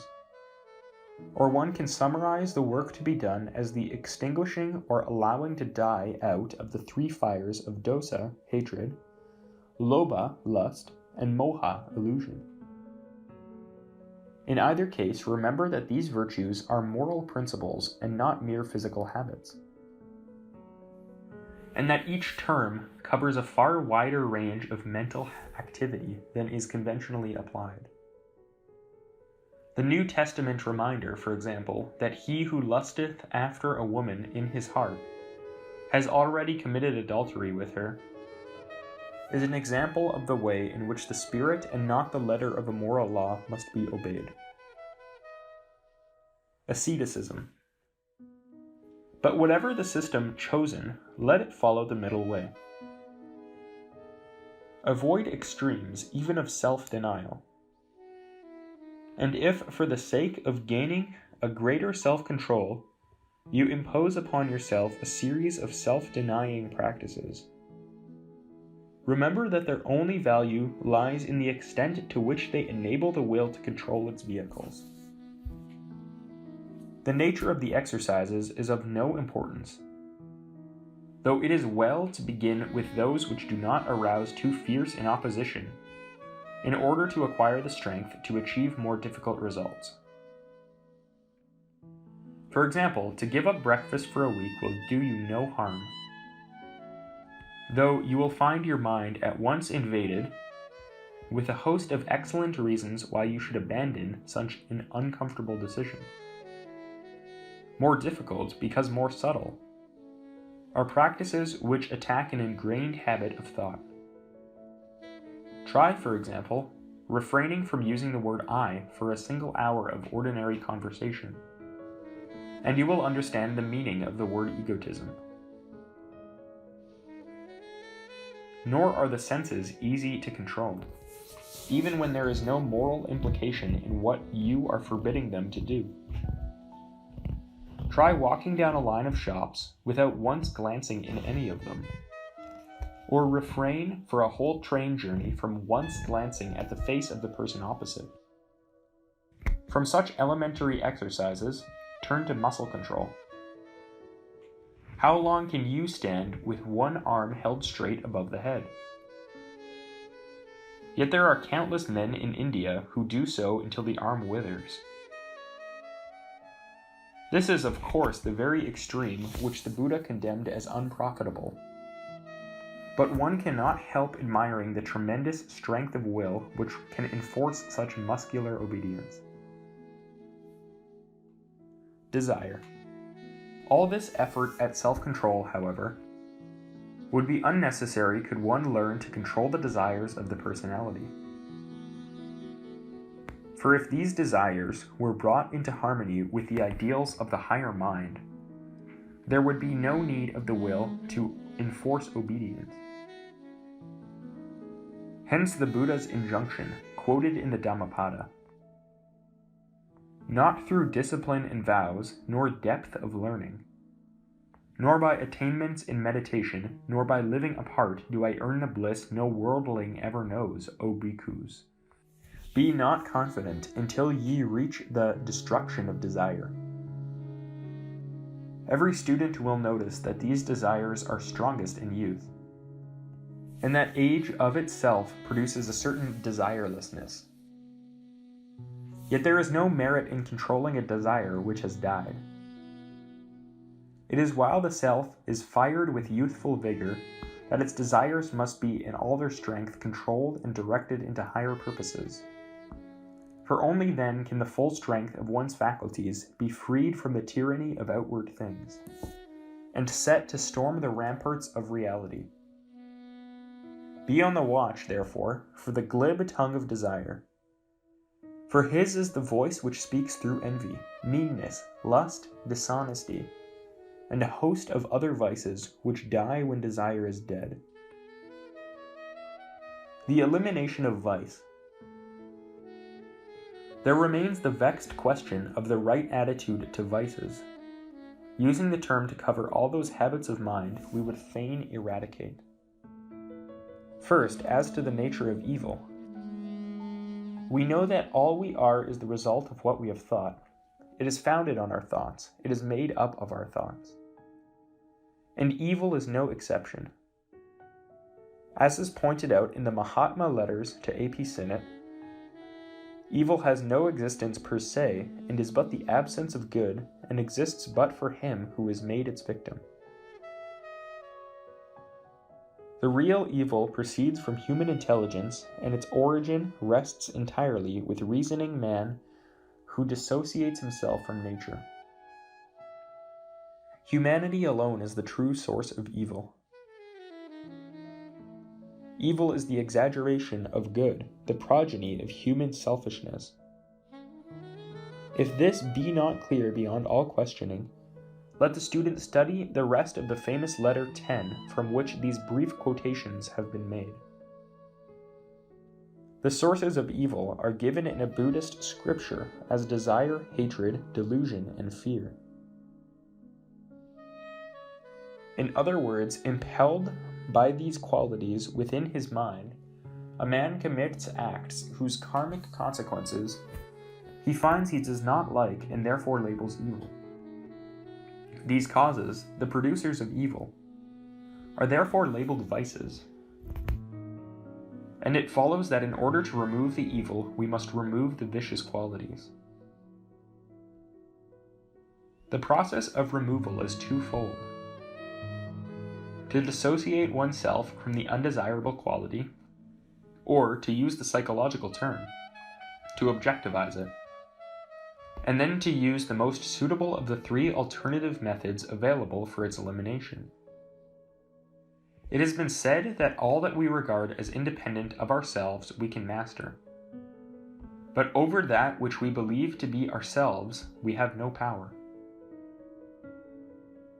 Before, therefore, we can begin to remove an unwanted quality, we must, as it were, stand back and look at it.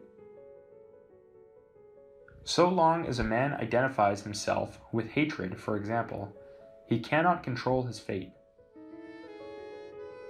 As has been pointed out, he might as well try to lift himself up by his belt.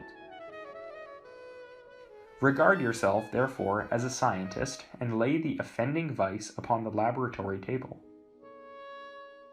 Examine it, analyze its cause, its nature and its results, and face the fact that you are allowing it to dominate your mind. Such an exercise, which is really psychoanalysis self-administered, will in the vast majority of cases prepare the way for one of the three principal methods of elimination, all of which have the merit that they do not increase the strength of the vice by thinking about it. For thought is power, and to think of a quality tends to strengthen it. Each of the three methods, avoidance, replacement, and sublimation, is best for certain faults and failings, and one must choose whichever is most suitable. One cannot, for example, very well sublimate anger, although love can easily replace it. Sexual thoughts, on the other hand, are best handled by the process of sublimation, while other temptations may be avoided altogether. Number 1. By avoidance. There are those who struggle fiercely with their failings, and use much energy in the unceasing war. They have the voice of the silence as their authority. Strangle thy sins, and make them dumb forever, before thou dost lift one foot to mount the ladder. Yet though it is abundantly true that by one method or another all vice must be overcome, the choice of method is in the student's hands. The method of avoidance is to give up thinking about the vice at all, and to keep the mind so filled with nobler thoughts that the undesirable quality, like a forgotten fire, dies out for lack of fueling. You will naturally make this practice very much easier by carefully avoiding those things and persons and places which tend to stimulate your mind into the wrong way of thought. The man who tends to drink too much is best away from companions who drink too much, and the conceited man is best away from flatterers.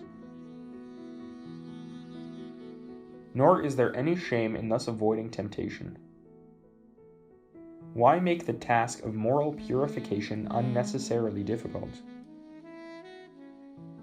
The basic principle of judo, the Japanese science of wrestling, which is based on Buddhist philosophy, has been described as victory by giving way, and the mind that can learn to avoid an evil thought has gained its end with far less effort than by fighting it. Yet do not fall into the trap of imagining that a vice can be overcome by letting it have its way. What is said of lust in the voice of the silence applies to every form of evil. Do not believe that lust can ever be killed out if gratified or satiated, for this is an abomination inspired by Mara. It is by feeding vice that it expands and waxes strong, like to the worm that fattens on the blossom's heart. Number 2. By replacement.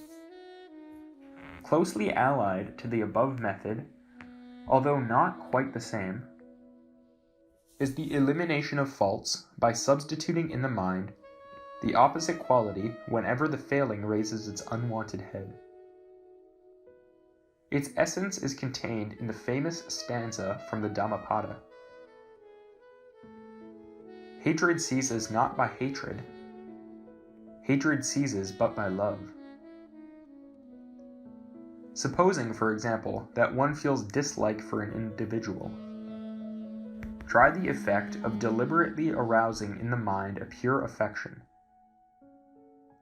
and direct this force towards him, either at definite intervals or whenever his existence comes to mind. Only experiment will prove the amazing results of such an exercise. First, one's own antipathy will be steadily reduced until it vanishes. And secondly, the one-time enemy will gradually appear in a better light. By the power of love, one will see virtues in him hitherto unnoticed, and thirdly, the same force will arouse its like in him. All who have genuinely tried this experiment agree that it is one of the most beautiful, because most purely spiritual, uses of the power of thought possessed by every mind. Remember that the mind can only hold one of two opposite forces at a time. And if the right force be the usual inhabitant, it will automatically repel its opposite. In time, this process will become automatic. In order to train the mind to achieve this valuable habit, it is useful to carry in one's pocket for use at spare moments one of the numerous booklets in which the spiritual wisdom of the world is now enshrined. The following are examples: The Voice of the Silence, the Bhagavad Gita, the Light of Asia, Practical Occultism, the Tao Te Ching, the Sutra of Huineng, and last but not least, the Dhammapada. Another method is to commit to memory some of the short poems in which occult truths are to be found, such as Kipling's If, or some of the short speeches in Shakespeare's plays. Number 3, by sublimation. A third method, which is best for certain failings, is that of sublimation.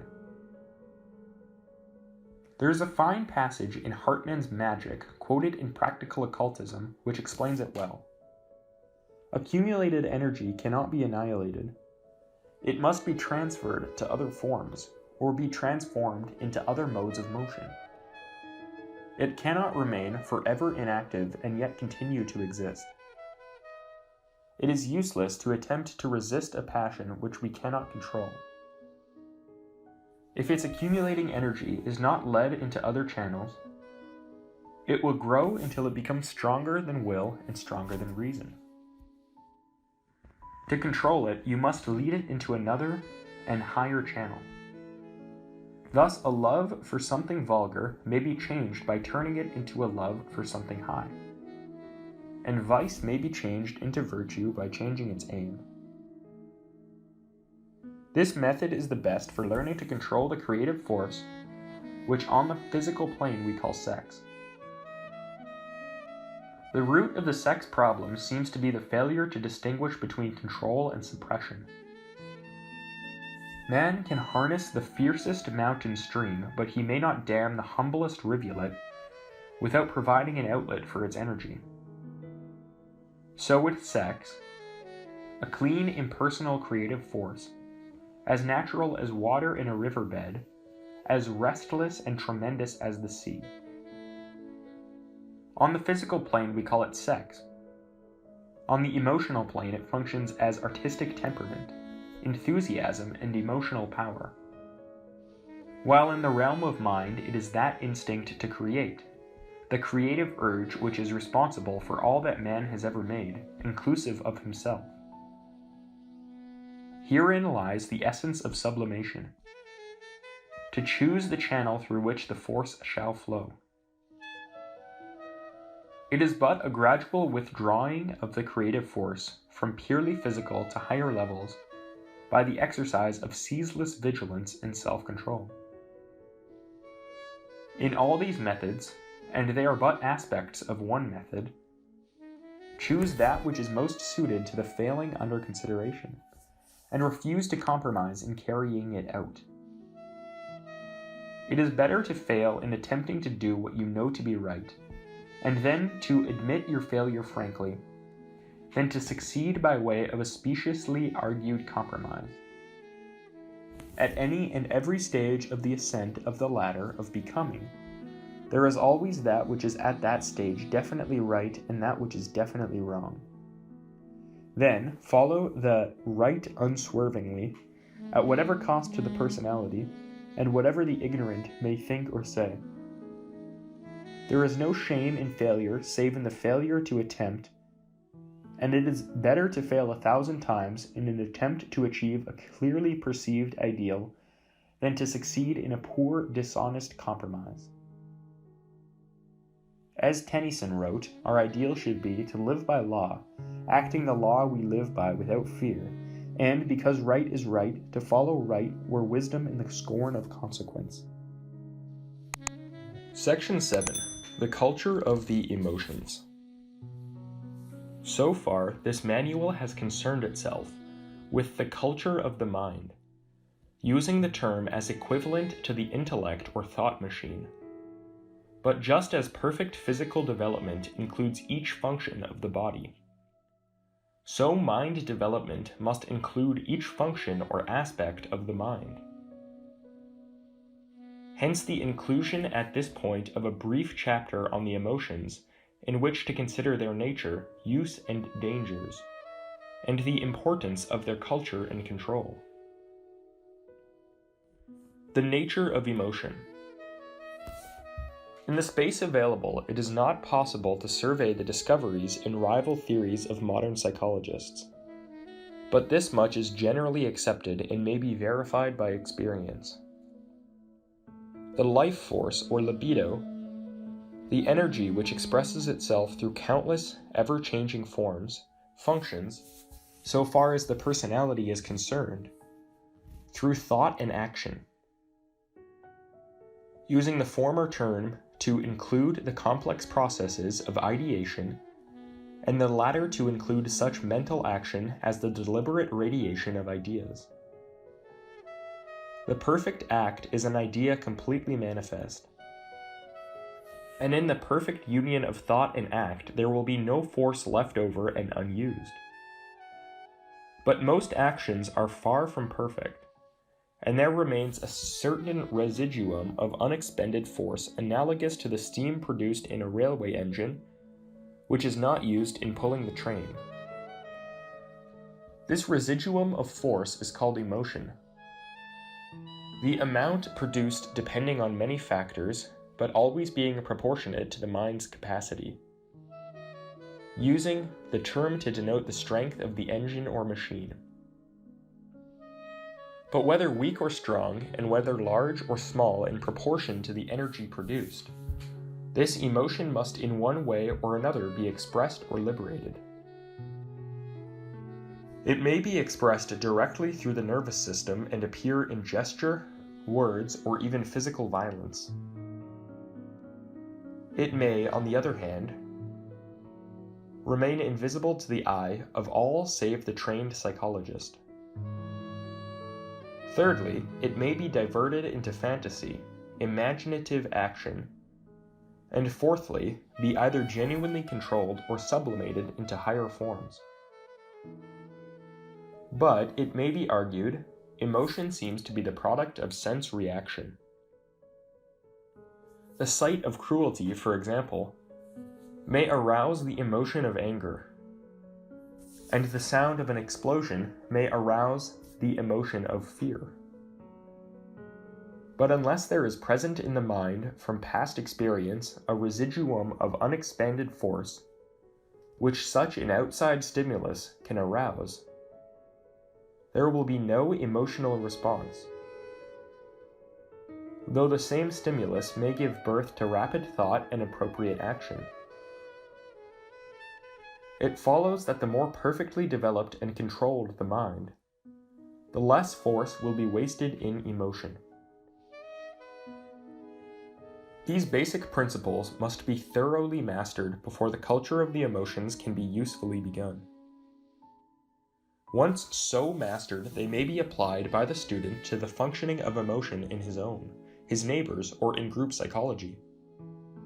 But the space available forbids that these ramifications be further considered here. It will be found, however, that emotion, like every other aspect of the one life force, is dual in manifestation. The lower aspect revealing kama, sensuous desire, while the higher emotions reflect the faculty of spiritual knowledge, generally called the intuition. The foregoing principles, together with the methods of culture which follow, apply particularly to the lower emotions. For the higher are best considered as reflections of spiritual forces which rank far higher than the thought machine. The classification of the contents of one's complex being may be of value in the process of self-development, but it must not be forgotten that there is but one life force, and that all the planes and sub-planes of our being are but vehicles of consciousness, which is the personal aspect of the universal life. It follows that the same aspect of this one life force may manifest on different levels. Just as a single aspect of cosmic force, for example, electricity, may appear in many forms. The higher emotions may therefore be regarded either as emotions or as qualities pertaining to a higher level of consciousness. Joy, for example, as distinct from ephemeral pleasure, has its source in spiritual experience, and pertains, to use a scientific analogy, to light rather than heat. It may be regarded as a form of spiritual illumination, in which the mind for a fleeting moment glimpses the bliss of true enlightenment. The same applies to compassion and the higher forms of love. Hence the importance of practicing the 4 Brahma Viharas, whether these be regarded as sublimated emotions or as mental qualities illumined by the intuition. The dangers of emotion. From the foregoing, it will be seen that emotion is a waste of energy in that it produces of itself no useful results. It is, however, more than a mere waste of power, for it deludes the mind into accepting it as intuition, wears out the physical body before its time, and clouds the light of reason. Emotion is connected on the one hand with instinct, and on the other with intuition, and it needs considerable experience to discriminate between the two. It is often said that women are more intuitive than men. They are certainly more emotional, and hence, it is said, more easily in touch with the intuition. But much that is claimed of the voice of intuition is only the subtle voice of desire. The acid test for all such flashes of irrational belief is that laid down by the Buddha as the only true authority. Does the knowledge thus acquired agree with previous experience, with knowledge already found to be true? If so, it may well be accepted as provisionally true. If not, it is well to beware before acting upon an impulse which runs contrary to reason in past experience. Herein lies the value of the more cumbrous approach to the intuition through the intellect. For a truth which stands upon the foundations of close reasoning must sooner or later be ratified by the light of intuition, whereas feeling unsupported by such reasoning may be true, but may, as already pointed out, be merely the voice of desire in another guise. But even when feeling has not been raised to the level of intuitive perception, it may supply the driving force or enthusiasm for progress towards the ideal. In the words of Evelyn Underhill in The Life of the Spirit in the Life of Today, the function of feeling is to increase the energy of the idea. The cool, judicious type of belief will never possess the life-changing power of a more fervid, though perhaps less rational faith. This is true if full attention be given to the word belief.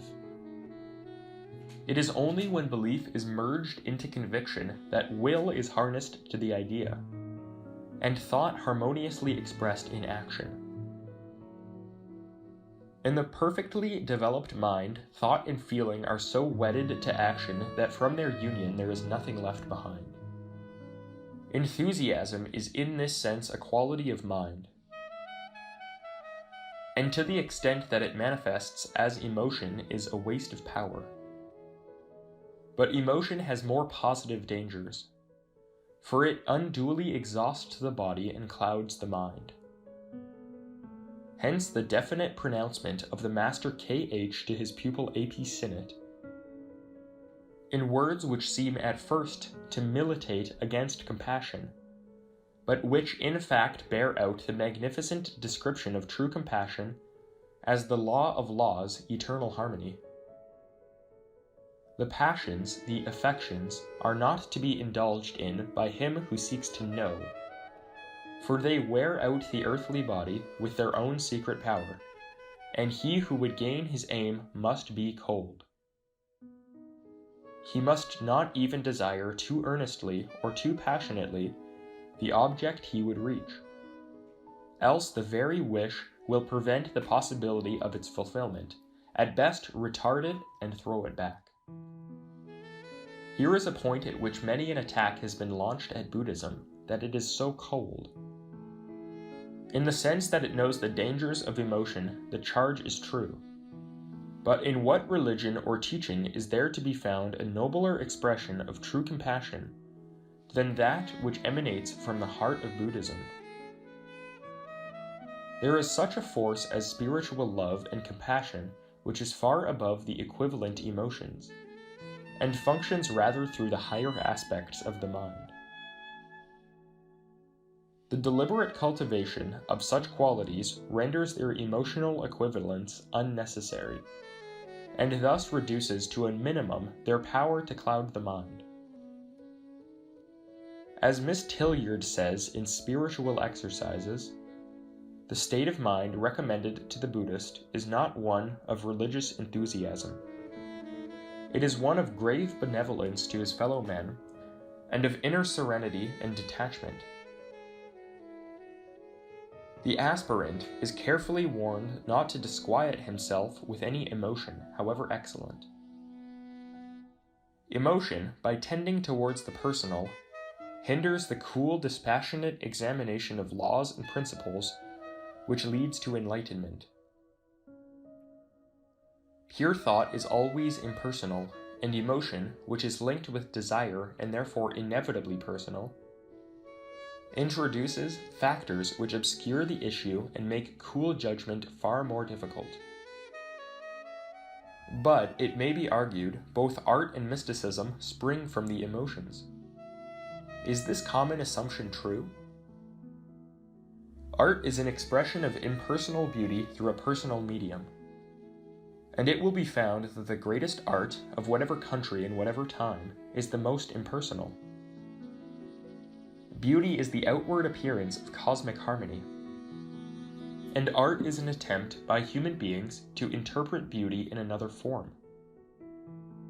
It follows that the measure of artistic genius is the extent to which eternal values are exhibited before the senses, whether the medium used be poetry or pottery, music or the movements of the human form. In such portrayal of eternal qualities, the intrusion of the personal is only permitted to the extent that the personal element is common to all mankind, and to this extent it is impersonal. Where then, in such portrayal, is there room for emotion, either in the artist's or in the beholder's mind? True, the artist must be supersensitive, but the senses should be outposts of the mind. While the greatest art arouses in the beholder a faculty far higher than the emotions, that by which the mind attains direct perception of the laws of cosmic harmony, which the artist has successfully portrayed. As for the mystic, if it be argued that he seeks and finds enlightenment through emotion, the answer is threefold. First, that most of the great mystics have built the intensity of their devotion on the foundation of a noble intellect. Secondly, that the guiding light of the true mystic is an intuition which is dimmed rather than made brighter by excessive feeling. And thirdly, that the emotion, if it can be so described, by which the greatest mystics have been most conspicuous, is a profound serenity of mind, produced by a vision of true values and of life's immeasurable unity. This serenity enables the student to rise above the contending forces of attraction and repulsion, and to grow as indifferent to moral as to physical pain. The emotions, like the mind, must be trained to mirror the ideal, and this is impossible while they respond under the impulse of desire to every whim and fancy of the personality. Only when they have been trained no longer to respond to outside stimulus will they cease to be a source of confusion to the mind. For emotion, as already pointed out, makes the clarity of thought impossible. The culture of the emotions. It may seem curious that one should speak of the culture of a force which is described as a useless byproduct of thought. But it must never be forgotten that force is one, through manifesting in innumerable forms, and as all but the most advanced students are constantly generating emotion, it is only right that such force should be utilized or sublimated into higher forms. As mind development proceeds through the higher ranges of meditation, less and less force will be wasted in emotion. Meanwhile, let such of the life force as does so manifest be harnessed to spiritual purposes. The culture of the emotions is analogous to that of the mind, and many of the same considerations apply. It will be noted, for example, that both thought and feeling react upon the physical vehicle. The West is slowly beginning to observe the effect of thought and emotion on physical health, and to note the way in which worry, for example, reacts through the nervous system upon the digestion, gland secretion, and other functions of the body. Indeed, it has been demonstrated that the greater part of physical exhaustion is of emotional origin. The actual wear and tear of physical tissue caused by a hard day's work in an office is no more than that of a game of tennis. Yet the one may cause exhaustion from the nervous tension caused by worry, fear, anxiety, and other emotions, while the other will actually relax such tension and cause no consequent fatigue. Again, the technique for the culture of the emotions is practically the same. Beginning with dissociation and analysis, and then by proceeding by way of replacement or sublimation to the removal of the unwanted quality. Above all, learn not to repress emotion. Emotion is force, however generated, and for all save the very few, a force which is being produced each moment of the day. Such force obeys the law which applies to every form of energy, that if repressed it will, like a dammed up stream, find an outlet in some other way. Hence the complex of modern psychology which often lies concealed beneath the phlegmatic calm of the Anglo-Saxon temperament. Many a nervous breakdown is the final working out of such a knot in the subconscious. And all who have studied the pathology of fear, for example, know its devastating reaction both on body and mind. In the meditation on the bodies, the student learnt to stay with some conviction, I am not my emotions, and the same technique must be used with each one of them. Not until each emotion, be it fear or hatred, jealousy or sensuous desire, is dissociated from the meditator, can it be replaced or sublimated? As already pointed out, one cannot remove from oneself what one believes to be a part of oneself, whereas to examine an emotion objectively is to remove its power to dominate the mind. When the unwanted quality has been laid on the dissecting table by the process of dissociation, analyze its nature and, if possible, its psychological cause. As an aid to such analysis, note how all emotion may be grouped under one of the two main forces, love or hate, using these terms to represent the contending forces of attraction and repulsion which hold the universe in equilibrium. For these twin forces are complementary and manifest in dual form on every plane. In physical science, they may be seen, for example, in the laws of astronomy, dynamics, and electricity, while in engineering, they appear as stress and strain. Even gravity, perhaps the best known natural force, is only half of a twofold whole. For unless there were a force of repulsion as strong as gravity and acting in opposition to it, the universe would be drawn into its center and disappear. In the realm of emotion, these principles manifest as love and hate, while in the realm of thought, the same twin forces may be used for character building. It has been said that the laws of magnetism, which govern the interplay of these two fundamental forces, provide, when truly understood, a key to the working of the universe. And those who hold that love is the guiding principle of life must remember that love, like any other principle, would be meaningless without its opposite. Reference has already been made to the analogy between a moving stairway and cosmogenesis. Evolution implies a prior involution, and the two processes are in operation side by side. As man is on the ascending arc, it follows that for him, one set of forces is right and the other wrong. Thus, whereas selfishness is the law of matter, which is on the descending arc, selflessness is the law of spirit. In the same way, love is right and hate is wrong, and to this extent, love is indeed the law of our being. It follows that sooner or later we must not only cease to hate, but slay in ourselves the very capacity for hatred. Above all, use the power of replacement to remove the most inhibiting of all emotions, fear, not only of individuals, but of situations and events, both present and yet to come. Courage is indeed the most essential quality for spiritual development. For courage is the power which drives each weary pilgrim onward into the unknown.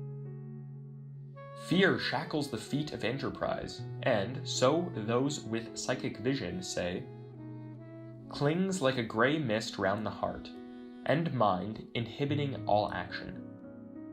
Yet life is becoming, and spiritual life is a becoming more. No man can command success, but any man may earn it, and the key lies in the one word try. Who knows the limits of his powers until he tests them utterly? Those emotions which are not easily replaced with complementary forces may be sublimated into higher forms. For love itself may manifest in many ways, from animal lust through earthly affection up to a force so sublimated that it is but the law of unity made manifest. Seen from this angle, it is but another name for desire, which in turn is the directing force of will, for behind will stands desire. Yet this desire may be raised from selfish grasping to the unselfish will of service, and so that same impersonal force to which is the motive power of spirituality. Neither love nor desire, nor any allied feeling, can ever be stamped out, nor should we strive to slay them. Rather, they should be deliberately raised in their objective until the lover and the loved, the desirer and the object of desire are merged in unity. Only in such a process will the voice of the personality begin to cry unheeded, and the springs of action begin to flow self-motivated from within. Part 3. Section 8. Higher Meditation. It has been said that on the subject of higher meditation, nothing useful can be written down. Yet words are only symbols for ideas, and the greatest truths can be expressed in symbol, even though they be too great for the concrete definitions so dear to the lower mind. This language of symbol, of which words are the best form, is common to all who tread the path, and by its aid the deeper mysteries of reality may be glimpsed by all who develop within themselves the ability to read the meaning. The dividing line between lower and higher meditation is quite indefinite, such relative terms denoting successive stages of a continuous unfolding.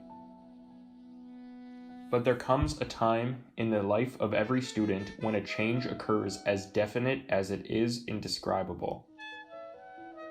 Those who try to describe it use analogy which, though it cannot reveal the truth, may yet, like a mirror, reflect it for the inward eye. To some, it seems as though the spiritual center of gravity has permanently shifted, producing a change of relative values between the inner and the outer life. Henceforth, the inner life becomes the definite reality, and the life of the world but a pale reflection of that inner joy. Others feel as a traveler who stands at the threshold of a new untrodden world, in which the limitations of unprofitable thought are suddenly transcended, and things are seen for the first time as they are. To other minds again, the life force seems to change direction. Heretofore its flow was outward, away from the heart of things, towards appearances.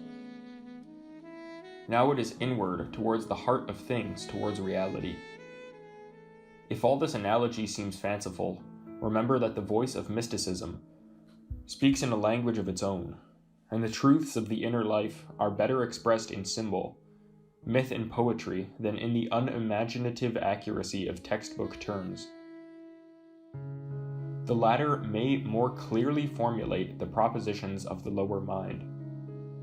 The former releases hidden springs of life and enables others to glimpse the flash of enlightenment which the inspired analogy or phrase enshrines. But by whatever analogy or phrase described, this newfound state of mind involves an irrevocable change. When once the inner eye is opened, it can never again be closed. As a poet wrote on reaching this experience, "The future lies unmolded in my hands, a path winds out before, there is no backward way, behind me stands a closed door. The new condition arrives suddenly, and the meditator finds himself in a dynamic silence whose limitations are immeasurable. There is a sense of latent power, of inward poise, which calls up the analogy of an enormous flywheel. A condition of tremendous speed and power which is yet as silent as it is apparently motionless. This new experience is the connecting link between the habitual functioning of consciousness in the intellect and an equally habitual use of the intuition. Even in lower meditation, the student began to use this higher faculty of direct cognition consciously, but as the higher levels of consciousness are deliberately entered, an experience which had been rare begins to become, if not habitual, at least more often and more easily used. The intellect builds up forms and uses them, but inevitably finds itself encompassed by the products of its own imagining.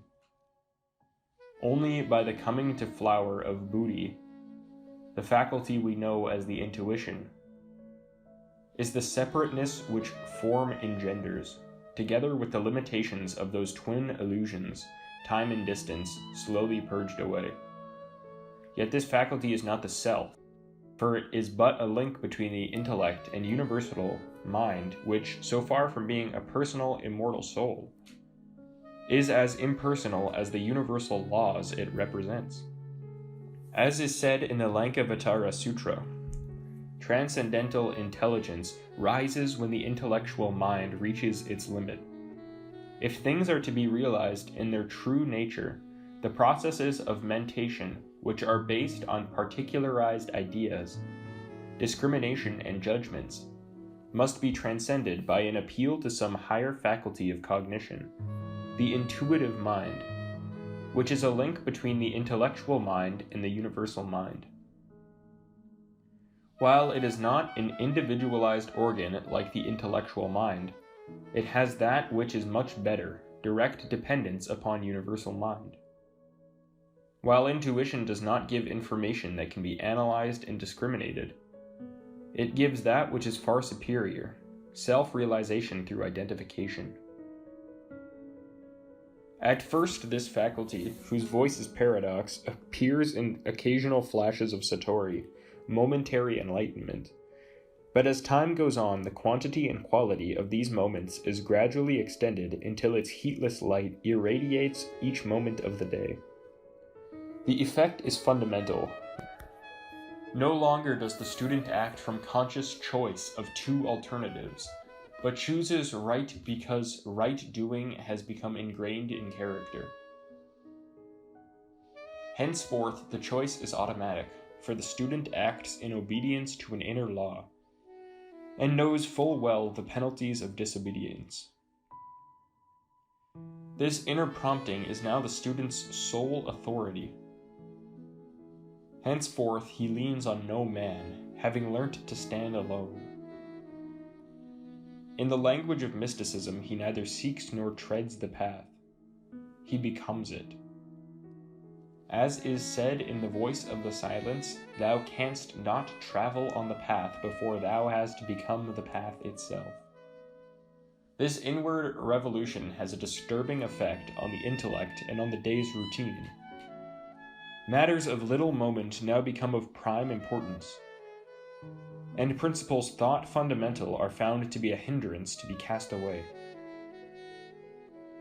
Pleasures that once attracted now grow tedious. Study and thought that once seemed wearisome now clamor for time. The student finds that study which entails the use of intuition actually releases force instead of using it. And meditation arouses dormant energy, which leaves him far more vital than before. There is, however, the inevitable price to pay for such advancement. Habits of speech and action must now be far more rigorously controlled. A promise, however lightly given, and whether to oneself or another, must be scrupulously kept. Be careful, therefore, of the lightest undertaking or resolve. In the same way, each of the precepts must be lived on a higher level. The student must live up, for example, to a far higher standard of truthfulness, and respect for life must be interpreted as abstaining from any thought as well as act which is inimical to the evolution of other forms of consciousness. The abandonment of intellect. The most upsetting change, however, is that which follows the abandonment of the very intellect which years and lives of effort had developed and controlled, the very thought machine by which the newfound state of consciousness has been attained. Yet, to quote once more from that classic of self-development, The Voice of the Silence, "The mind is the great slayer of the real. Let the disciple slay the slayer." All would be well if this could be accomplished at one blow, but the task is long and wearisome.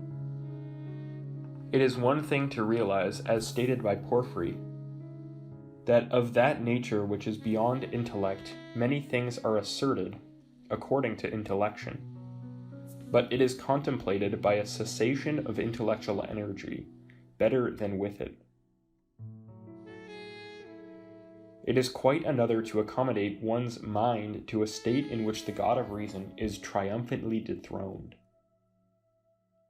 Here is a world as puzzling to the student as the change within him may be to his friends.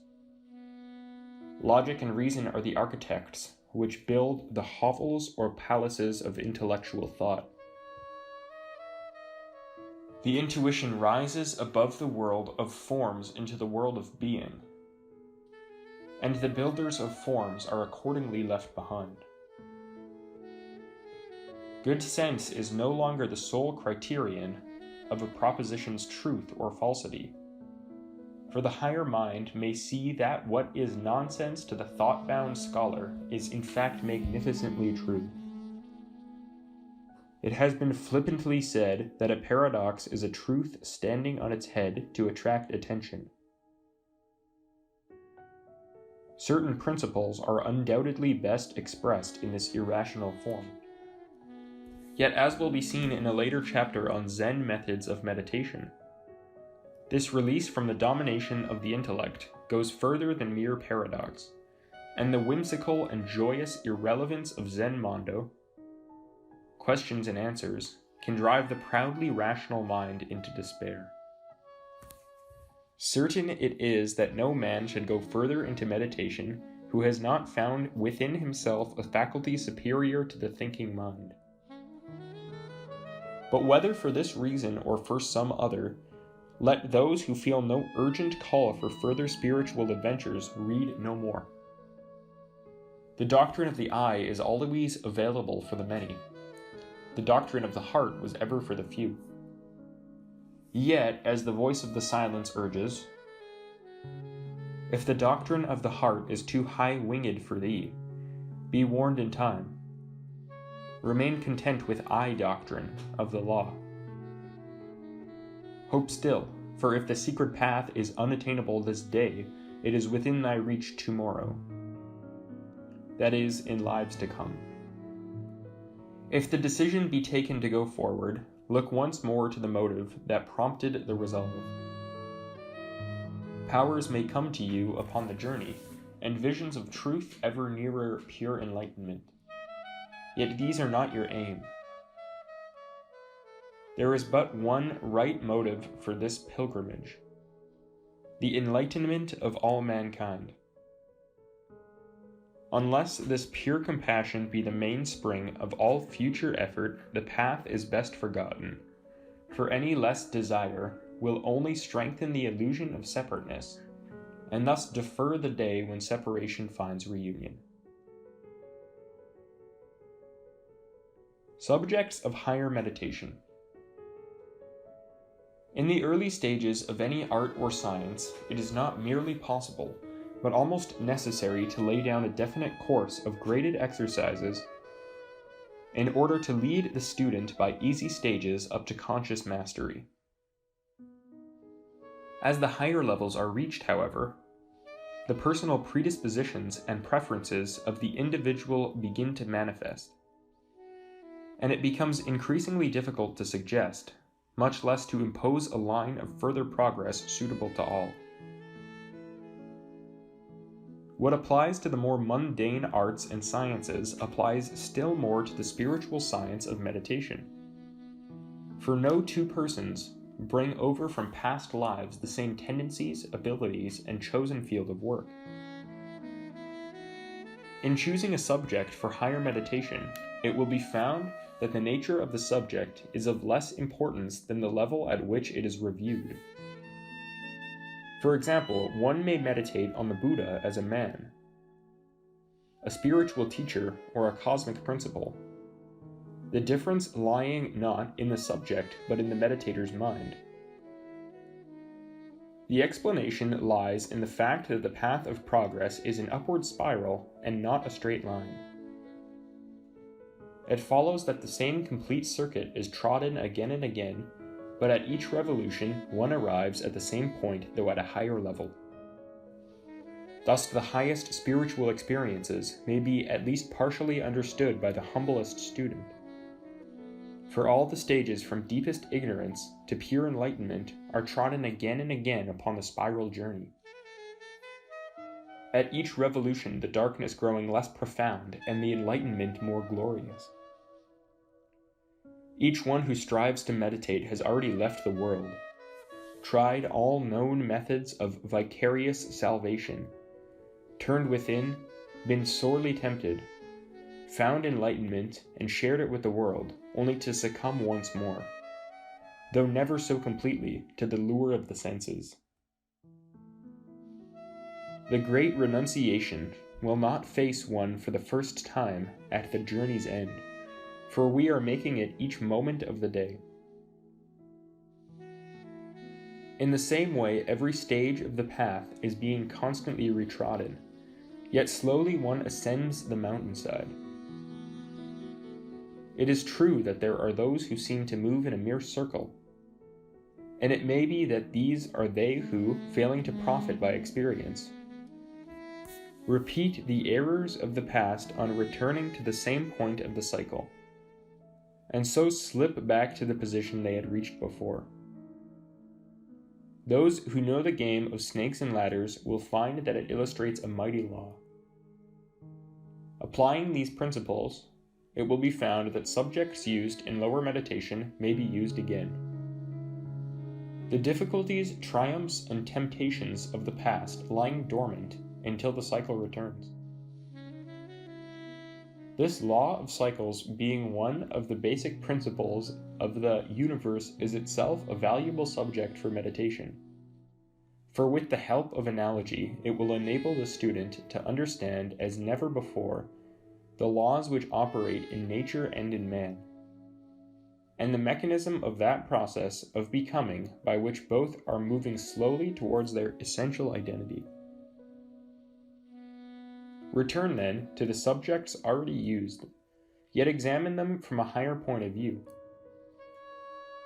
For example, the meditation on the bodies may be used again, but having dissociated consciousness from the lower principles of body, emotions, and thought, the student should try to raise still further the level upon which he thinks, I am I.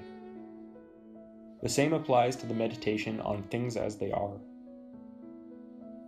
Pass from a merely intellectual examination of their essential nature to the life of which they are the outward form. The subject of self, again, is of course inexhaustible, and of such importance that it will be considered in its higher aspects at a later stage.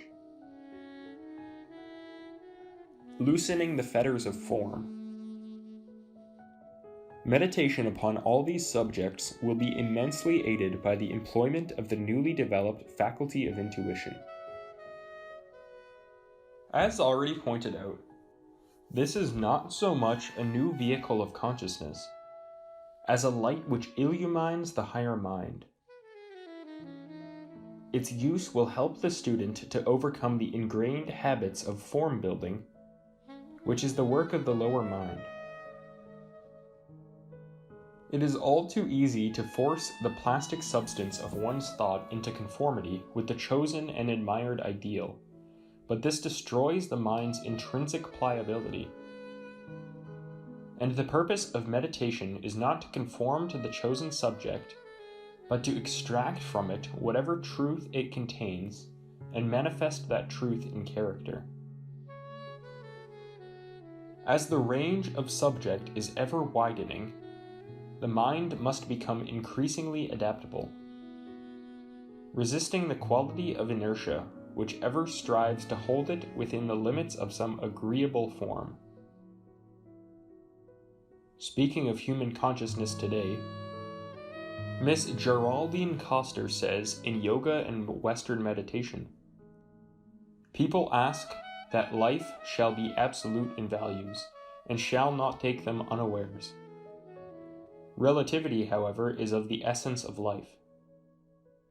Life moves, changes inevitably, and the unexpected and the unknown are always coming upon us.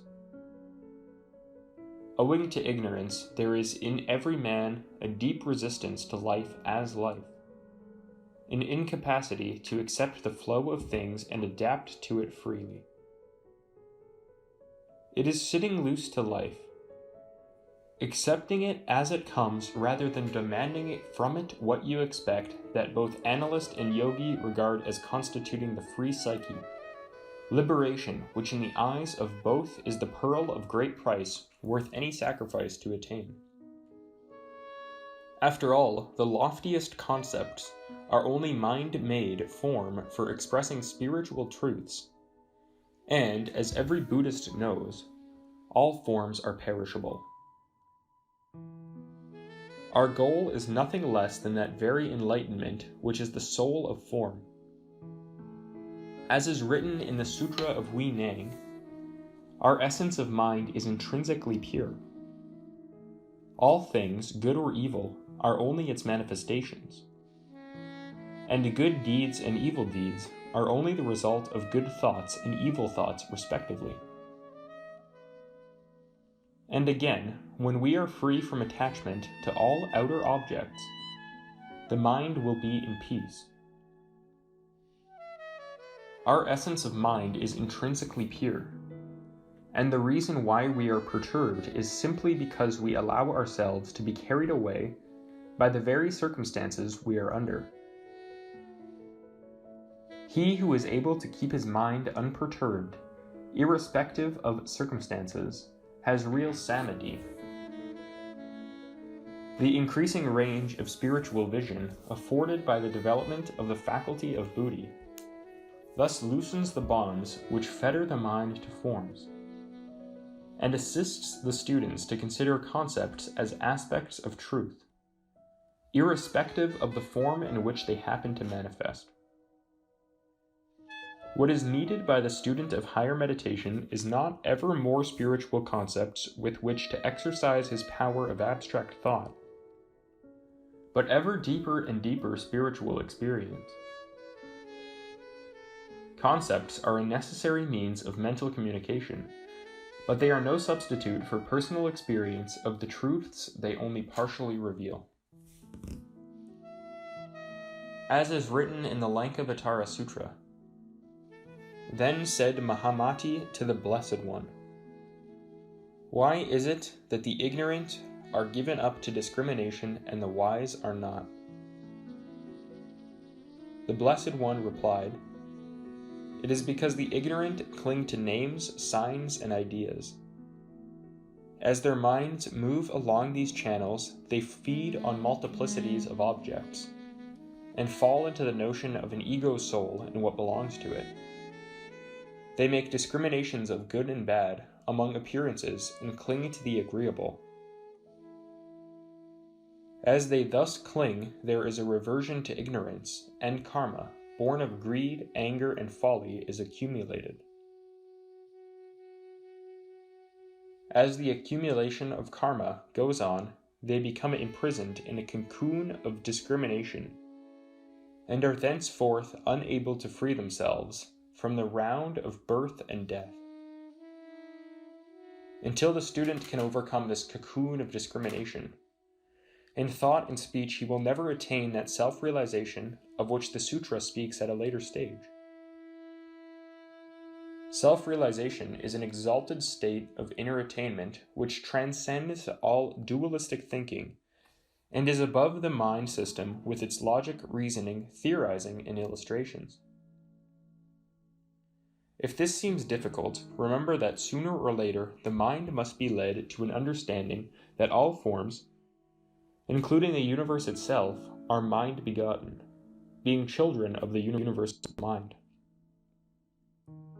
To quote again from the Lankavatara Sutra, the Blessed One, asked to explain wherein lay the error of certain philosophers, replied, "The error lies in this, that they do not recognize that the objective world rises from the mind itself, that the whole mind system also rises from the mind itself, but depending on these manifestations of the mind as being real, they go on discriminating them, cherishing the dualism of this and that, of being and non-being, ignorant of the fact that there is but one common essence.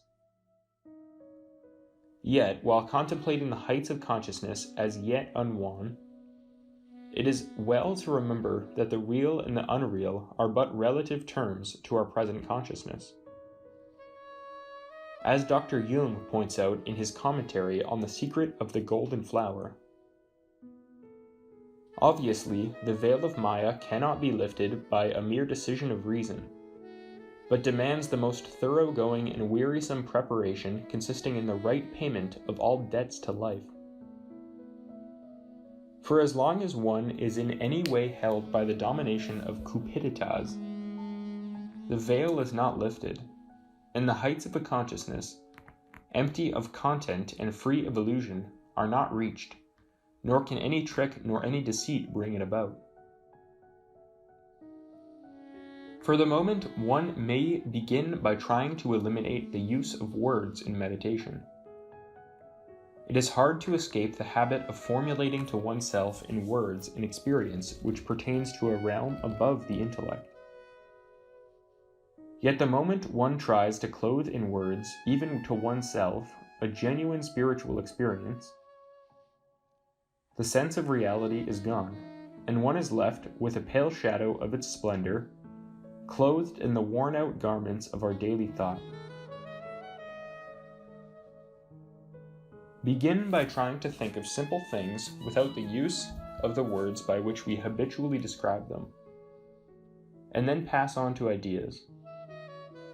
This dissociation of thought from language is at all times difficult, but particularly so to Westerners, whose concrete minds are generally bound by labels, definitions, and outward forms. Try, for example, when meditating on the bodies, to raise the consciousness through the various vehicles without actually saying to yourself, I am not my body, emotions, mind. These are not I. And in the same way, in the Brahma Viharas, pour out loving kindness and the rest, without using those terms or thinking of their names. This exercise will help the mind to form the habit of seeing all things as they essentially are, without reference to the label which at that moment they may happen to bear. Section 9. The Raising of Consciousness. The next step is to begin the deliberate raising of consciousness. The process is dual. A raising of the consciousness in meditation to heights hitherto unreached, and a corresponding raising of the habitual level during the whole of the waking day. The student must at the same time learn to draw up every form of the life force, which has hitherto functioned mainly at lower levels, and express it at a higher point of the spiral.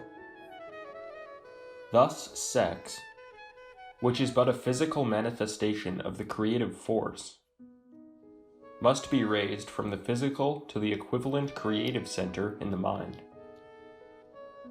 This transformation of seed into power, as it is called in The Secret of the Golden Flower, is the process by which those who have detached themselves from the sway of the senses produce the creative energy required for crossing the stream. That is, the rebirth of the personal into the impersonal. Hence the foolishness, for it is no more or less of wasting this force in unproductive ways. To quote again from the same work, the fool wastes the most precious jewel of his body in uncontrolled pleasures and does not know how to conserve the power of his seed. When it is finished, the body perishes. The holy and wise men have no other way of taking cares of their lives except by destroying lusts and safeguarding the seed. For the seed is the source of power, and when transmuted into higher forms, provides the dynamic flow of life in which to move towards enlightenment. In the new condition of consciousness, once more review the self, and see with clearer eyes how most of our difficulties arise from thinking of ourselves as separative units, whereas the notion that our little life is a separate independent unit fighting for its own hand against countless separate independent units, is a delusion of the most tormenting kind. So long as we thus see the world and life, peace broods far off on an inaccessible pinnacle. When we feel and know that all selves are one, then peace of mind is ours without any fear of loss. So long as we have this fear of loss, we may know that we still cling to the great heresy, the existence of a separated self. Only when the fetters of this illusion begin to fall will the pilgrim begin to see that in foregoing self the universe grows I. Having learnt that to one whose intuition is awakened, the voice of paradox is clearer than any reasoned argument, the student may return to the mighty saying, I am not, yet I am. Here, in the minimum of words, will be found the alternative paths to self-perfection, to slay the not-self or to become the self. The Southern school of Buddhism prefers the former. Indian philosophy stresses the latter, while Mahayana Buddhism combines the two. As already pointed out, whether one says of the lower, separative, personal self, this is not I, or of the spiritual, impersonal, universal self, I am, is surely a matter for each student to decide. Whether the selfish, grasping I be so reduced by meditation and self-discipline that it no longer offers resistance to the flow of cosmic life, or whether the higher spiritual self will be so progressively expanded that in the end it is commensurate with all creation, is surely a matter of choice and not of argument. Yet more unkindness and lack of understanding have arisen over this pair of opposites than any other doctrine save the nature of reality. Wherefore meditate once more upon that mighty saying, I am not, yet I am. There is, however, a subtle danger in cultivating the self. The East knows the meaning of self too well to fall into the trap, but the West, as yet in its spiritual infancy, may fail to distinguish sufficiently between the higher and lower aspects of our complex being, and glorify the personality instead of the impersonal life force which is no man's property, and thus produce instead of greater selflessness an overwhelming egotism. Herein lies the value of the method so strongly advocated by the Southern school, of systematically denying selfhood to the lower vehicles, by which method, even though it be one-sided, the taint of egotism is not only avoided, but more easily removed. The meditation on the higher third. The solution to the paradox of self, however, will never be found by merely regarding such pairs of opposites as complementary. This superficial view has led to a serious misunderstanding of the Buddha's doctrine of the middle way. As Dr. Barua pointed out in a lecture on the universal aspect of Buddhism, when two so-called finalities or ultimate truths come into conflict with one another, as asti with nasti, there must necessarily be a third to unify them in meaning without being identified with either. Buddha's term to denote this third is madhya, which in later nomenclature took rather the misleading form of Majjhima Patipada, generally rendered middle path. This tertium quid, or synthesis of duality, forms the apex of a triangle, thus producing stability out of tension. It is at once independent of, yet arising from correlative opposites, and forms with them a trinity which is the metaphysical basis for all the trinities found in every religion and philosophy. And indeed, wherever there is a pair of antitheses in relationship.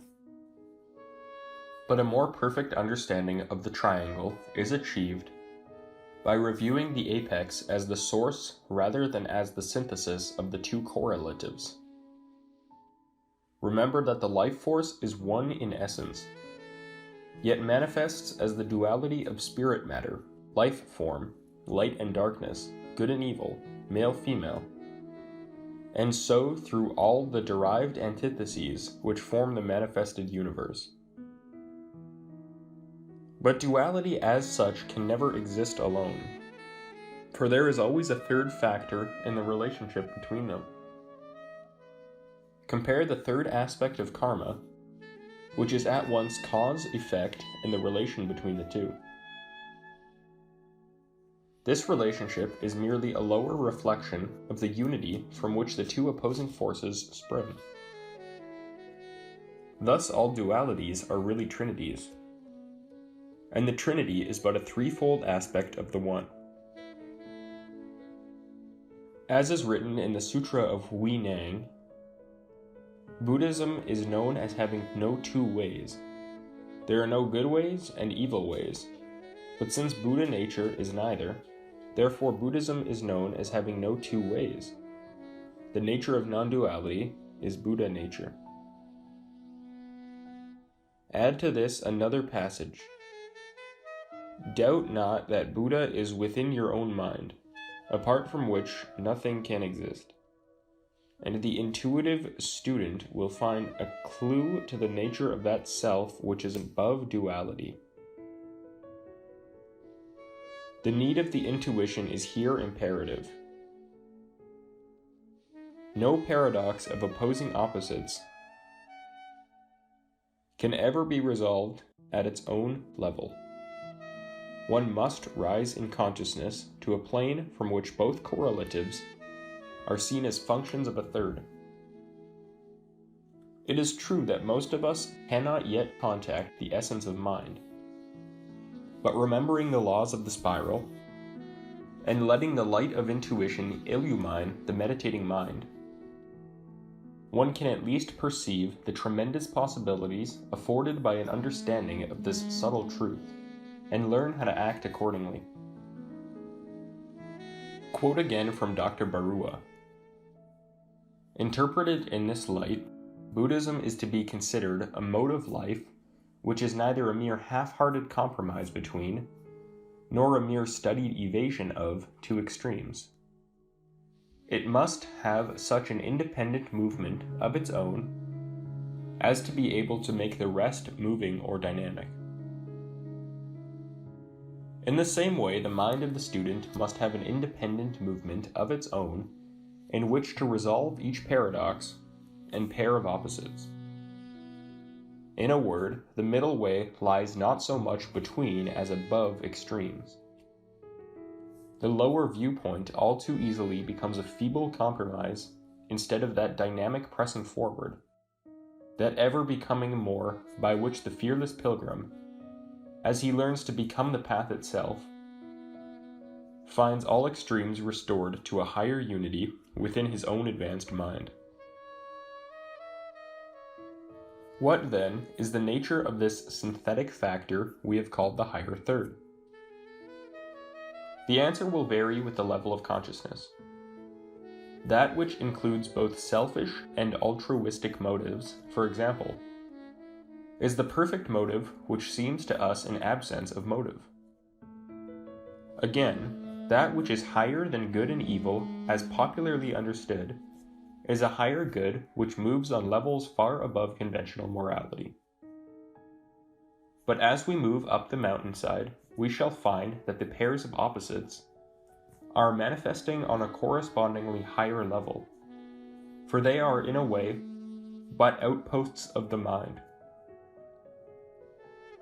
It follows that the higher third will seem to evolve correspondingly, until we reach in time a position where the supreme antitheses, which appear as complementary cosmic forces, know no higher synthesis than the absolute which includes them all. Once more apply the analogy of the spiral and strive to understand, for a grasp of this principle is as necessary as it is difficult. The search for the impersonal. Applying these principles to the subject of self, the student will find that the paradox of the self and not self can only be solved from the viewpoint of a unifying third. This doctrine certainly applies in resolving the conflicts which torment the psychologically unsound. In his commentary on The Secret of the Golden Flower, Dr. Jung, in speaking of the conflict between the conscious and the unconscious, says, "I always worked with the temperamental conviction that in the last analysis there are no insoluble problems. An experience has so far justified me in that I have often seen individuals who simply outgrew a problem which had destroyed others. This outgrowing revealed itself on further experience to be the raising of the level of consciousness. Some higher or wider interest arose on the person's horizon, and through this widening of his view, the insoluble problem lost its urgency. It was not solved logically in its own terms, but faded out in contrast to a new and stronger life tendency. It was not repressed and made unconscious, but merely appeared in a different light, and so became different itself.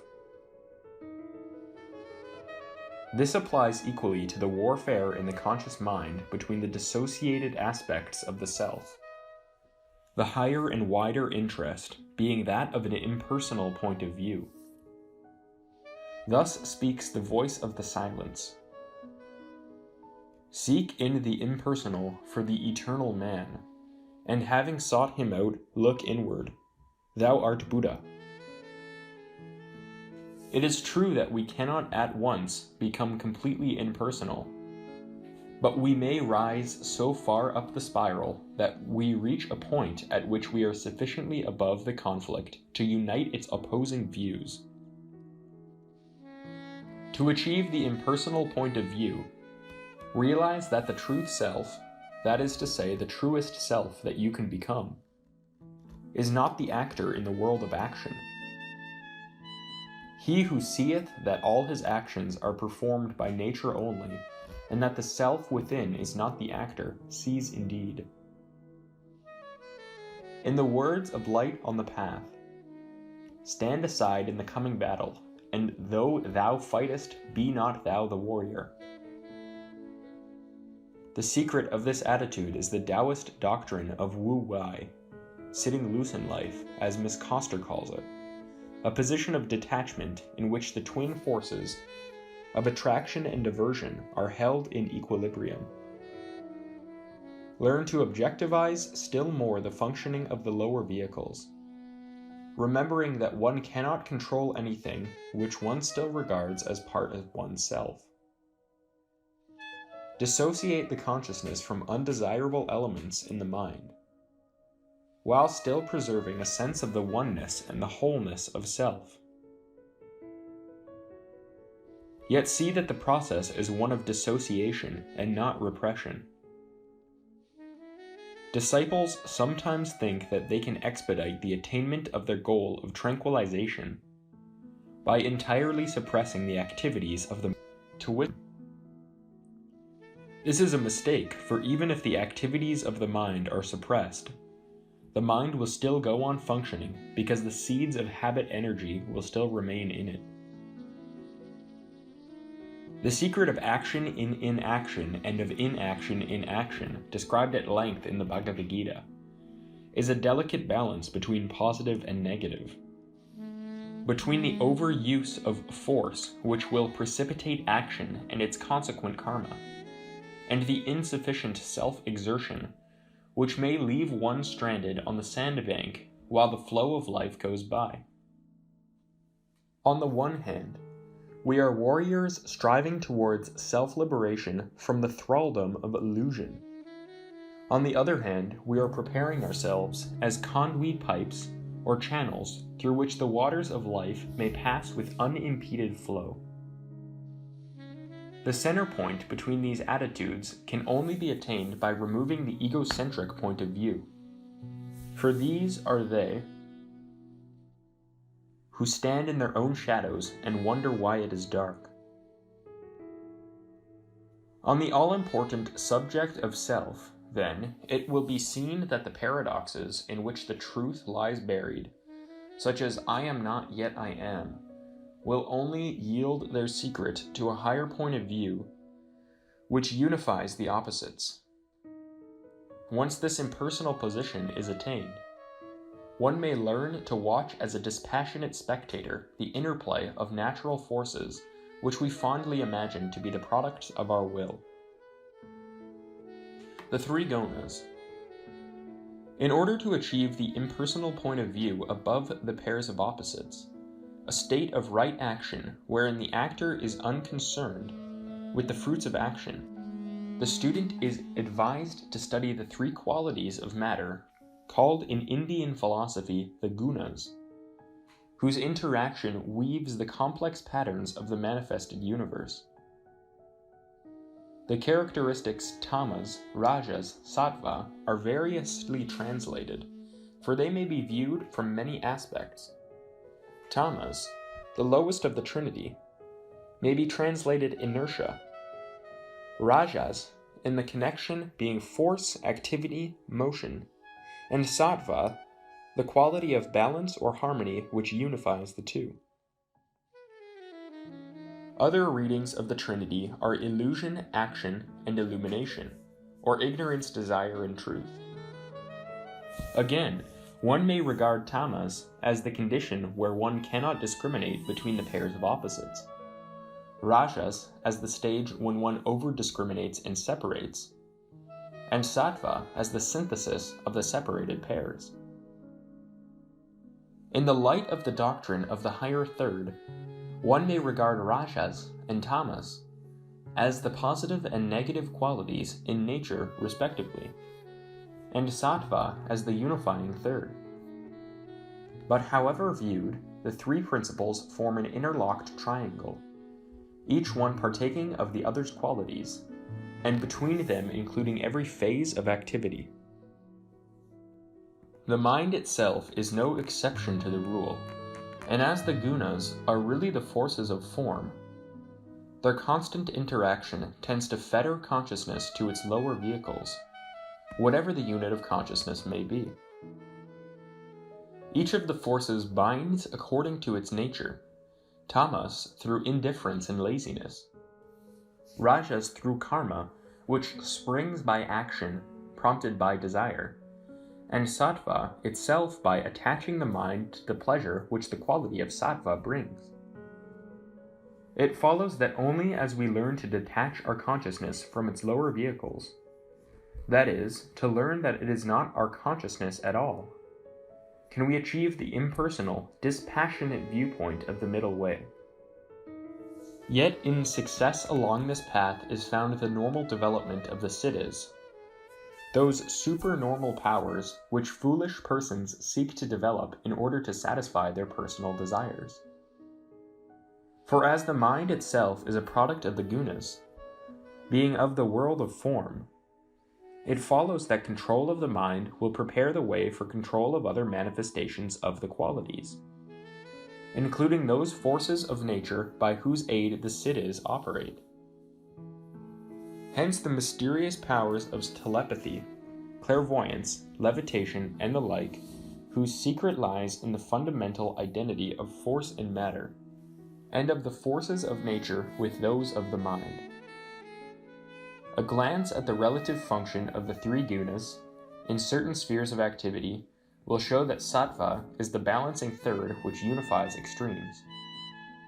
To quote from the 18th chapter of the Bhagavad Gita, know that the wisdom which perceives in all nature one single principle is of the sattva quality.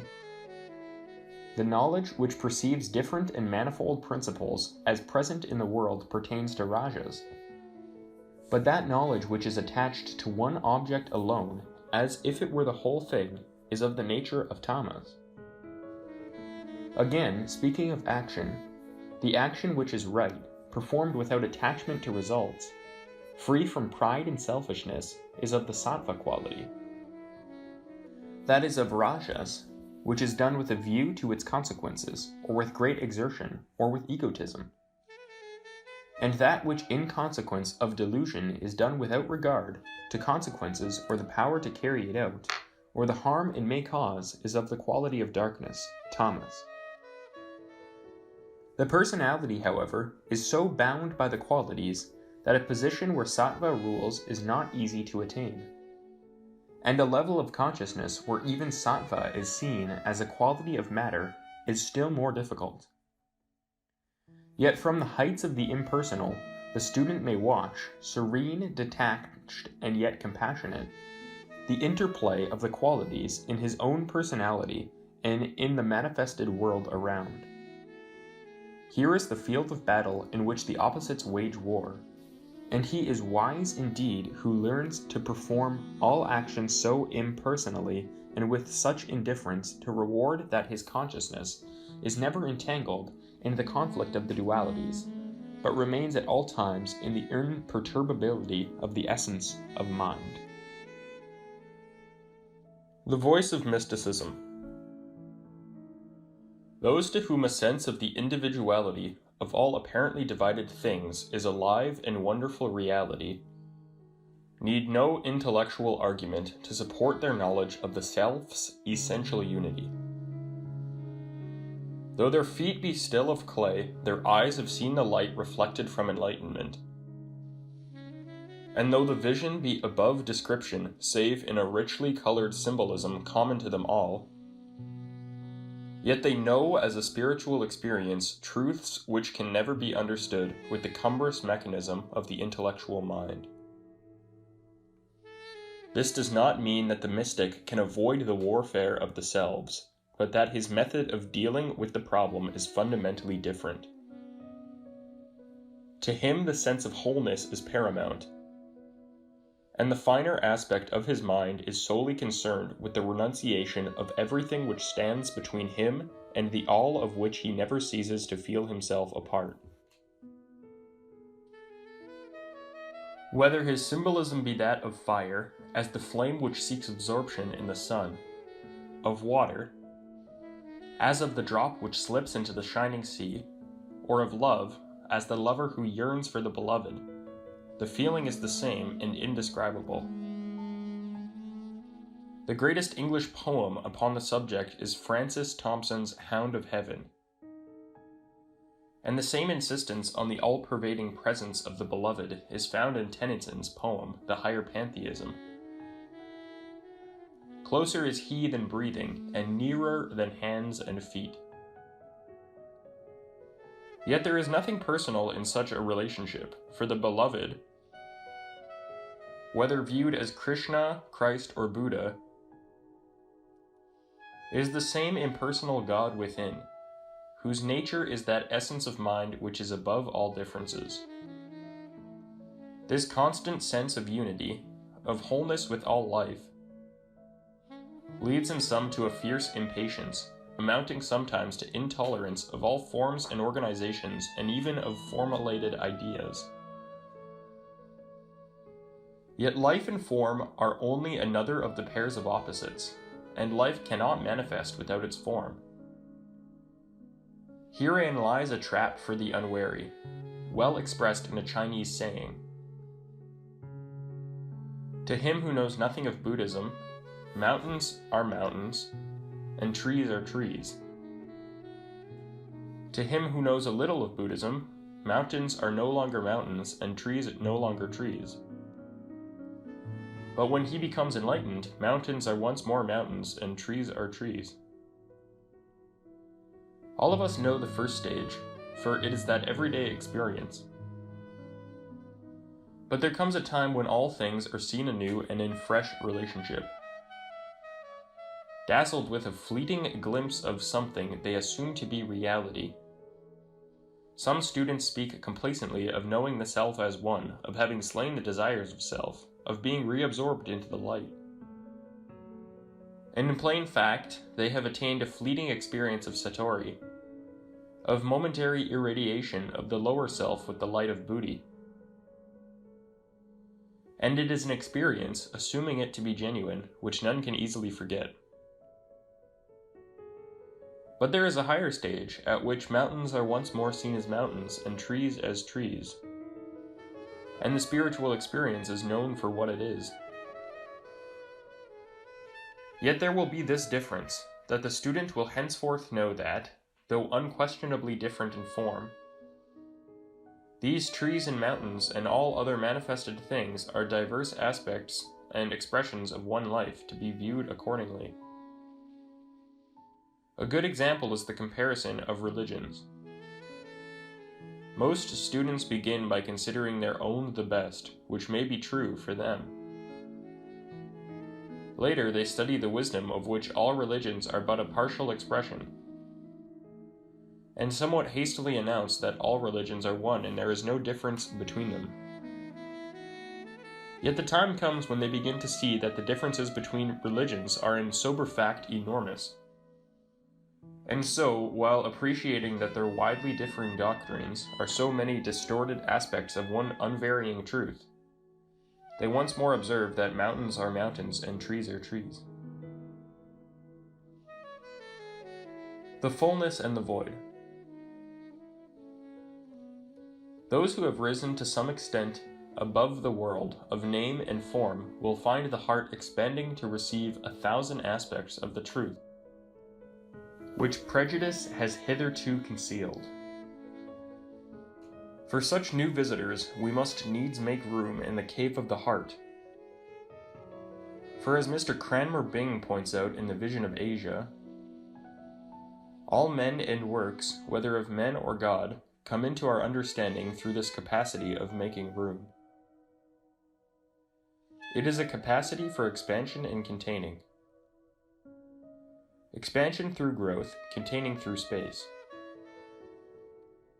The microcosm of man approaches the macrocosm of God through fullness of life and experience, through knowledge acquired and works accomplished, but it also approaches him through emptiness, through its power to cast out whatever is useless or redundant, through the space that it makes within itself for the incoming of the tidal waters of life. Thought is both fluid and tidal. It flows outward from us into the world of life and is expressed in waves of rhythm, in tumult of discord, in billows of passion, in ripples of laughter, and at rare moments in wordless depths of feeling. And life surging without and around us gives back in full measure according to our capacity to make room and receive. Some students who have reached an appreciation of this tide of life complain of a sense of fullness of new understanding which, though a source of joy, yet shatters their peace of mind. They do not realize that an equanimity, so easily disturbed, is not of the substance of eternity, and is no loss. Others, and they are more common, speak of a feeling of emptiness, of a constantly increasing vacuum which is as constantly refilled. Here the student who has meditated on the self will perceive the dual process of attainment, that of becoming more and more the self, or less and less the not-self, reflected in his mind. Whether one grows by a sense of fullness which slowly fills the universe, or by an ever-increasing vacuum which merges in the void, the result is the same and indescribable. Taoists know that of the two opposites, space is more valuable. As the following quotation from Okakura, taken from the Vision of Asia, testifies, Lao Tzu claimed that only in vacuum lay the truly essential. The reality of a room, for instance, was to be found in the vacant space enclosed by the roof and walls themselves. Vacuum is all-potent because all-containing. In vacuum alone, motion becomes possible. One who could make of himself a vacuum into which others might enter would become master of all situations. There is deep psychological value in this final phrase. The man who can without hesitation accept each circumstance and absorb it into himself has robbed it of its power to affect his mind. This involves a considerable degree of selflessness, and the ability to crush out instantly all emotional reaction of like or dislike, together with all thoughts of consequences, good or evil, to oneself. The happening, grave or trivial, must be seen for what it is, yet instantly accepted. All intervening processes of thought must be at once dropped, for the erection of such barriers at the doors of mind prevents an entrance into the vacuum above described. This instantaneous acceptance stifles at birth all trace of worry, hope, or fear, and is a long step on the road to the control of circumstances, for henceforth between oneself and the circumstances, no feeling of duality is permitted to arise. The same applies to one's attitude to other individuals. On meeting a fellow being, there is an instantaneous reaction of like or dislike, and an equally spontaneous mental criticism.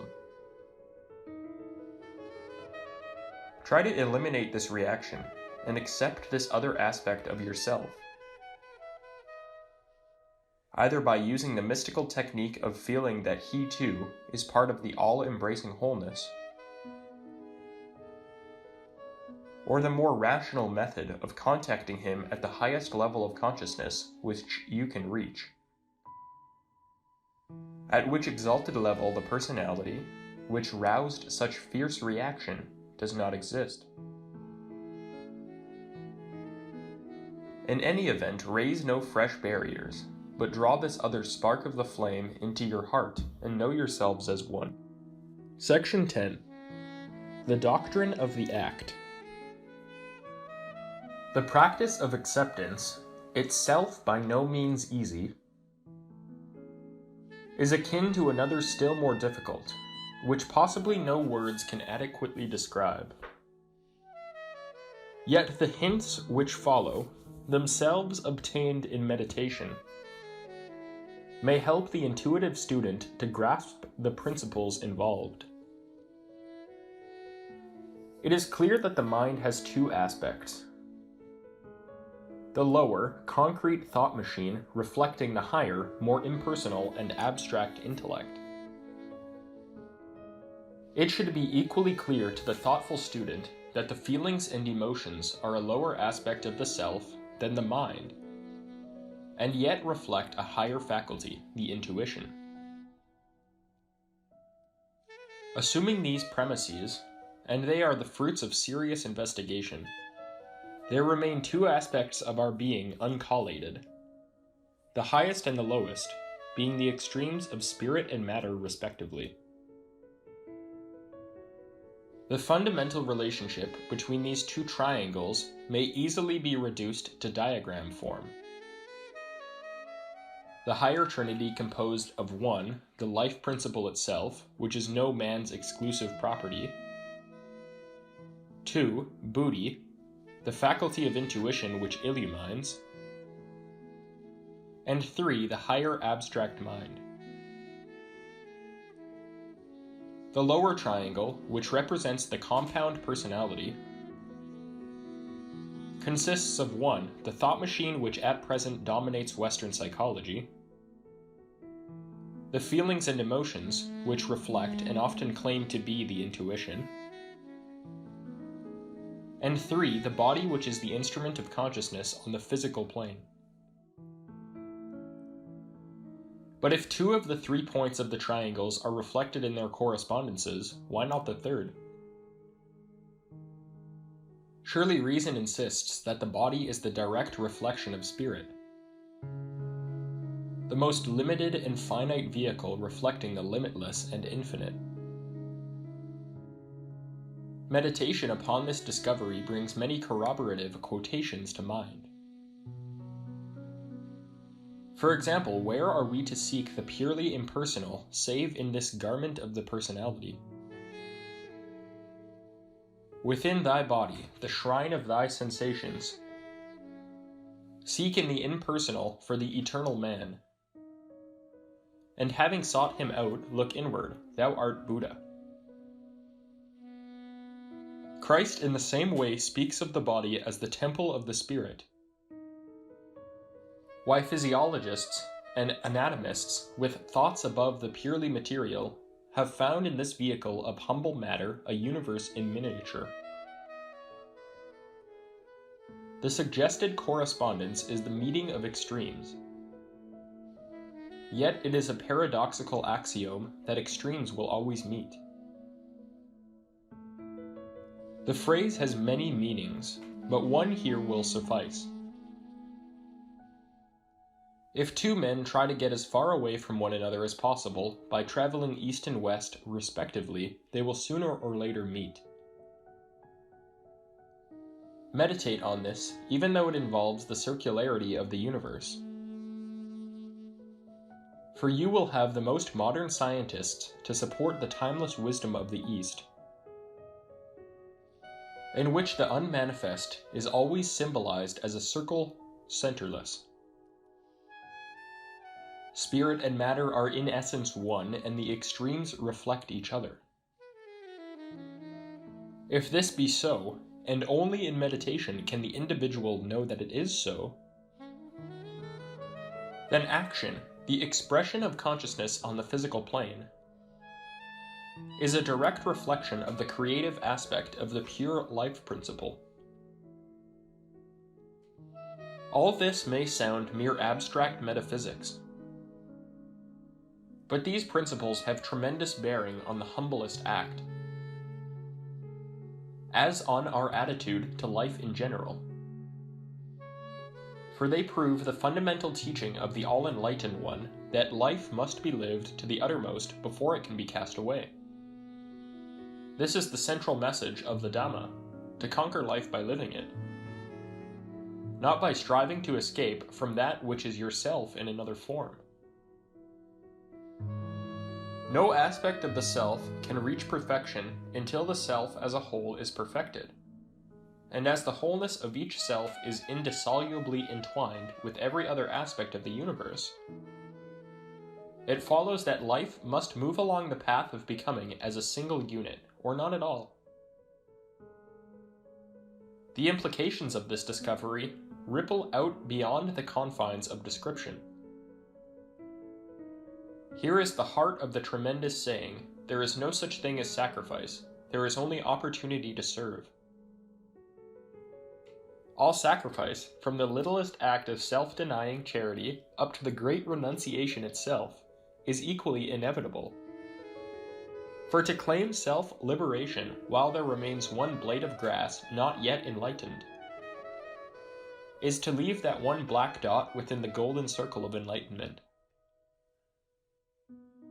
Herein lies the spiritual tragedy of those who strive for self-liberation without the motive of doing so the better to enlighten all mankind. Such persons truly reach enlightenment only to find in it the sentence of their own damnation. For the self they have saved is their own self. And between them and the wholeness, they must one day consciously re-enter lies a gulf of suffering which few men have attempted to describe. The Dhamma, then, is a way of living, not a way of escape from life, a way of right action in which each aspect of the self, from highest to lowest, is fused in conscious unity. It follows that Buddhist meditation, so far from being escapist in its aim, is a positive, dynamic method for achieving this self-synthesis. Then what is the perfect act? It may be described as the right man using the right means at the right time and without motive, in action purposeless. Consider these factors separately. There is the right man for each act. As the Bhagavad Gita points out clearly, there is danger in another's duty. And the wise man does not lightly assume responsibility until he is satisfied that it is rightly his. On the other hand, it is equally unwise to shirk responsibility offered for one's acceptance. For it is a sound principle that when a task presents itself as needing doing, it is right to do it unless a more suitable person intervenes. The wise man follows the middle way between the two extremes, neither desiring nor repelled by action, but acting as occasion requires, impersonally. It is pointed out in The Secret of the Golden Flower that if the wrong man uses the right means work in the wrong way. It is equally true that if the right man uses the wrong means, he will be wasting power and possibly producing troublesome consequences. Experience alone will teach the student what is, in all the circumstances, the right means of action. And though at first the choice involves a conscious deliberation, the time will come when in the perfect act the choice is unerring and instantaneous. Most thinkers know that time is an illusion. But we live in a world of relative values. And to our limited consciousness, the changing panorama of manifestation appears as an ordered sequence, as a constant flow. As is said by the Buddhist Lama in Talbot Mundy's Om, time is a delusion. All is the eternal now. But in a world in which all is a delusion, of which time is a controlling element, there is a proper time for all things. We cannot mount the camel that has passed us, nor the camel that has not yet come. This is the true interpretation of the Taoist doctrine of inaction. It is not, as some scholars seem to think, doing nothing. It is rather the doctrine of the right opportunity,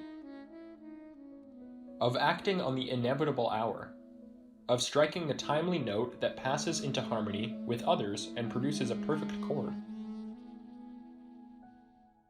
As was said by the Taoist sage, Chuang-Tzu,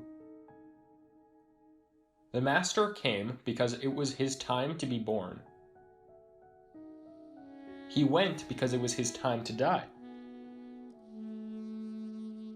For those who accept the phenomenon of birth and death in this sense, lamentation and sorrow have no place. Just as there is a tide in the affairs of men which, taken at the flood, leads on to fortune, so there is the unique and perfect moment for the commission of each act. He is wise indeed who studies the subtle rhythm of events and learns to act accordingly. An action motiveless. It has been said that the perfect act has no result. This means, of course, that the perfect act is performed so free from personal considerations that in the law of compensation it does not rank as an act performed by that individual. Nor is it indeed performed by an individual. Rather, it is more correct to say there was a performance of the act. Yet such impersonality can only be achieved by action. We must use action to achieve non-action, purpose to arrive at purposelessness. This may be done by learning to rest the mind on a central, neutral point between the opposites. This is the Laya center of Eastern philosophy. the gate through which the unmanifest passes into and back from the manifest. This is what is meant in the Sutra of Hui Nang when the patriarch says, "If we allow our thoughts, the past, the present, and the future, to link up in a series, we put ourselves under restraint. On the other hand, if we let our mind attach to nothing at all times, and towards all things, we gain emancipation. For this reason, we take non-attachment as our fundamental principle. The advantage of this habit, however imperfectly acquired, is pointed out in Instruction of Japanese Fencing, quoted in Dr. D.T. Suzuki's third series of essays in Zen Buddhism. What is most important is to acquire a certain mental attitude known as immovable wisdom. This wisdom is intuitively acquired after a great deal of practical training. Immovable means the highest degree of mobility, with a center which remains immovable. The mind then reaches the highest point of alacrity, ready to direct its attention anywhere it is needed. Such action springs from will, using the term to denote the highest source of spiritual energy as distinct from personal desire. Will is here the voice of the unconscious, in the sense that Dr. Suzuki uses the term. The unconscious evolves silently through our empirical individual consciousnesses, and as it thus works, the latter take it for an ego soul, free, unconditioned, and permanent. But when this concept takes hold of our consciousness, the really free activities of the unconscious meet obstructions on all sides. To remove the restrictions, we must remove the thoughts of self, in order that the creative energy of the unconscious may flow into action without let or hindrance. It is true that the same outward result may be produced by the victory of the more violent desire, as by the use of the will, while the disinclination to get up can be drowned by a heated struggle in which the imagination pictures in glowing colors the advantage to be gained by rising immediately. The same result can be brought about by deleting all pictures, by acting at once and not stopping to think. In this first case, the lock is as it were forced. In the other, the mechanism is placed in perfect alignment and the key turns noiselessly. Action which springs from will is instantaneous, and knows no intervention of emotion or thought. Describing the secret of Japanese painting, Dr. Suzuki says, "The brush must run over the paper swiftly, boldly, fully, and irrevocably, just like the work of creation, when the universe came into being. As soon as a word comes from the mouth of the Creator, it must be executed. Delay may mean alteration, which is frustration. Or the will has been checked in its forward movement. It halts, it hesitates, it reflects, it reasons, and finally it changes its course. This faltering and wavering interferes with the freedom of artistic mind. It equally interferes with the freedom of our spiritual activities. From will to act, there must be perfect alignment of energy. A flash of force from highest to lowest, unhindered by the intervention of the personality. As Cranmer Bing says in The Vision of Asia, knowledge and experience are wise counselors. But the time comes when we must set aside the counsels of deliberation and act only through the urge from within. Here is the parting of the ways when the false self developed by accretion from without is dissolved, and the true self of divine growth and spiritual adventure takes its place.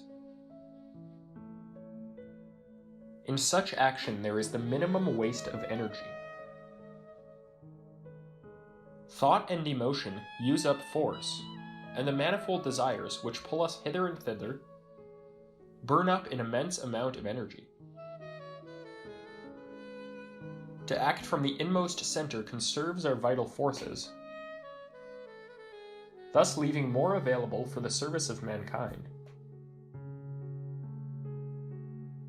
If all these arguments are sound, and experience will prove them so, then every passing moment is as important as it is unique. It follows that to move through life with one's mental eyes upon a far horizon is to be in danger of failing in the duty at one's feet. Nor does this imply a concentration upon passing trivialities. For to the wise man there is nothing large and nothing small.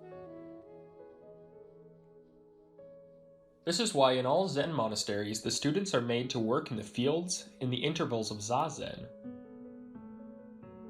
that is, seated meditation, and in numerous cases they achieve in the fields that spiritual insight called satori which they failed to find in the meditation hall. After all, to concentrate one's every faculty upon some physical act itself destroys personality. As a student wrote, if one is trying to do something really well, one becomes, first of all, interested in it, and later absorbed in it, which means that one forgets oneself in concentrating on what one is doing. But when one forgets oneself ceases to exist, since oneself is the only thing which causes oneself to exist. In brief, impersonal action lifts out of the personality into the realm of action purposeless. Yet do not be misled into thinking that the doctrine of the act is no more than the due performance of the next task to be done. This, it is true, is the superficial meaning of the Chinese story of the street cleaner. I asked a poor street cleaner, "What is the most important work in the universe?" Looking up, he replied, "Why, cleaning this street." There is a far deeper meaning here. Return once more to the diagram already visualized, and remember that action is spirit immediately manifest. Now visualize the sequence of events, and remember that they only manifest as sequence owing to our limited consciousness. What follows? Surely that were one single act to be performed quite perfectly, we should have risen above the personal, with its limitation of time and place and consequence. In other words, we should have snapped the chain. Section 11. The Jhanas. The Jhanas. Having appreciated the importance of action as a mode of enlightenment, and thus reduced the risk of being lost in a cloud of abstract doctrine, the student will be ready for a series of exercises which raise the level of consciousness to heights hitherto undreamed of. These different levels of consciousness are found in many languages and many forms. Even the number differs, but one may glean from the Pali Canon a definite series of 8 jhanas, 4 lower and 4 higher, which correlate with the equivalents in Mahayana Buddhism. Jhana, the Pali form of the Sanskrit dhyana, passed into China as Chan and thence Japan as Zen. It is therefore not surprising to find these exercises used alike in Northern and Southern Buddhism, though not always in the same way. The English language has no equivalent for jhana. Rapture and ecstasy are commonly used, but both connote to Western minds an emotional rather than a truly spiritual experience. While Mrs. Rhys Davids' musing falls far short of a state which is much too dynamic for such a negative and feeble word. It is better to seek for no equivalent, but to regard the jhanas as progressive expansions of consciousness, in which the fetters of thought itself, as well as our false ideas on life and matter, are dispersed by the rays of enlightenment. The first jhana is described by the Bhikkhu Silakara as a state of mind from which, for the time being, is banished all desire for the pleasurable and delightful, all craving for anything unwholesome, anything making for bondage to the things of sense. In this state, however, there is retained the faculty of taking up a subject of reflection and of dwelling upon it, turning it over and considering it at length. In a word, the ordinary processes of intellection remain active, their working being accompanied by a feeling of pleasure at this temporary release from the thraldom of attachment to objects of sense delight. In the second jhana, the mind gradually grows more still. Earth and its preoccupations become remote and take on a strange unreality. Sometimes there may even be the sensation of the aspirant's body being suspended in space, with abysses of stars above and below, remote from the haunts of men. The mind, still self-conscious, grows sure of itself, and progresses with a sure step.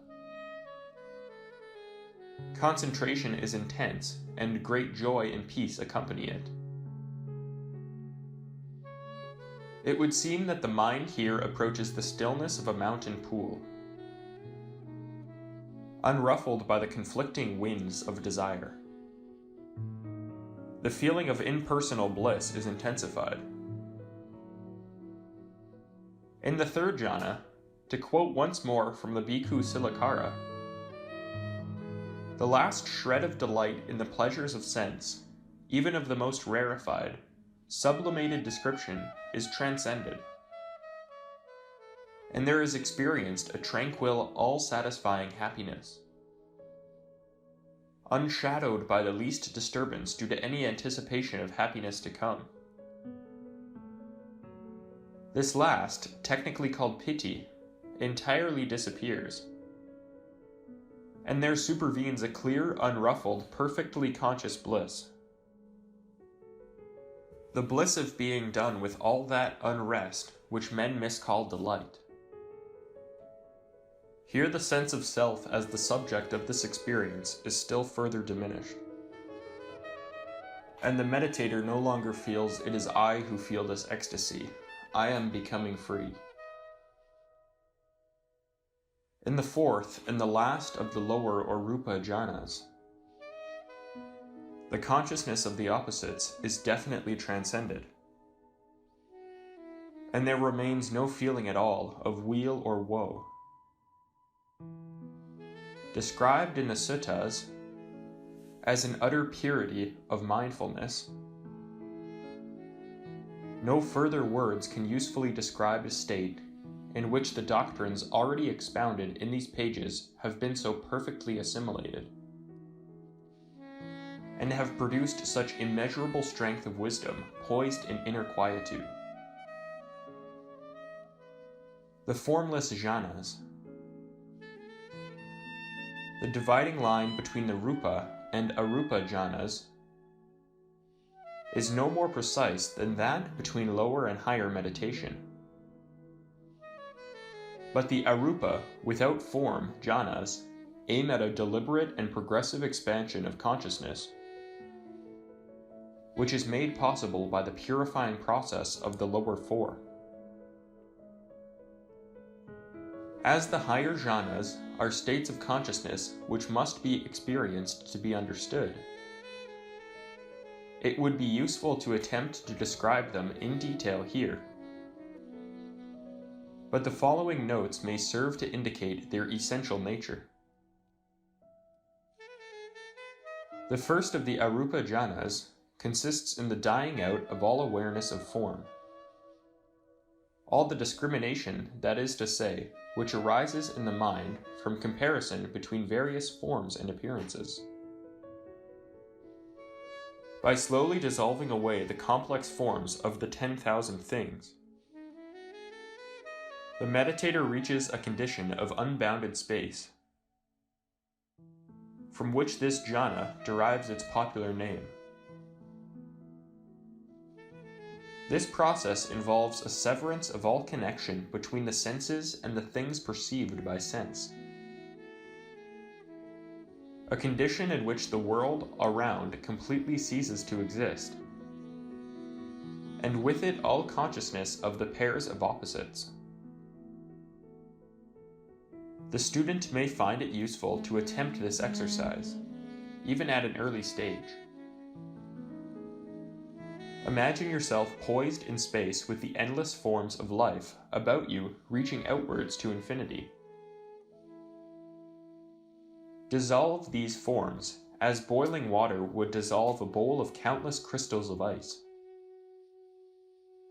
And there will only remain a sense of infinite space, filled utterly with infinite life unfettered by outward forms. From such a tremendous dissolution of forms, one only will be left: in the center.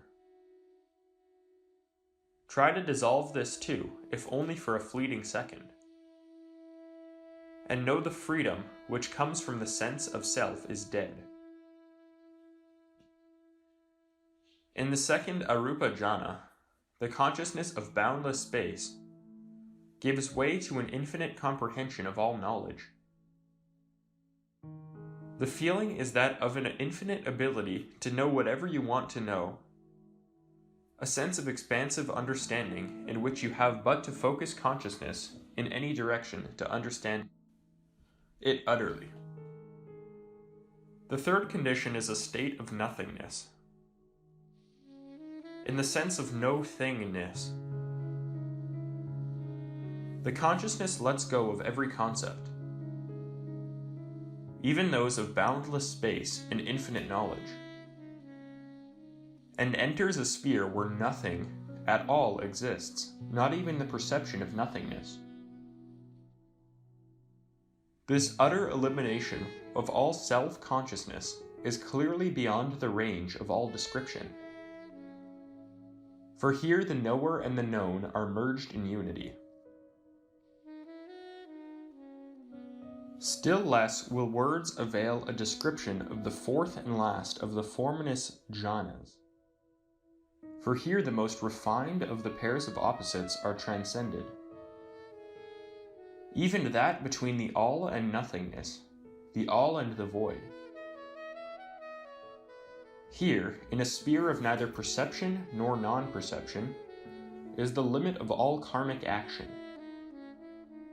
the state of samadhi, which is the final stage of the Noble Eightfold Path.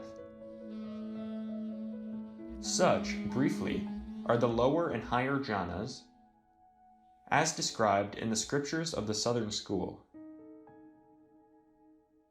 It will be seen that they range from a state of calm meditation, in which the clamor of the senses is for the moment stilled, to a condition of consciousness which the average mind can scarcely imagine, much less attain. A genuine student should constantly abide in the first of the rupa, or lower jhanas, during meditation, while not a few will find themselves in the second. The third, however, is beyond all but the most exceptional Western minds, save as a very rare and momentary experience. But consistent effort will bring nearer the time when these occasional glimpses are more permanently sustained. The remaining steps will for most of us be trodden in lives to come. Yet once more use the analogy of the spiral, for it illustrates the way in which even these higher stages may be dimly understood, and even to some extent practiced by the humblest student, though their final meaning must await more perfect development. Meditation with and without seed. The lower and higher groups of jhanas correspond to some extent with meditation with and without seed. In the meditation with seed, the mind uses a definite object, even though it must be an abstract ideal, as the focus of consciousness. In the meditation without seed, there is no such focus point, either objective or subjective, and it is therefore, perhaps, more accurate to include such experience under the heading of contemplation. In meditation with seed, even though the meditator succeeds in stilling the waves of thought and feeling, thus making of his mind a mirror in which true wisdom may be seen, yet these suppressed ideas and feelings remain as tendencies which will reappear in the mind with the intensity of consciousness when it is removed. These are the seeds of habit energy referred to in the Lankavatara Sutra, described as seeds in that they will reproduce themselves in the mind until such time as they are forever destroyed. In the higher realms of consciousness, these former objects of attention lose their power to germinate, and hence to entangle consciousness in the realm of form. The student must therefore sooner or later learn to drop all seed, however tenuous in form, for only so will the mind arrive at the vacuum of self-perception, which precedes enlightenment. The pause in the silence. The student who has raised his consciousness above the limitations of the thinking mind, who has freed himself, at least in meditation, from the grosser forms of self-illusion, and who has attained some measure of control over the faculty of enlightenment, must now prepare himself for a further spiritual adventure, contemplation. But between meditation and contemplation, there lies a state of consciousness not easily described. It comes at the moment when the seed is dropped. Yet before consciousness is attuned to contemplation without seed, it is an emptiness which is at the same time positive, a fierce, dynamic reaching up of consciousness which, having achieved its utmost heights, waits poised in pure expectancy. Mrs. Besant says in an introduction to yoga, "It is the emptiness of alert expectation, not the emptiness of impending sleep. If your mind be not in that condition, its mere emptiness is dangerous. It leads to mediumship, to possession, to obsession. You can wisely aim at emptiness only when you have so disciplined the mind that it can hold for a considerable time to a single point and remain alert when that point is dropped. The center in the midst of conditions, as it is described in The Secret of the Golden Flower, is at once the crown of all previous effort and the prelude to greater victories to come. It is a hovering stillness in the silence of a seeming void. A void which will only be filled when subject and object, the knower, knowing, and the known, are merged in unity. But before considering the nature of contemplation, it will be useful to examine the aims and methods of Zen meditation. Section 12. Zen Meditation. Zen is unique. It therefore defies classification and makes description all but impossible. Reference to the works of the late Dr. D.T. Suzuki will tell the student as much as may be known of the history, aim, and special methods of Zen. But the rest is silence and a finger pointing the way. The word is a corruption of the Chinese Chan, which comes from the Sanskrit word dhyana, the Pali equivalent of which is jhana, already familiar to students of this manual. Zen and the jhanas, however, have this difference, that the latter are stages of consciousness achieved in definite succession, while Zen is known as the sudden school. To the extent that Zen is a method, it is that of a vigorous advance up the mountainside, without recourse to the well-worn but far longer paths which ultimately reach the same enlightenment. Yet consequences spring from causes, and the achievements of Zen meditation are no less the outcome of lengthy self-development for the fact that they appear with startling suddenness. Nevertheless, while other methods of self-liberation favor a slow, unceasing process of development, Zen leaps upward toward the sun. The dominating factor in the Buddha's life was his enlightenment. It follows that all scriptures, doctrines, services, modes of living, and methods of meditation must be judged by the sole criteria: do they or do they not produce enlightenment? Herein lies the secret of Zen, of its maddening paradoxes and scorn of the conventional, of its fierce impatience with all formulated views and doctrines, and the curious and sometimes violent methods used by masters to assist their pupils to break free. What then are the teachings of Zen? The following is an oft-quoted summary. A special transmission outside the scriptures, no dependence upon words or letters. Direct pointing to the soul of man, seeing into one's own nature. In the first proposition lies a secret beyond the scope of this enquiry. A truth explained is a truth no longer true. Words limit, distort, confuse. They are the necessary currency of intellectual thought, but Zen is beyond the intellect. Thereafter, reason ceases to hold sway, and the only means of communication is paradox and symbol, and the silent communion of enlightened minds. The highest truths can never be contained in the scriptures.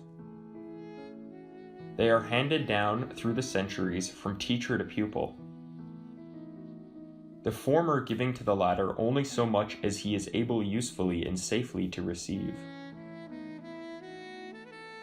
Zen masters claim that the Buddha's inmost teaching has been handed down by this imperishable means, this special transmission outside the scriptures being the very heart of Zen. It follows that no rational method of teaching will suffice to hand on the secret of enlightenment. The master strives to arouse in his pupil a realization of his own essential nature, and all communication must therefore pass between the intuitive levels of their two minds. without recourse to the distorting mechanism of rational and therefore rationalizing thought. Hence the irrational methods of instruction, in which the most absurd, apparently irrelevant, and often violent phrase or gesture is justified so long as the pupil is thereby freed to the least extent from his own entanglements. The last three phrases of the foregoing summary will become clearer as this brief exposition proceeds. They are based on the fact that all manifestation is, in the ultimate analysis, illusion. The essence of life being tathata, suchness, a fullness which is at the same time a void. But each minutest form of life is the universe in miniature. And in attaining enlightenment, each living thing obeys the command, become what you are. That is to say, look inward, thou art Buddha.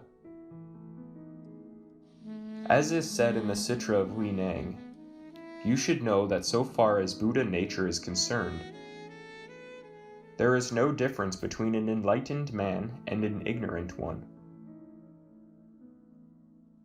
What makes the difference is that one realizes it and the other does not.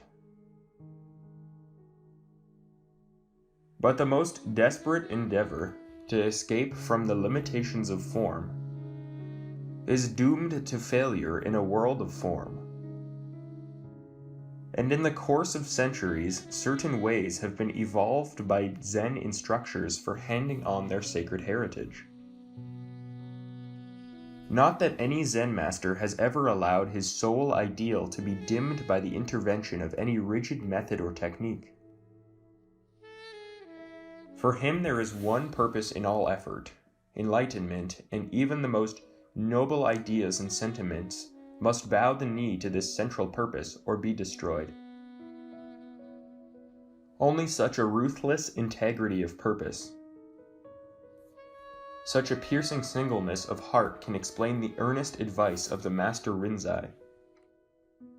Inwardly or outwardly, if you encounter any obstacles, kill them right away. If you encounter the Buddha, kill him. If you encounter the Patriarch, kill him. Kill them all without hesitation, for this is the only way to deliverance. Do not get yourselves entangled in any object, but stand above, pass on, and be free. Once again, one is reminded of the advice in the voice of the silence. The mind is the great slayer of the real. Let the disciple slay the slayer. The intensely practical and dynamic nature of Zen explains its lasting effect on the culture, philosophy, and social structure of Far Eastern nations. It may be this direct simplicity which appeals so much to Westerners.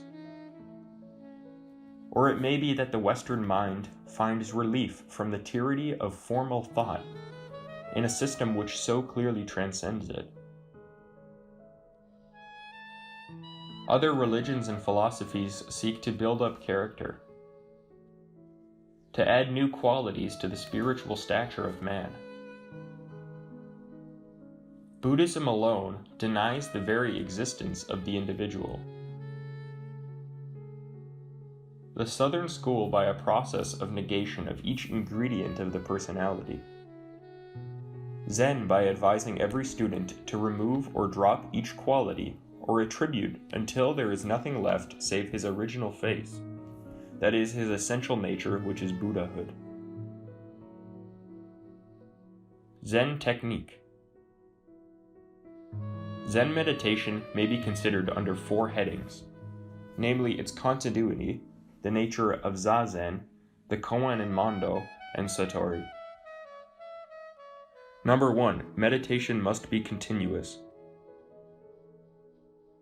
As already pointed out in this manual, the most concentrated meditation will have poor results unless the effort be continuous. At the same time, Japanese Zen has achieved a happy compromise between the claims of the householder life and that of the recluse. For whereas it is obvious that one cannot fully concentrate on a koan while doing a day's work in an office or factory, yet there are far more persons who wish to obtain the benefits conferred by Zen meditation and discipline than can arrange to abandon all worldly ties and permanently enter a monastery. Most Zen monasteries, accordingly, contain at any given time not only permanent residents, but others who have entered for a specified period, ranging from several months to a mere weekend. During this period, however short, the visitors and permanent residents share the same discipline, outdoor work, and hours of meditation. Such a practice, and it is on the increase in Japan, will probably prove the Western answer to a growing need, someplace outside the town where one may retire for a definite period for meditation and self-discipline before returning, refreshed and purified in mind and body, to the duties of daily life. At the same time, the habits of mind engendered by the regular periods of deep meditation will prevail in the midst of worldliness,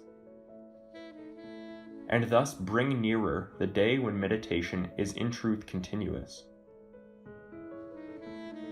Number 2, Zazen, literally Zen sitting, is the name given to the sedentary aspect of Zen meditation, as distinct from the constant attitude of mind which is ultimately acquired. In all Zen monasteries, the monks sit together in the meditation hall, each upright on his own cushion, and meditate upon the subject given them separately by the Rashi, the Zen master. There are definite intervals for rest and exercise, and each monk periodically visits the master to report his progress, if any, and perhaps to receive a new koan. In these interviews, words are used but sparingly, for the master can perceive by the merest glance or gesture whether the pupil has grasped the meaning of the koan given him. No understanding of Zazen, however, is complete without appreciating that it forms but part of the daily round. The motto of Zen monasteries is no work, no eating, a direct challenge to those monastic orders whose members live on charity. Zen masters have always proclaimed the sanctity of manual labor, and strive to make each monastery self-supporting. Such insistence on manual work as part of the day's routine keeps the body as fit as the mind, prevents laziness and idle introspection, and keeps alive the ideal of applying at once the principles of truth obtained in meditation. As Dr. Suzuki points out, if Zen did not put faith in acting its ideas, the institution would have long before this sunk into a mere somniferous and trance-inducing system, so that all the treasure thoughtfully hoarded by the masters in China and Japan would have been cast away. The fact is that if there is one thing that is most emphatically insisted upon by the Zen masters as the practical expression of their faith, it is serving others, doing work for others, not ostentatiously, indeed, but secretly, without making others know of it. Number 3, the koan and mondo. Just as Zen is unique in the world of Buddhism, so is the koan unique in Zen. Its nature is best understood by considering its origin. When a message is newly given, its hearers are revitalized by the dynamic qualities of the message itself. As the years and centuries go by, a process of contraction and hardening sets in, and succeeding masters of the message find difficulty in keeping its dynamic qualities alive. Concept begins to replace direct experience. The life is enmeshed in the gathering toils of form. Hence the koan as a means of handing on to the reality of that direct experience which is alone enlightenment. What the koan proposes to do is to develop artificially or systematically in the consciousness of the Zen followers what the early masters produced in themselves spontaneously. It also aspires to develop this Zen experience in a greater number of minds than the master could otherwise hope for. To my mind, it was the technique of the koan exercise that saved Zen as a unique heritage for Far Eastern culture. A koan is a word, phrase, or saying which defies intellectual analysis and thereby enables the user to burst the fetters of conceptual thought. It is the product of experience and of experience alone. All koans are the utterances of satori with no intellectual mediations. Hence their uncouthness and incomprehensibility. The Zen master has no deliberate scheme on his part to make his statements of satori uncouth or logically unpalatable. The statements come forth from his inner being. As flowers burst out in springtime, or as the sun sheds its rays. Therefore, to understand them, we have to be like flowers or like the sun. We must enter into their inner being. In order, therefore, to understand a koan, we must reproduce in ourselves the same conditions of consciousness as gave it birth. Here are a few examples. Two hands, when clapped, make a certain sound. What is the sound of one hand clapping?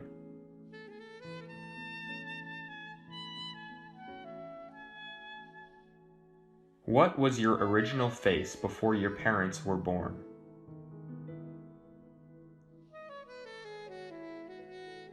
All things may be reduced to the one.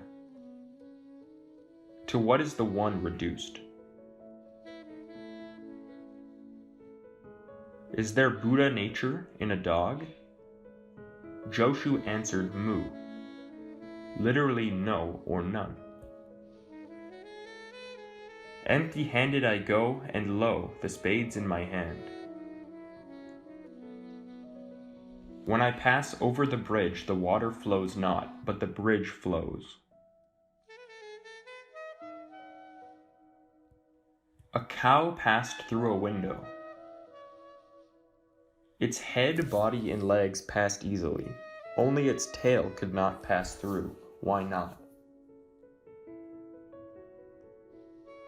Why are such koans given?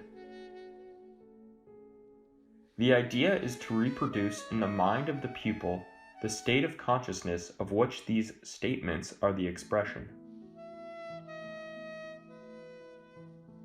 At their own level, they are not problems at all. And it follows that by raising one's consciousness high enough, the problem is thereby solved. The koan is thus a means and not an end. It is a tool to be used and discarded. A raft to be used in crossing the stream, then left behind. A koan has no answer which can be written down. for such would at once degrade it to the level of the intellect. The koan is a signpost or clue to a state of consciousness in which alone the answer abides. Its purpose is therefore to work up an ever-increasing pressure of searching and contriving, which leads in time to a state of intellectual bankruptcy. Then, when the process of thought can go no further, the student must summon the courage to abandon all, leap over the precipice, and find in the death of thought the birth of enlightenment. The process of letting go is essential. So long as the student clings to the intellect, the world of enlightenment will remain closed. Each spark of life must sooner or later free itself from the complex structure of thought within which a higher faculty has been slowly brought to birth. The caterpillar weaves a cocoon in which to achieve its fundamental change. But before it can enter the world of light, it must needs abandon the chrysalis. Yet there is no question of weak passivity in this letting go. Zen meditation calls for an iron determination and indomitable will. Yet this dynamic intensity of purpose is quite compatible with an inner quietude. In the words of the voice of the silence, both action and inaction may find room in thee. Thy body agitated, thy mind tranquil. Thy soul is limpid as mountain lake. The fact that this effort is so intense and so continuous involves an element of danger. The change from intellectual to intuitive processes throws great strain upon the brain. As H.P. Blavatsky once said, the brain is the instrument of waking consciousness, and every conscious mental picture formed means change and destruction of the atoms of the brain.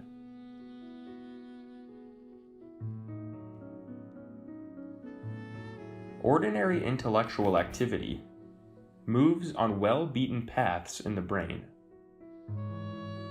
and does not compel sudden adjustments and destructions in its substance. But this new kind of mental effort calls for something very different: the carving out of new brain paths, the ranking in different order of the little brain lives. If forced injudiciously, it may do serious physical harm to the brain. The use of a koan. The process is thus threefold. First, the mind is concentrated on the koan until the intellect is utterly exhausted, and as it were, burnt out. Then comes a pause, a suspension of all function in a nameless emptiness, a severance of every tie, a letting go. Then only comes the answer, a flash of understanding, which, according as it is partial or complete, shatters or merely loosens the fetters of conceptual thought. Few achieve this level without an effort which exhausts the personality. As a Zen master said, unless you have been thoroughly drenched in perspiration, you cannot expect to see a palace of pearls on a blade of grass. No barriers can stand against this tremendous spirit of enquiry. They do but strengthen the indomitable will to know. the fact that all great masters have been willing to give themselves up, body and soul, to the mastery of Zen proves the greatness of their faith in ultimate reality, and also the strength of their spirit of inquiry, known as seeking and contriving, which never suspends its activity until it attains its end. The Mondo is a rapid exchange of question and answer between master and pupil. In many cases, as in Joshu's Mu, the answer is itself a koan. In other cases, the question and answer must be considered as a whole. Here are some examples. A monk asked Joshu, "What is the one ultimate word of truth?" Joshu replied, "Yes." Another monk asked another master the same question. The reply was, "You make it two. What is myself? What would you do with a self? What is Tao? Usual life is very Tao. How can we accord with it? If you try to accord with it, you will get away from it. All things are such as they are from the beginning. What is that which is beyond existence? Your statement is quite plain. Why ask me?" Note how the answer throws the question back into the questioner's mind, where alone a solution may be found. Note too how homely and practical the answers seem when compared with those which a lesser mind might give. Would the seeker after the ultimate word of truth be the more enlightened by an answer couched in abstract principles? Such answers do but echo those of the Buddha as recorded in the Pali scriptures, where again and again we find that he refused to answer in words a question which could only be answered by inward experience. Zen answers are but one remove from the Buddha's noble silence. The Mondo cuts off speculation, stills the intellect, and calls on a higher faculty. Provided this is the result of the answer, its form is immaterial. One knows so well the mind which asks about it and about, and cannot see that the answer will still be about the question, and not a means to enlightenment. Hence the resort by certain masters to astonishing methods of tearing open this cocoon of argument. If a blow is likely to crack this shell of intellectual doubt, it is promptly given, and a shout or grimace may have the same effect. Zen masters are equally famous for their unconventional sermons. Here, for example, is one in its entirety. If you have a staff, I will give you one. If you have not, I will take it away from you.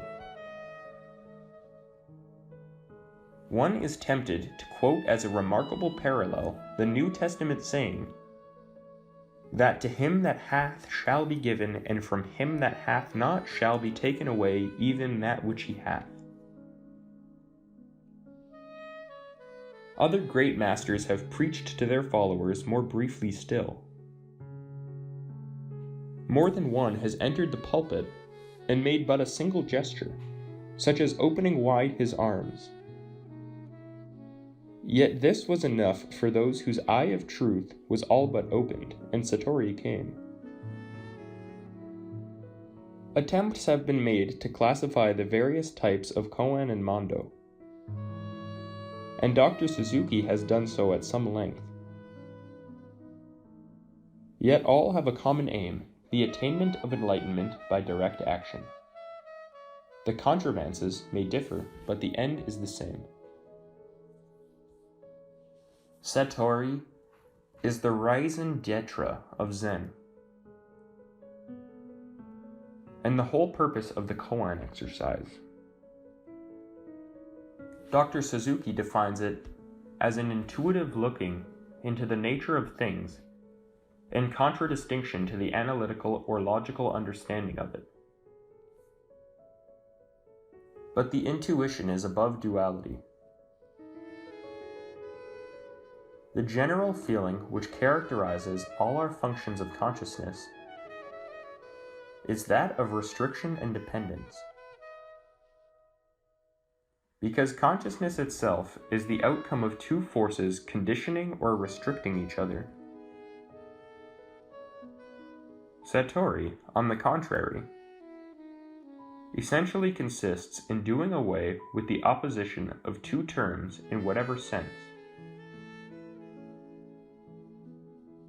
Hence the tremendous statement of Zen masters that manifestation, the wheel of samsara, is itself reality,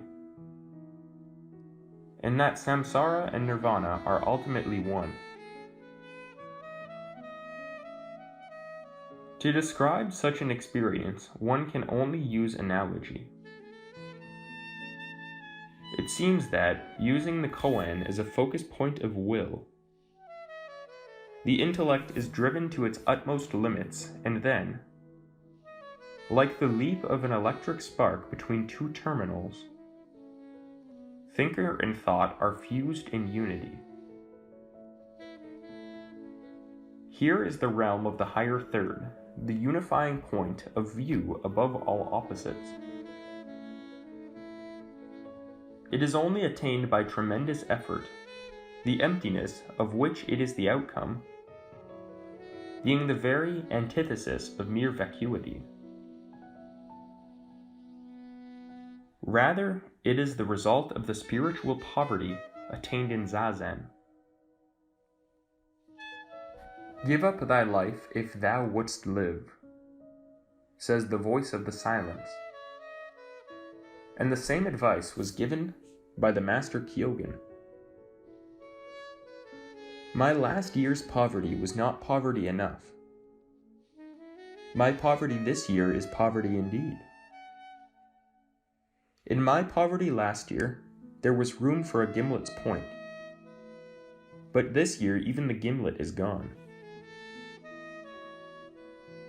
Yet the fullness of Satori, which ensues upon the utter emptiness, which is the achievement of Zazen, is a fullness without limit, a fusion of the spark with the flame, of the individual with the universal consciousness.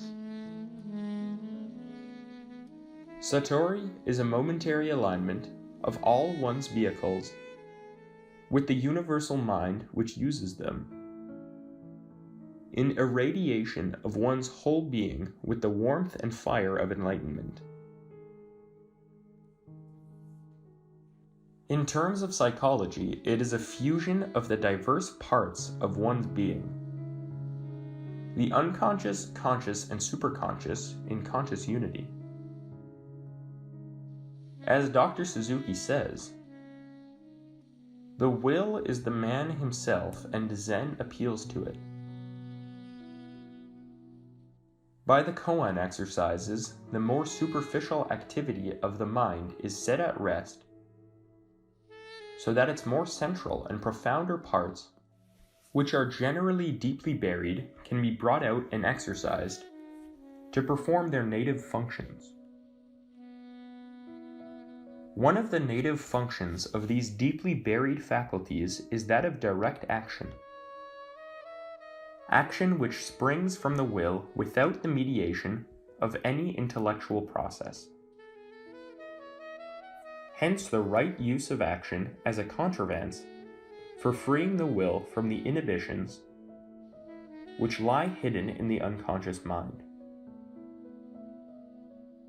A monk complained to the master Bokuji and said, "We have to dress and eat every day. How can we escape from all that?" The master replied, "We dress, we eat. "I do not understand you," said the questioner. "Then put your dress on and eat your food," was the reply. In the light of these observations, the purpose of koans may become more clear. Thus many of them, for example Joshu's mu, are designed to raise the consciousness above duality by denying every predicate, positive or negative, concerning the object under review, thus pointing the way to direct experience. To assert that the Buddha isn't a dog or to assert that he is not are both inadequate assertions, for both admit a distinction between two things which are not two but one. Again, speaking of the sound of one hand, Professor Pratt says, "It is not a sound nor a sensation, but a state of mind. A sound is made by something which is in relation to something else, as the first sound made by the two hands. In the absolute, there are no relations and distinctions. The attempt to hear the sound of one hand is merely one of the many ways of bringing the pupil to this realization.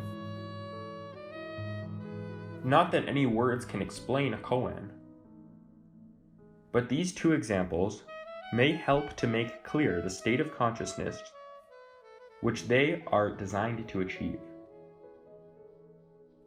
There are many degrees of satori, ranging from a flash of intuitive understanding to full enlightenment. Presumably, the different grades of koan collate with the grades or levels of satori. As ever harder koans are solved, the unconscious more and more invades the conscious mind, and the personal self is jettisoned in favor of an ever-widening point of view. As the koan gets more difficult and deeper understanding fills the mind, the claims of humanity begin to predominate until the individual consciousness is merged in the universal mind. Then only is the unconscious of the individual and the unconscious of the universe made one, and self, bereft of any abiding place, dissolves into nothingness. Beware of false satori, for the toils of illusion grow more subtle as we tread the path, and much that is claimed as a wondrous spiritual experience is only fantasy. The stranger who enters a new land may be easily deceived by appearances, and there is no end to the self-induced illusion which the seeking mind will manufacture to achieve its end. Yet the tree is known by the fruit, and the touchstone of satori is its effect on character. The effects of satori. In the opinion of Dr. Suzuki, the opening of satori is the remaking of life itself. It is a spiritual rebirth, a return to the child state in the sense of an utter honesty of thought and speech, and a simple directness of action. These are the indications of satori, together with a width of vision and an inner quietude which come from genuine experience. The effects of character will naturally reflect the degree of satori attained. A mere glimpse of the higher world may leave but a memory.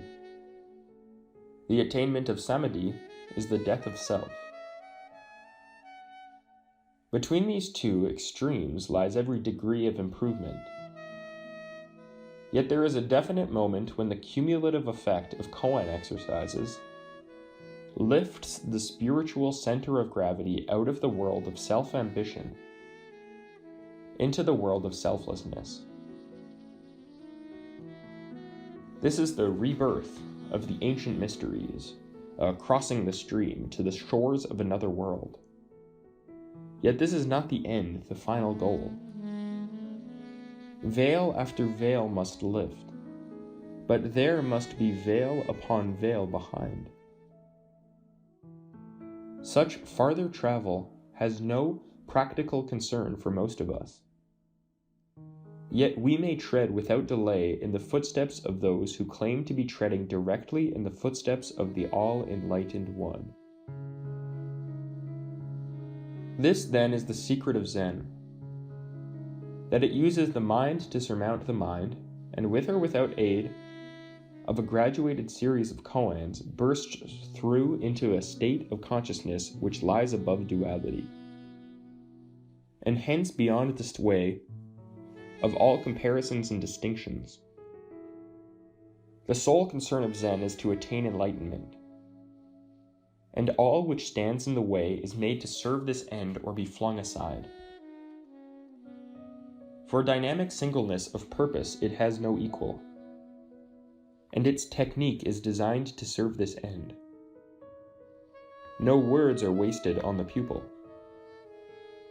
The goal is pointed out to him, the obstacles made clear, the rest is silence and a finger pointing the way. Section 13. Contemplation.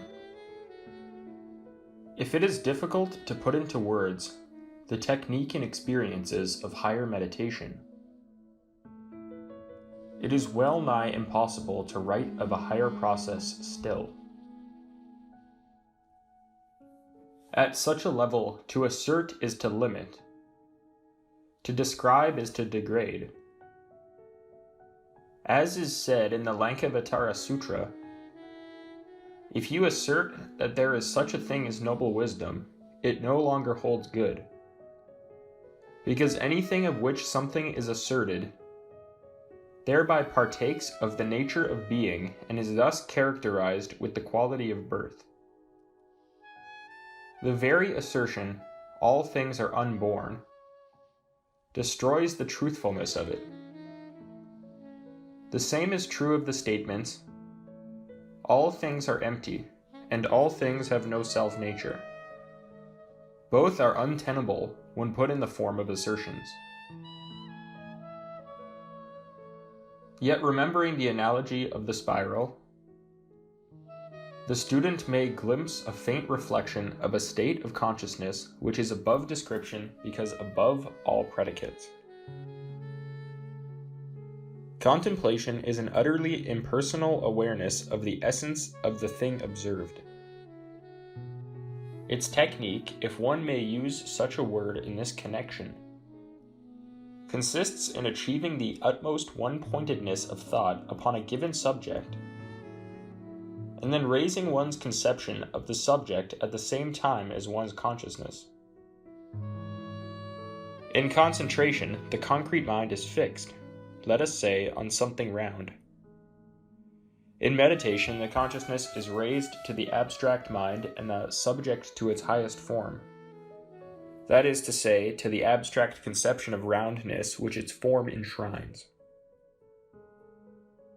In contemplation, the consciousness becomes completely impersonal, a focus of attention upon a subject which is now perceived in its inmost essence bereft of any form.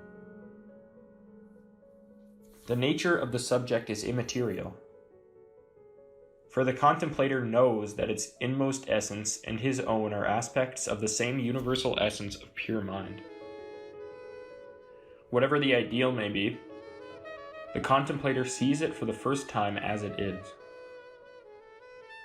Mystics speak of this condition as being face to face with the beloved, of gazing upon their own divinity. Others describe it as being poised in a world of infinite quietude before a subject which is no longer limited by form, but stands as a symbol of the not-self which is for the first time seen to be the ultimate self made manifest. In this condition, the inmost self of the contemplator is free to function on its own plane, having severed the bonds which fettered it to form.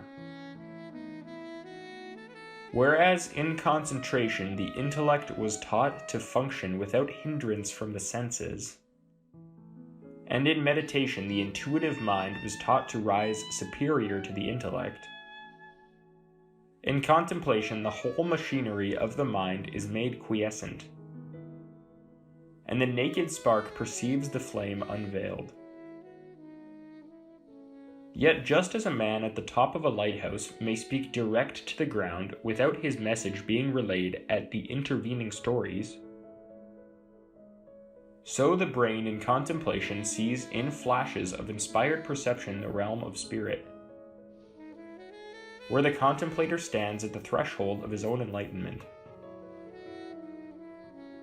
All intervening processes of thought are set aside. The insight of the wise who move about in the realm of imagelessness and its solitude is pure. That is, for the wise, all things are wiped away and even the state of imagelessness ceases to exist.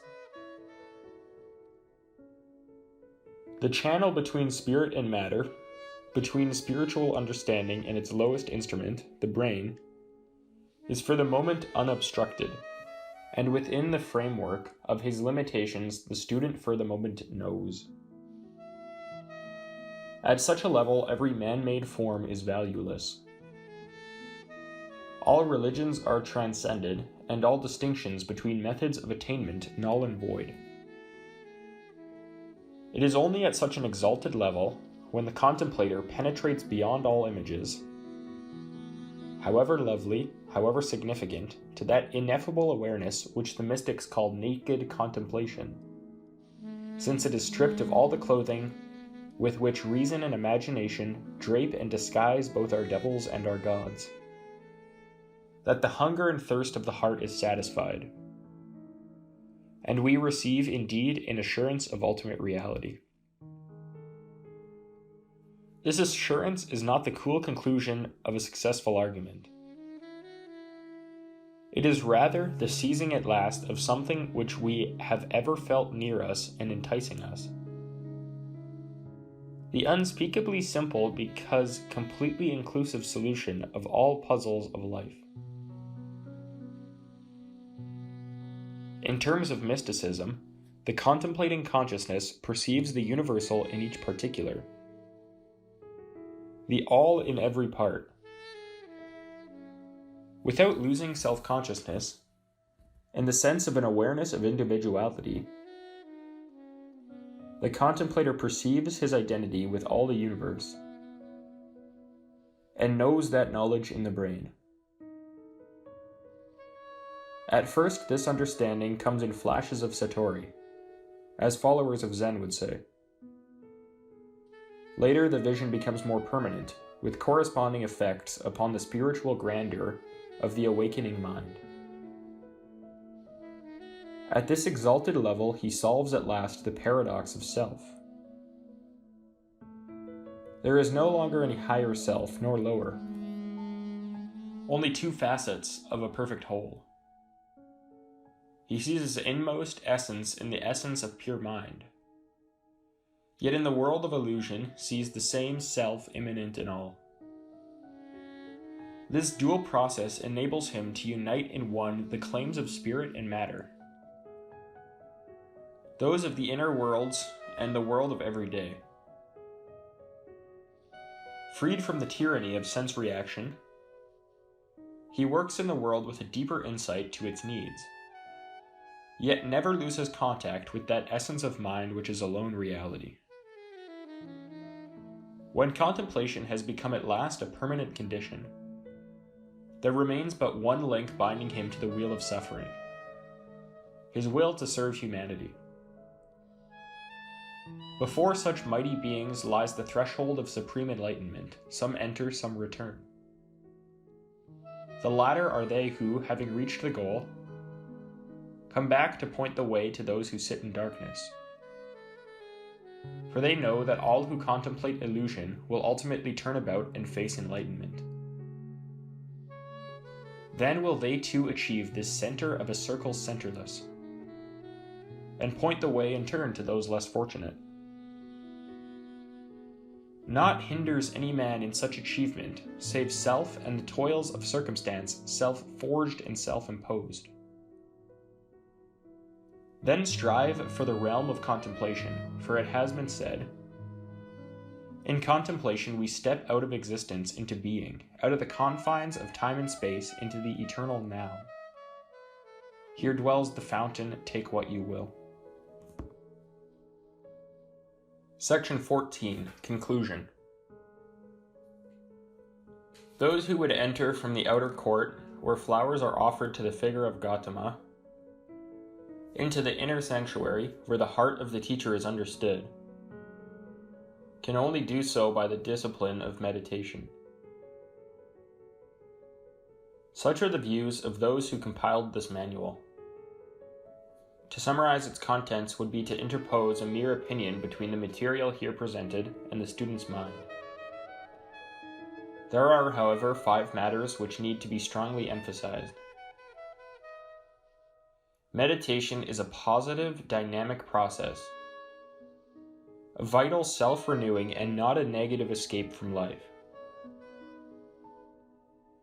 As the translator of The Secret of the Golden Flower points out, much has been taught the modern man in recent years about the hitherto unsuspected elements in his psyche. But the emphasis is all too often on the static side alone, so that he finds himself possessed of little more than an inventory of contents, the nature of which serves to burden him with a sense of wariness rather than to spur him on to master the problems that confront him. Yet it is precisely the need of understanding himself in terms of change and renewal which most grips the imagination of modern man. Morality is equally revitalized. The smug complacency of negative goodness is replaced by a living sense of eternal values, in which the will to do right outweighs the fear of doing what others may hold to be wrong. Whether one adopts the gentle methods of self-surrender as typified in Taoism, or the strenuous methods of self-conquest found in yoga, the same war must be waged and the same enemy overcome. Methods may vary with temperament, but the goal is the same for all. The fusion of all aspects of our complex being in a limitless, enlightened whole. The means must always be subordinated to the end. To stress the importance of method as foolish as concentration on the finger which points the way. Yet all religions in their scriptures, and all schools of self-development are only methods, and all alike are subject to the laws of form. They are born, they grow up, they grow old, they die. Truth alone is constant and the way to it, for all methods are only methods of this way. Zen is supreme in this respect, that it never loses sight of its essential purpose, the attainment of enlightenment. All methods, from a particular exercise to a particular religion, should be used as a craftsman uses different tools to create his masterpiece. He has his favorite tools for a particular purpose, but one and all, when they have served their purpose, are laid away. The sole and only use of any method is to acquire experience. And all discussions, books, and lectures are a futile waste of time unless they serve this end. The motive must be pure and definite, and the wise man sees that it is constantly reviewed. Of all the multifarious reasons why men and women meditate, just one is right. The genuine desire to achieve for all mankind, as well as for oneself, supreme enlightenment. No master will appear to guide the student's footsteps until he has trodden the preliminary stages alone. The Master M has made this clear. It is the common mistake of people that we willingly wrap ourselves and our powers in mystery. The truth is that till the neophyte attains to the condition necessary for that degree of illumination to which and for which he is entitled and fitted, Most, if not all, of the secrets are incommunicable. The receptivity must be equal to the desire to instruct. The illumination must come from within. To choose one's guru is itself most difficult, and few who lightly register themselves as pupils of the latest adept have any conception of what such a relationship implies. Such blind obedience to a man whose bold pretensions they are unable to examine is a self-entanglement in further fetters, making it yet more difficult to obey the Buddha's exhortation to work out their own salvation with diligence. The hallmark of the fake is the taking of money or the making of claims, and no genuine teacher will permit his followers to worship him. The hallmark of the genuine teacher, on the other hand, is a deep and genuine humility, and an all-pervading will to serve mankind. The duty to teach. Finally, remember that our growing knowledge must be shared with others still more ignorant. True, we have no right to force the truth on any man, but we have a duty to see that none shall walk in ignorance for want of our willingness to share with him such knowledge as we have. The Master K.H. speaks of the prime duty of gaining knowledge and disseminating through all available channels such fragments as mankind in the mass may be ready to assimilate. Nor is it of the least value to acquire knowledge for oneself alone. Just as the blood is the common property of every physical cell, so knowledge should revitalize each aspect of the universal mind. Be not afraid of casting pearls before swine. It is true that knowledge is power, and to hand it on is to assume the karma of its possible misuse. But the elementary principles of which the man in the street has such pathetic need are not so dangerous that we may not share them willingly wherever the genuine desire for this knowledge is made plain. Yet none will thank you for this priceless boon. All who have striven to offer truth to humanity have suffered persecution and vile abuse. There was a time when they were stoned to death by the multitude or burnt at the stake. Today they are attacked with no less fear-inspired savagery by the forces of so-called science and religion, and by the mass resistance of blind ignorance as brought to the focus by the press. As the Master K.H. wrote of the Brotherhood to Synod, the first and last consideration is whether we can do good to our neighbor, no matter how humble he may be.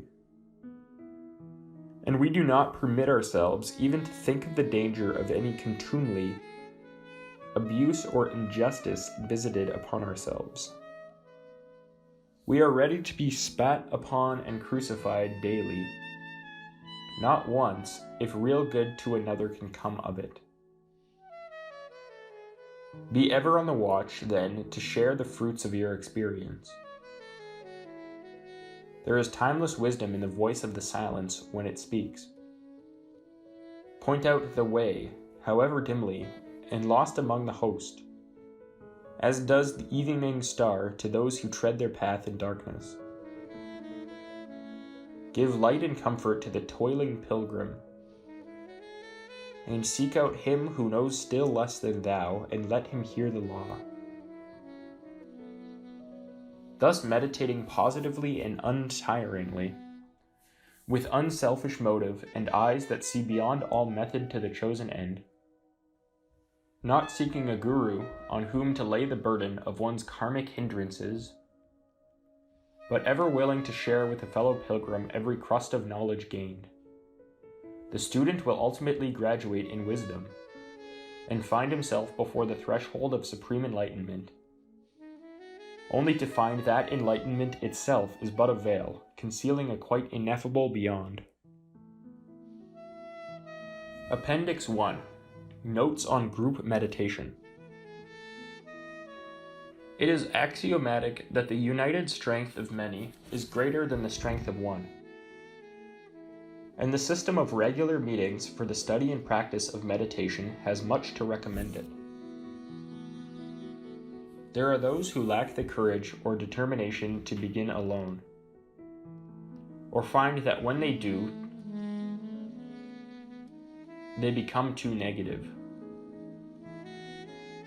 Again, there is always a gulf between the textbook and actual practice. Practical problems arise which the experience of other members of a group may help to solve. For in a group, the joint experience of the trials and errors of actual meditation are at the service of all. Finally, in a well-chosen and well-conducted group, there is a sense of genuine brotherhood, which is in itself a wonderful experience. The group may be one of three kinds: scattered, collected, or a mixture of both. If the members are scattered geographically, their collective work must consist of common times or subjects of meditation, and a system of correspondence by which the results are collected and placed at the disposal of all. Some groups, however, are partly scattered and partly accessible to a central meeting place. They thus consist of an inner circle of those who meet in the physical body, and a scattered remainder who keep in touch by thought and correspondence. Those less fortunate naturally tune in at the time of the meeting, just as those at the meeting link up in thought with every member wherever situate. The third type is of two kinds. There are a few groups in the West which are fortunate enough to have a leader qualified to instruct and guide the members in their search for higher experience. Such teachers are most rare, though of those who imagine themselves so qualified there is no end. Most groups, however, have no member qualified to act as teacher, and it is to this type that the following notes apply. The leader of the group, in the sense of the person conducting the meetings, should either be the person most obviously situable, or else be changed at intervals. This latter practice will quench any spark of jealousy, and accustom different members to the cares and responsibilities of leadership. Once the leader is elected for a certain period, he should demand and receive the utmost loyalty, and insist that any criticism of his leadership be spoken to his face. Only in such an atmosphere of mutual trust, respect, and goodwill can useful work be done in a group which is dedicated to spiritual things. Choice of members. The choice of members must be made most carefully. Each must be utterly sincere, determined to continue in the face of every difficulty, unselfish to the interests of the group without reference to his own, and unswervingly loyal. Furthermore, the members as a whole must harmonize, for a member, however advanced, who is out of tune with the others will wreck the group's activities. The members must be as the fingers of one hand, practicing genuine brotherhood the one with the other, and deaf to all gossip of each other's faults and feelings. The choice of subject. The subject chosen should be a saying, principle, or diagram rather than a collective calling down of higher forces. The latter is, needless to say, a far more powerful use of collective effort, for it builds a thought form on the inner planes which serves as a channel between the higher and lower levels of consciousness. Rightly formed, controlled, and used, such a thought form can be of enormous service to the group and its environment. But unless carefully controlled by someone with occult knowledge, it is better left unformed. What one has built, another may use, and there are evil powers as well as good beyond the realm of daily happenings. Even if the leader knows how to control the forces which pour through such a channel, it does not follow that each member can assimilate them. And the strength and profound effect of these forces must be experienced to be believed. Meetings. Meetings should be regular and at the same time and place. Every member should arrive punctually, letting nothing short of definite illness keep him or her away. On arrival, he should try to leave all worldly thought and worries outside the door. Once seated in the circle, he must remember that he has come to give and not to receive, to learn and not to show how much he knows. All group matters should be settled quite informally. Conventional procedure should be avoided and discussion reduced to a minimum. The meeting should then begin with a collective raising of consciousness above the personality, and a linking up at the highest level possible. Meditation on the chosen subject should be short and intense, 10 minutes being quite long enough for beginners. While meditating, each member should strive to sink his own self in that of the group. For this deliberate expansion of consciousness into that of a larger unit is one of the most valuable products of group meditation. It has been said, the group is the self of the altruist. The great man actually feels towards the group as the little man feels towards himself. The time will come when the group will be all humanity.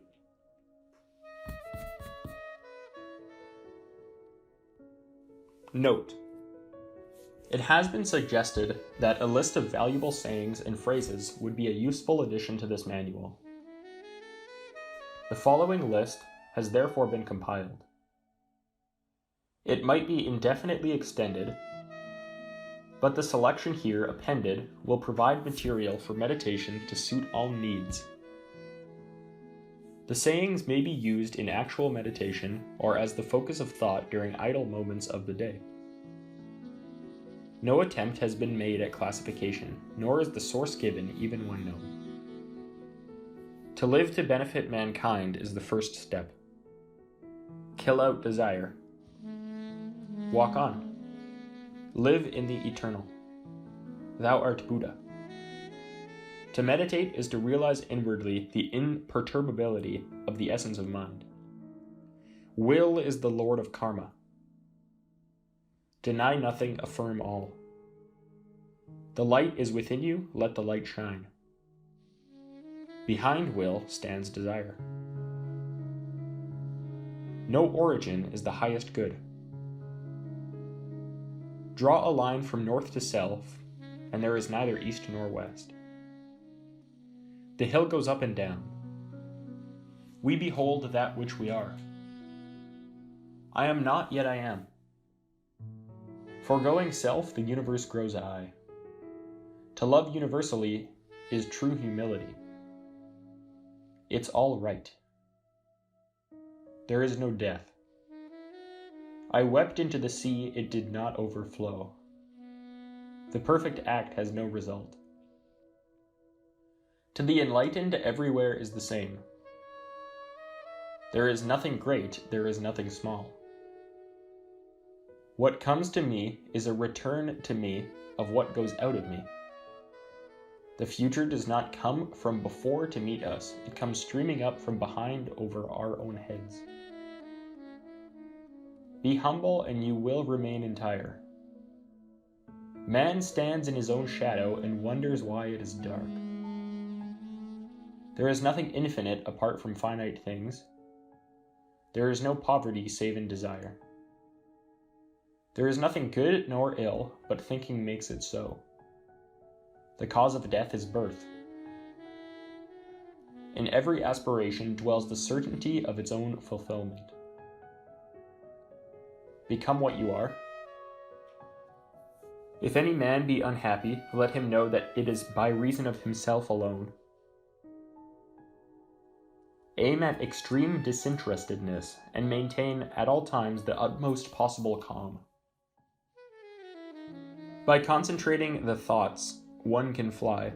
By concentrating the desires, one falls. To girdle the earth needs but to place one foot before the other unceasingly. Master, what can I do to help the world? What can you do? There is no such thing as sacrifice. There is only opportunity to serve. The wise man is to be distinguished from his fellow men by his peculiar independence of external things.